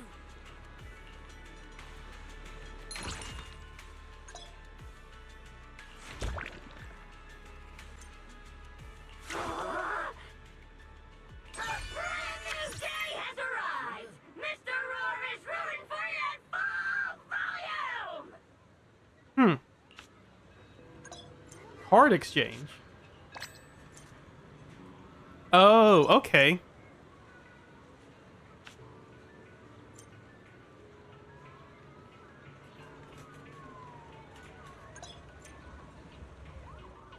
Looks like everyone got pretty good results. Roar! Hope it brings everyone good luck! While you're staying in Rose Califer, everyone gets one chance each day to pick out a bit of luck just for themselves. Free snacks every day?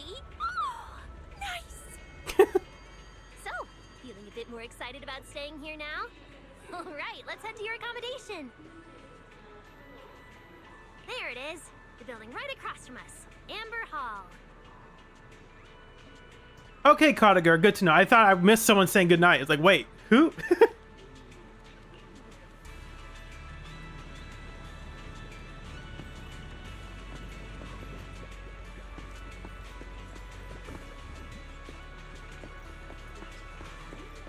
My gosh, they got tiny places under here. Could Piper fit under here? I don't think Piper could fit under here.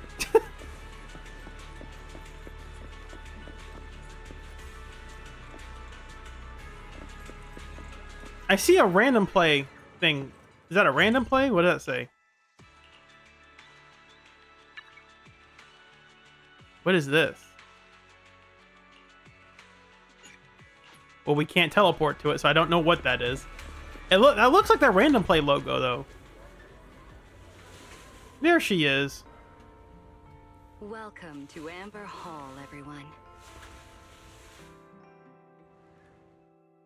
Whoa. Is this really where we're staying? I thought the video store was impressive enough, but this... this is like a palace straight out of a fairy tale. Roscalifer sure is fancy, huh? Thank you for the compliment, Miss Cecilia. Welcome to Amber Hall. I hope the accommodations will make you feel right at home. Norma, I trust the journey went smoothly? You didn't forget to brief our guests on the necessary precautions, I hope. Of course I did. Good work. Now then, about your identities during your stay in Roscalifer, we have made arrangements. Beginning tomorrow, you will be active within the airspace zone as transfer students admitted under Aurelia Academy's special program. This should help you integrate more naturally. Transfer students under Aurelia Academy's special program?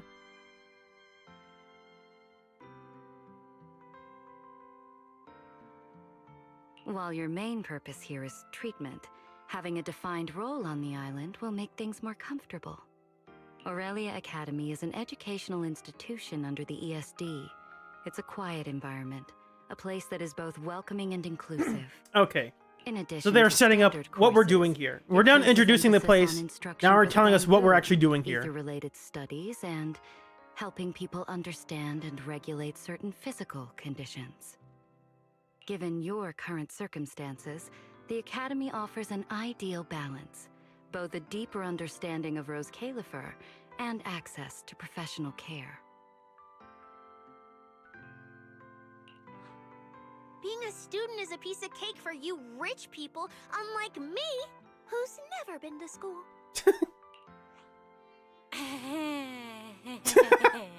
What does that line read? That's what?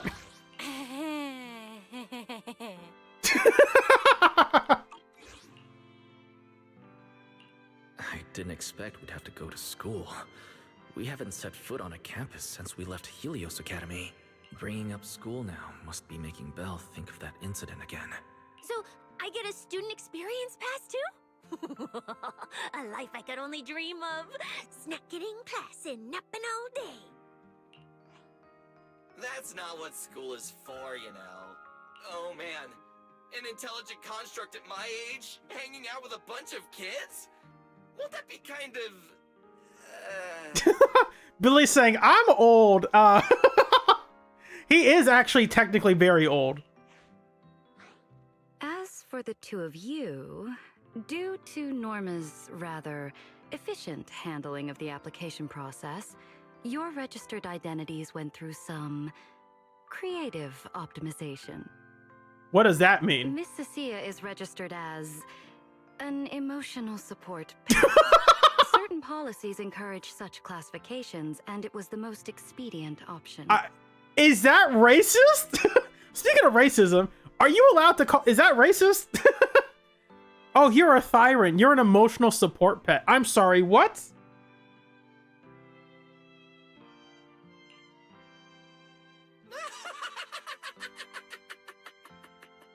Sounds like the perfect deal for Cecilia. Free food and free housing. Hey, wait a minute. Does that mean I'll be a pet too? What is this? Bro, wait for Billy? What does that mean? What does that mean? Mr. Billy is registered as a high-performance, multifunctional domestic support unit. In simpler terms, a household appliance.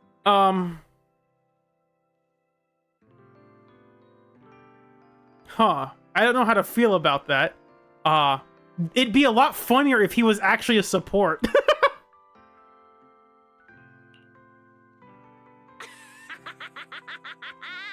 You're basically a robot vacuum?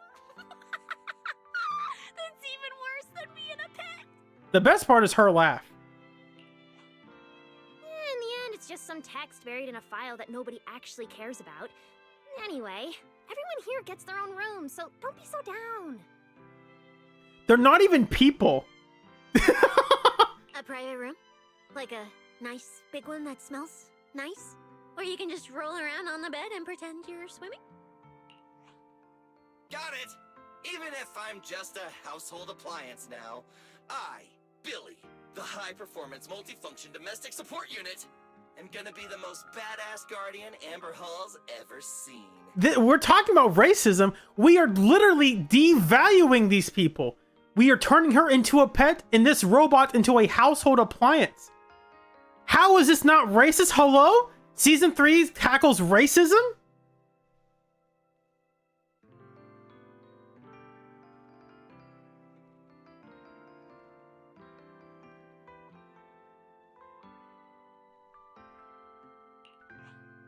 Wait, you've already accepted the whole I'm just an appliance thing? Thank you all for your understanding.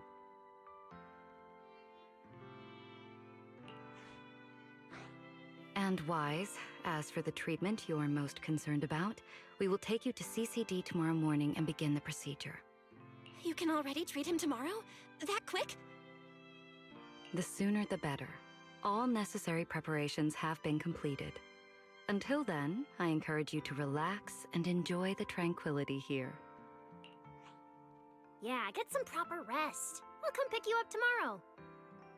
Oh, and the equipment you requested has already been set up in Wise's room on the 2nd floor.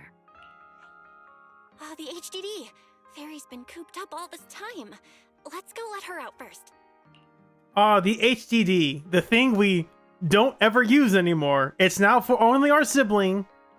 We stuck the job of doing that with our sibling. Setup. Then we'll get to unpacking. If there's nothing further, Norma and I will take our leave. The Amber Hall serves as a student residence, and a few others are currently staying here. I hope you all get along swimmingly.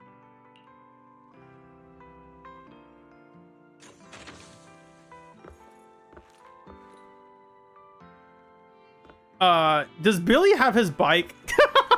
I know that's a dumb question, but like, was he allowed to bring that? Or can he just summon it out of nowhere?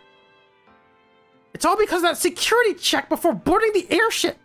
My limited edition snacks, the portable fairy lights, and my super soft beanbag set I was going to use to set the vibe has all been ruthlessly confiscated. Without them, the surprise is going to take a massive hit. Shh!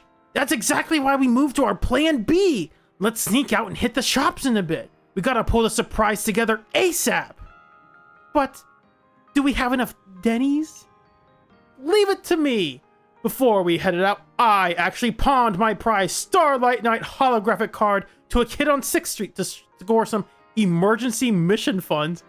Billy pawning off Starlight merch? That's out of character. This is bad. Season 3? I'm sorry.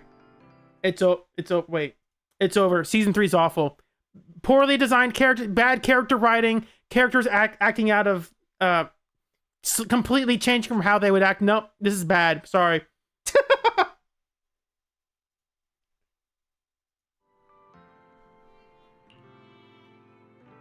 Billy, I didn't know you were so reliable.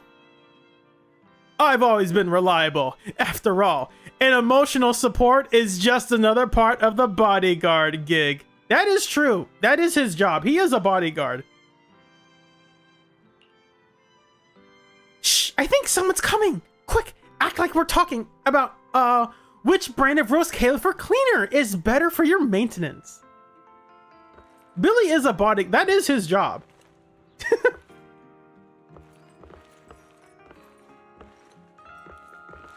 We have some more of this artwork. Again, the time and effort they put into making this stuff. It's actually insane. Oh, we got the old-timey fridges too? Frigio. That's how you know it's Italian. Storage locker. Is that a chessboard on top of a VCR player? It is! Next to a dining table on the first floor of Amber Hall, there's a cabinet stuffed with all kinds of random items. It's a DVD player, a chess set missing half its pieces, a new Eridu paper from who knows what year. Forget practicality, seeing all these things piled up together and breathing in that unique scent of old furniture gives you a real sense of life. Wait, is that a musty smell? Maybe it's time to ask Bonnie to do some cleaning around here. Bonnie? My Bonnie lies over the ocean. My Bonnie lies over the sea. My Bonnie lies over the ocean. Bring back my rugby ball to me. Bring back, oh, bring back my rugby ball to me, to me. It says Rose Califer backwards. Why is the text inverted? Hello? Literally unplayable? That's a giant dice. We got darts too? This place got everything. That is uncomfortable. There's a thumbnail there to be had.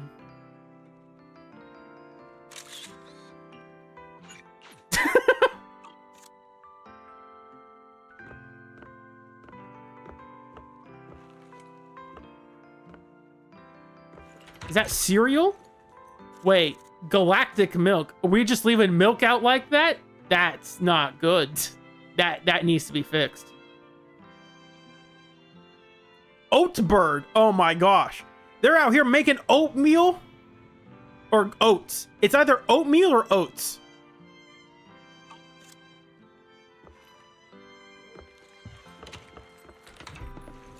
This is all nice. This is all fantastic. I'm loving this. I'm loving the vibes. Oh, I didn't mean to talk to y'all. Get out of here. I already talked to y'all. I know I'm supposed to go up, but what if I went down? Liga one. Liga. Oh. 5 polychromes you shouldn't have. Miniature door. Is this the Bang Boo door? Yeah, for Bang Boo to pass through. But the tall Bang Boo can't. The door is clearly not designed with human height in mind. It's just looking down on us and saying, if you want to visit Bang Boo Turf, you better get down low and crawl your way in. Of course, I don't have to go through this door. If it really comes down to it, I can always open it and let Eos in. Too bad the door's locked up tight now. Cookware. Again, I don't want to talk to everything here, but I do want to stop at the next break. So when we get to the next break is when I will probably be ending stream, just because to make sure I go to bed on time. Once we're settled in Eos, we'll be able to make new friends too. But I don't want to skip anything, you know? So we are just at the academy. Okay. What the heck is this? Huh? What is this? Is this like medieval art of like Bang Boo serpent dragon with ether batteries in the background? That's so dumb.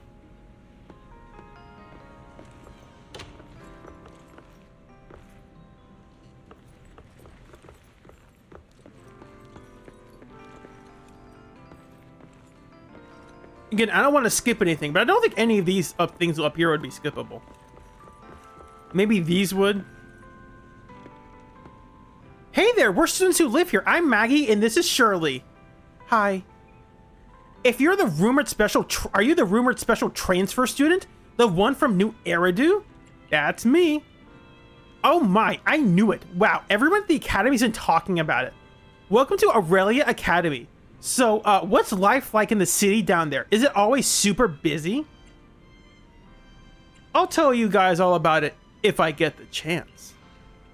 For real? Sweet! Shirley and I love hearing stuff from down there. Thank you so much. If you're ever lost around the academy, feel free to hit us up. We can tell you the best place to go for pudding if you're craving it. Pudding? Thanks. We gotta go do homework. Catch you later. So I guess that was missable.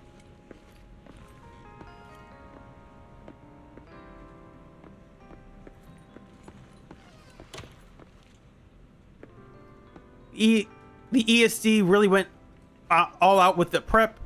The room is super comfy. We love it. Let's go check out your room. I want to check out Bill's room. Come on. Chores. The chore chart. That's a picture of 2 of us. It really downscaled that photo. I would like to see what the highest res versions of these photos look like. I'm sure they get downscaled before they get put in the game. What a beautiful room. It's not just tastefully decorated. It has everything we could possibly need. But I'll take a closer look later. For now, let's set up the HDD.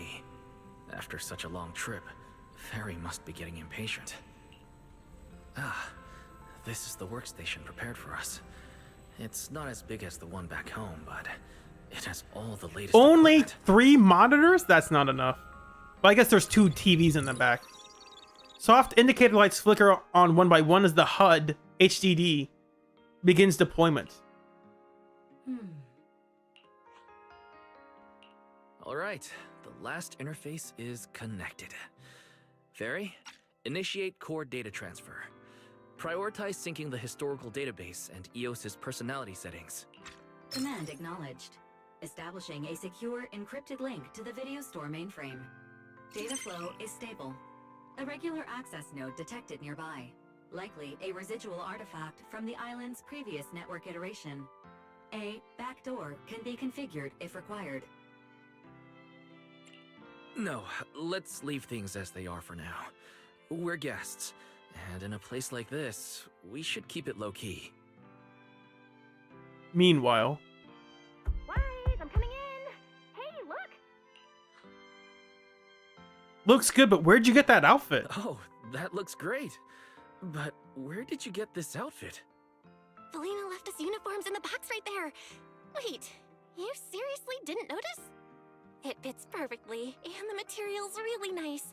Hurry up and change. Billy and Cecilia won't stop asking about it. Do I have to change now? Maybe I could go help downstairs first. It sounds like you guys are tearing the place apart. No need, really. We've got everything handled down there. Just change and come down after. Take your time. No rush. Acting all mysterious, Why huh? is she acting all suspicious? Yeah. But she does look like she's doing much better. And from what Valina said, the treatment's already arranged, which is a huge relief. The treatment? We will extract your eyes. Get changed and head downstairs. I should probably loosen up a bit and remember to smile. Are we going to the Chiha therapy room? We'll fix your eyes by transplanting them into someone else's body? Are they gonna bring Donzo in here? I will take your eyes and add it to my collection. Like, what? I think the Swabian Temple uniforms looked good.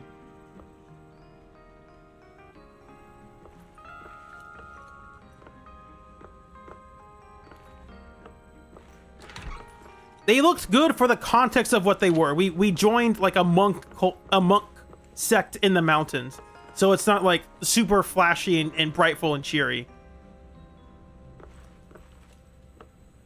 And we actually have a VR device here. That's sweet. And we have cards.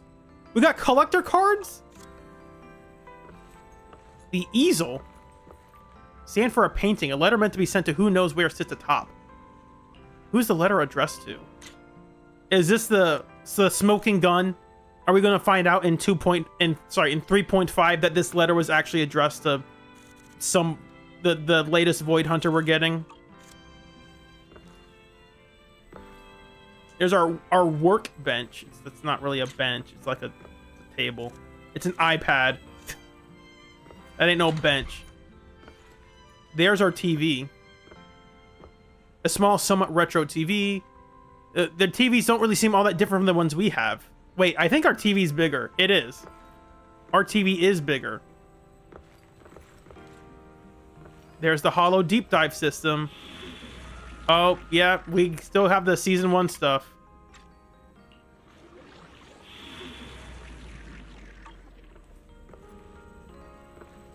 Radio, ether, hearth. I'll look at all this stuff later because I don't think that stuff will disappear.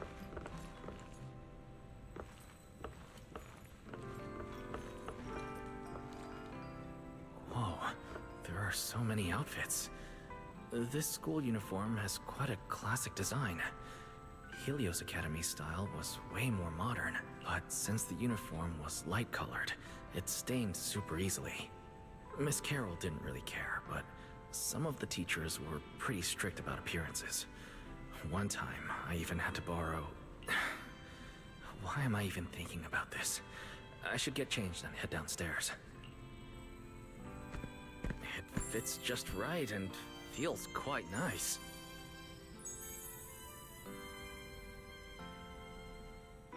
I didn't expect it to fit this well. Feels pretty natural.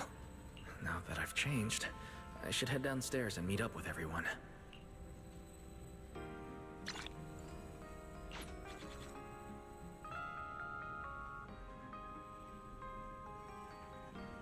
Huh.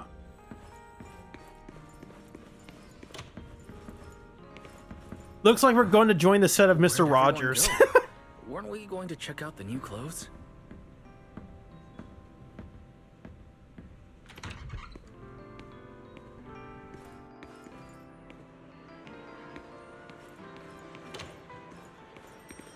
We've already opened up our store. Oh, we're running out of time. I should have grabbed more of Mr. Roar's goodies. Wise really liked them. Not bad at all. Yeah, some of the important supplies got confiscated at airship security, but what we've got left, it's enough to make this place look like random play. Should I find another board and spray some cool slogans all over it? You know, give Rose Califer a taste of that 6th Street style. Okay, maybe not that, Billy. Let's keep it low-key, okay? Low-key is good. It's great as is. Wait, you guys. This video stall. When did you put this together? Manager! Whoa! That school uniform actually looks pretty sick on you. And here comes our star! Ta-da! We've been planning this little special lab for ages. We get it. Going away for treatment, leaving 6th Street for a long trip.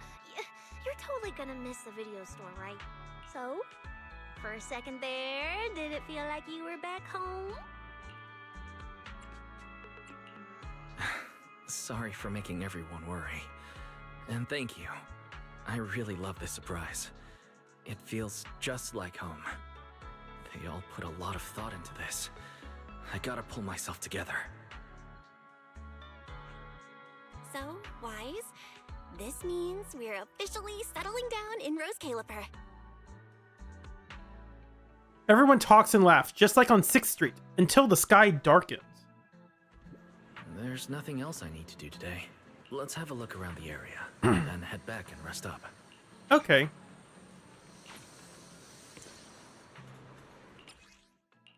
Oh, we can now change stuff. Perfect. Fantastic.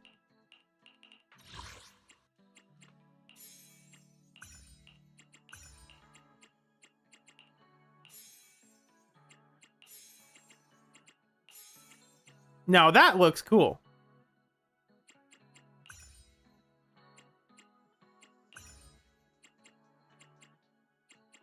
Oh, here's the stuff we could get, but we can't yet.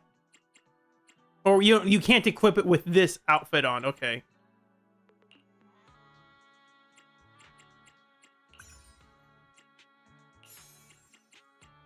That also looks good. I think the color blends better with this. Yeah. This is what I'm talking. Oh, wait, what? No, I saved it. Let me go back. No. That's a bit too loud. It's a little loud.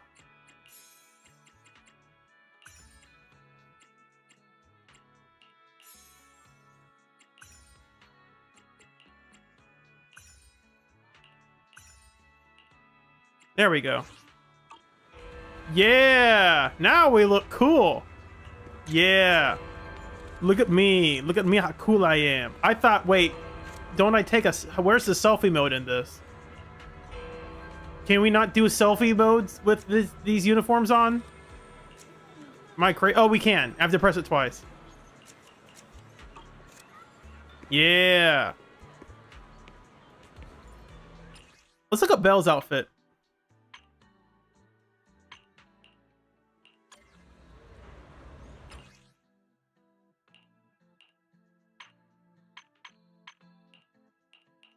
We can also adjust accessories on these too. But there's some things they won't let you change on the base yeah, the base outfit. I'm assuming they... Oh, if you wear a hat, you take the one you have off. That's... I mean, I understand why. What the heck is that? Money eyes? Hello? I think I'll pass on that. What earrings would she like? She already has pretty good earrings. As in, like, they're there. They're not... It's not a ring, technically. Does she have a clip? She has, like, a blue clip in her hair. Wonder what that is.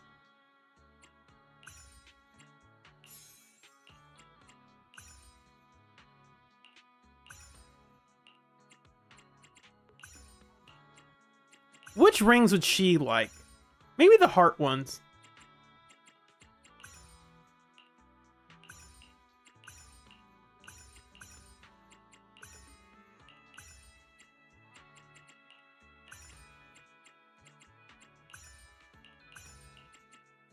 I think I'll keep her ears just fine.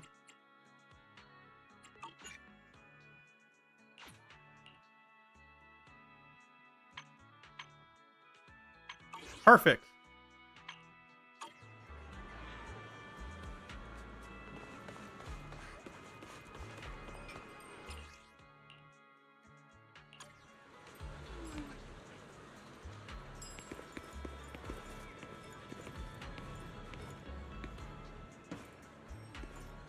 We got so many things I could check out. I'm just not sure where to start.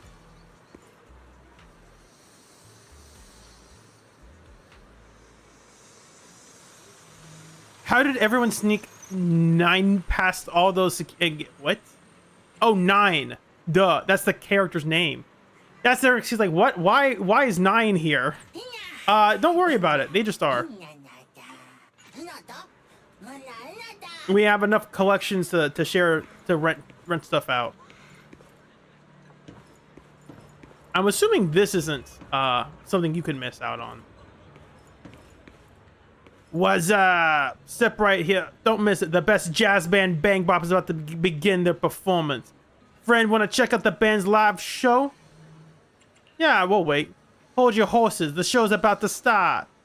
The clock hand sweep past the 3/4 mark. A crowd has gathered in the open lot outside True Blues. The show's officially on. Oh, we're here.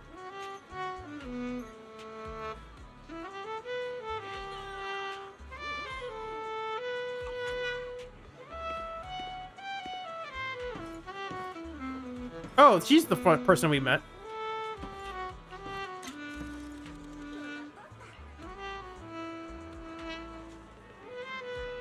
It is called True Blues, I'm just noticing.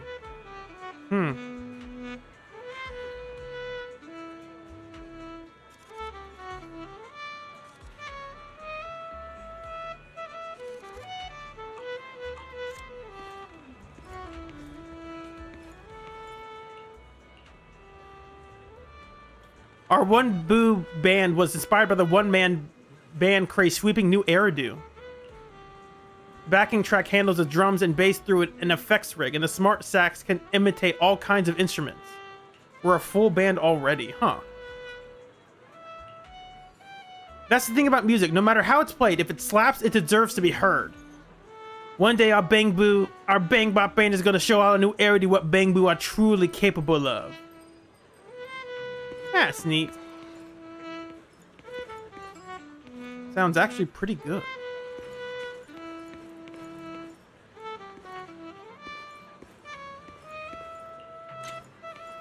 Let's look at this special saxophone. Oh, that's neat. It has the reflections on it. That's cool. When you look at it from a different angle, it still keeps that lighting. That's nice. They could have easily like just made it hard-coded it in. But no, they changed it based on your perspective. That's neat.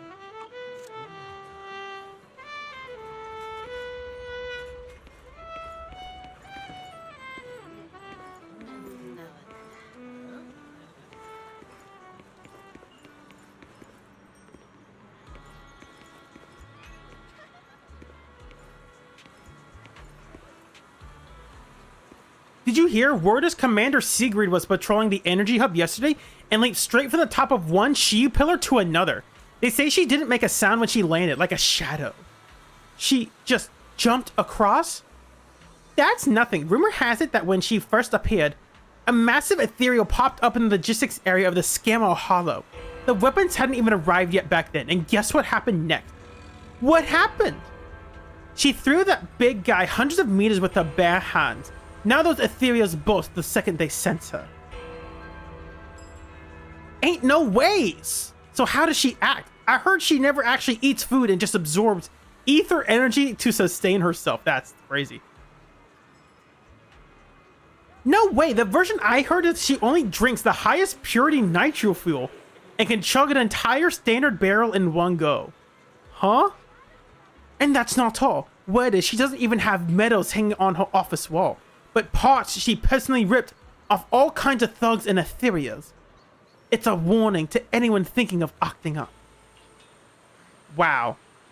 Listening to the students' imaginative chatter, you've already formed a very unique first impression of this lady you've yet to meet. I think this is dialogue we could have missed.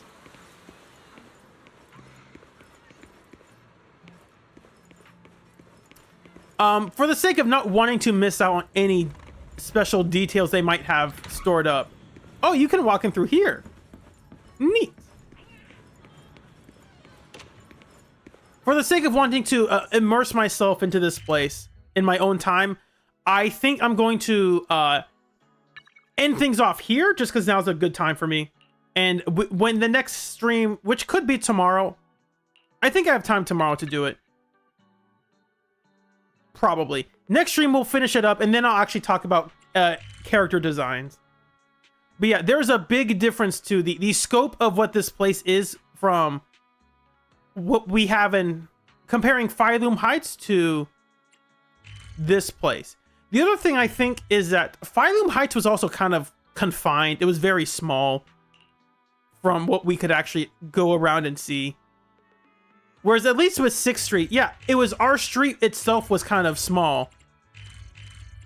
But we have a lot of places in this area that we could go to. We didn't really have that in Wi-Fi. There's not like a lot of places attached to Wi-Fi you can go to other than here's everything you will actually be in. Then here's the downstairs area and here's the upstairs area.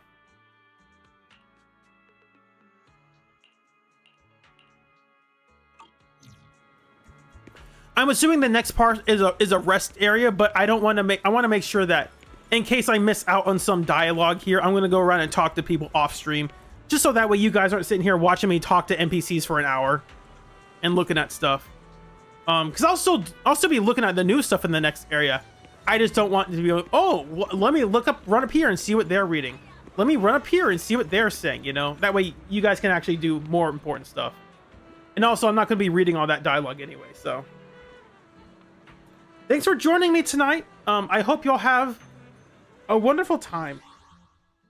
Next stream, I will probably do Valina pulls as well if I pull for this character. I think I will. I'm maybe getting her W engine. I'm not entirely sure.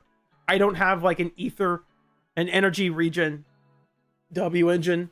So if I had one of those, I would just use it, but I don't. And this actually is like a pretty good buff for my anomaly agents who don't have most of their W engines anyway. Because the 60 anomaly proficiency buff to the team is pretty good. And I don't have most anomaly agents W engines.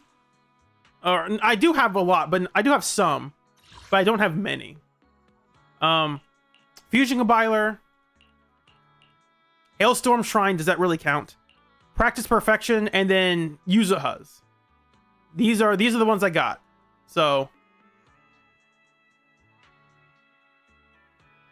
it's not a lot to work with.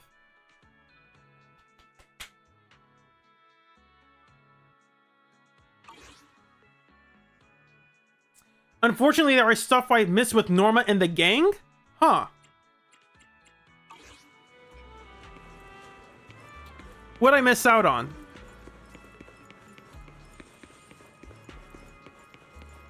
Is it like is it just them making small talk? I'm assuming it's just small talk. There's no way they'd put like really relevant lore stuff.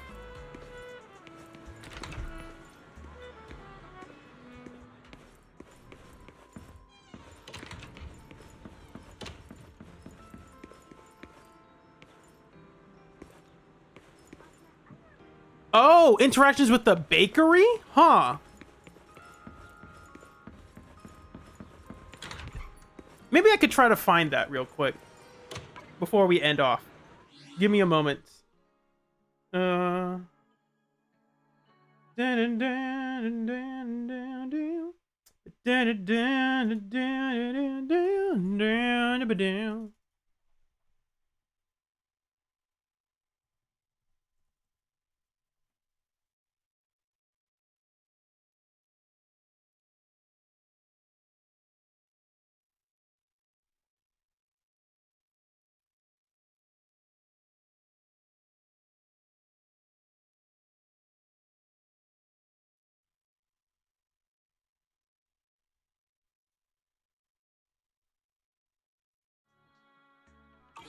You're saying it's not, we can't access it anymore? That scene, I mean. Where is this bakery?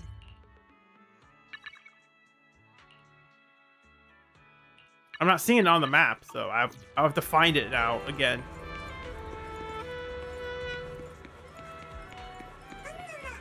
This is the coffee shop again. Here it is. Oh, I guess talking to the guy made something happen. I'm sure it was like a cute... I mean, I'm assuming it's one of those scenes you can... That it's world building. It's there for the people who are actually playing the game and care about it. But if you miss it, you're not really missing out on anything. I'll try to find it in my spare time. And if I can find it, I'll show it off. All right, that's all I got. Before we go, let me try to see if anyone else is... if I can send y'all to someone else. Just to keep y'all busy, since y'all are here.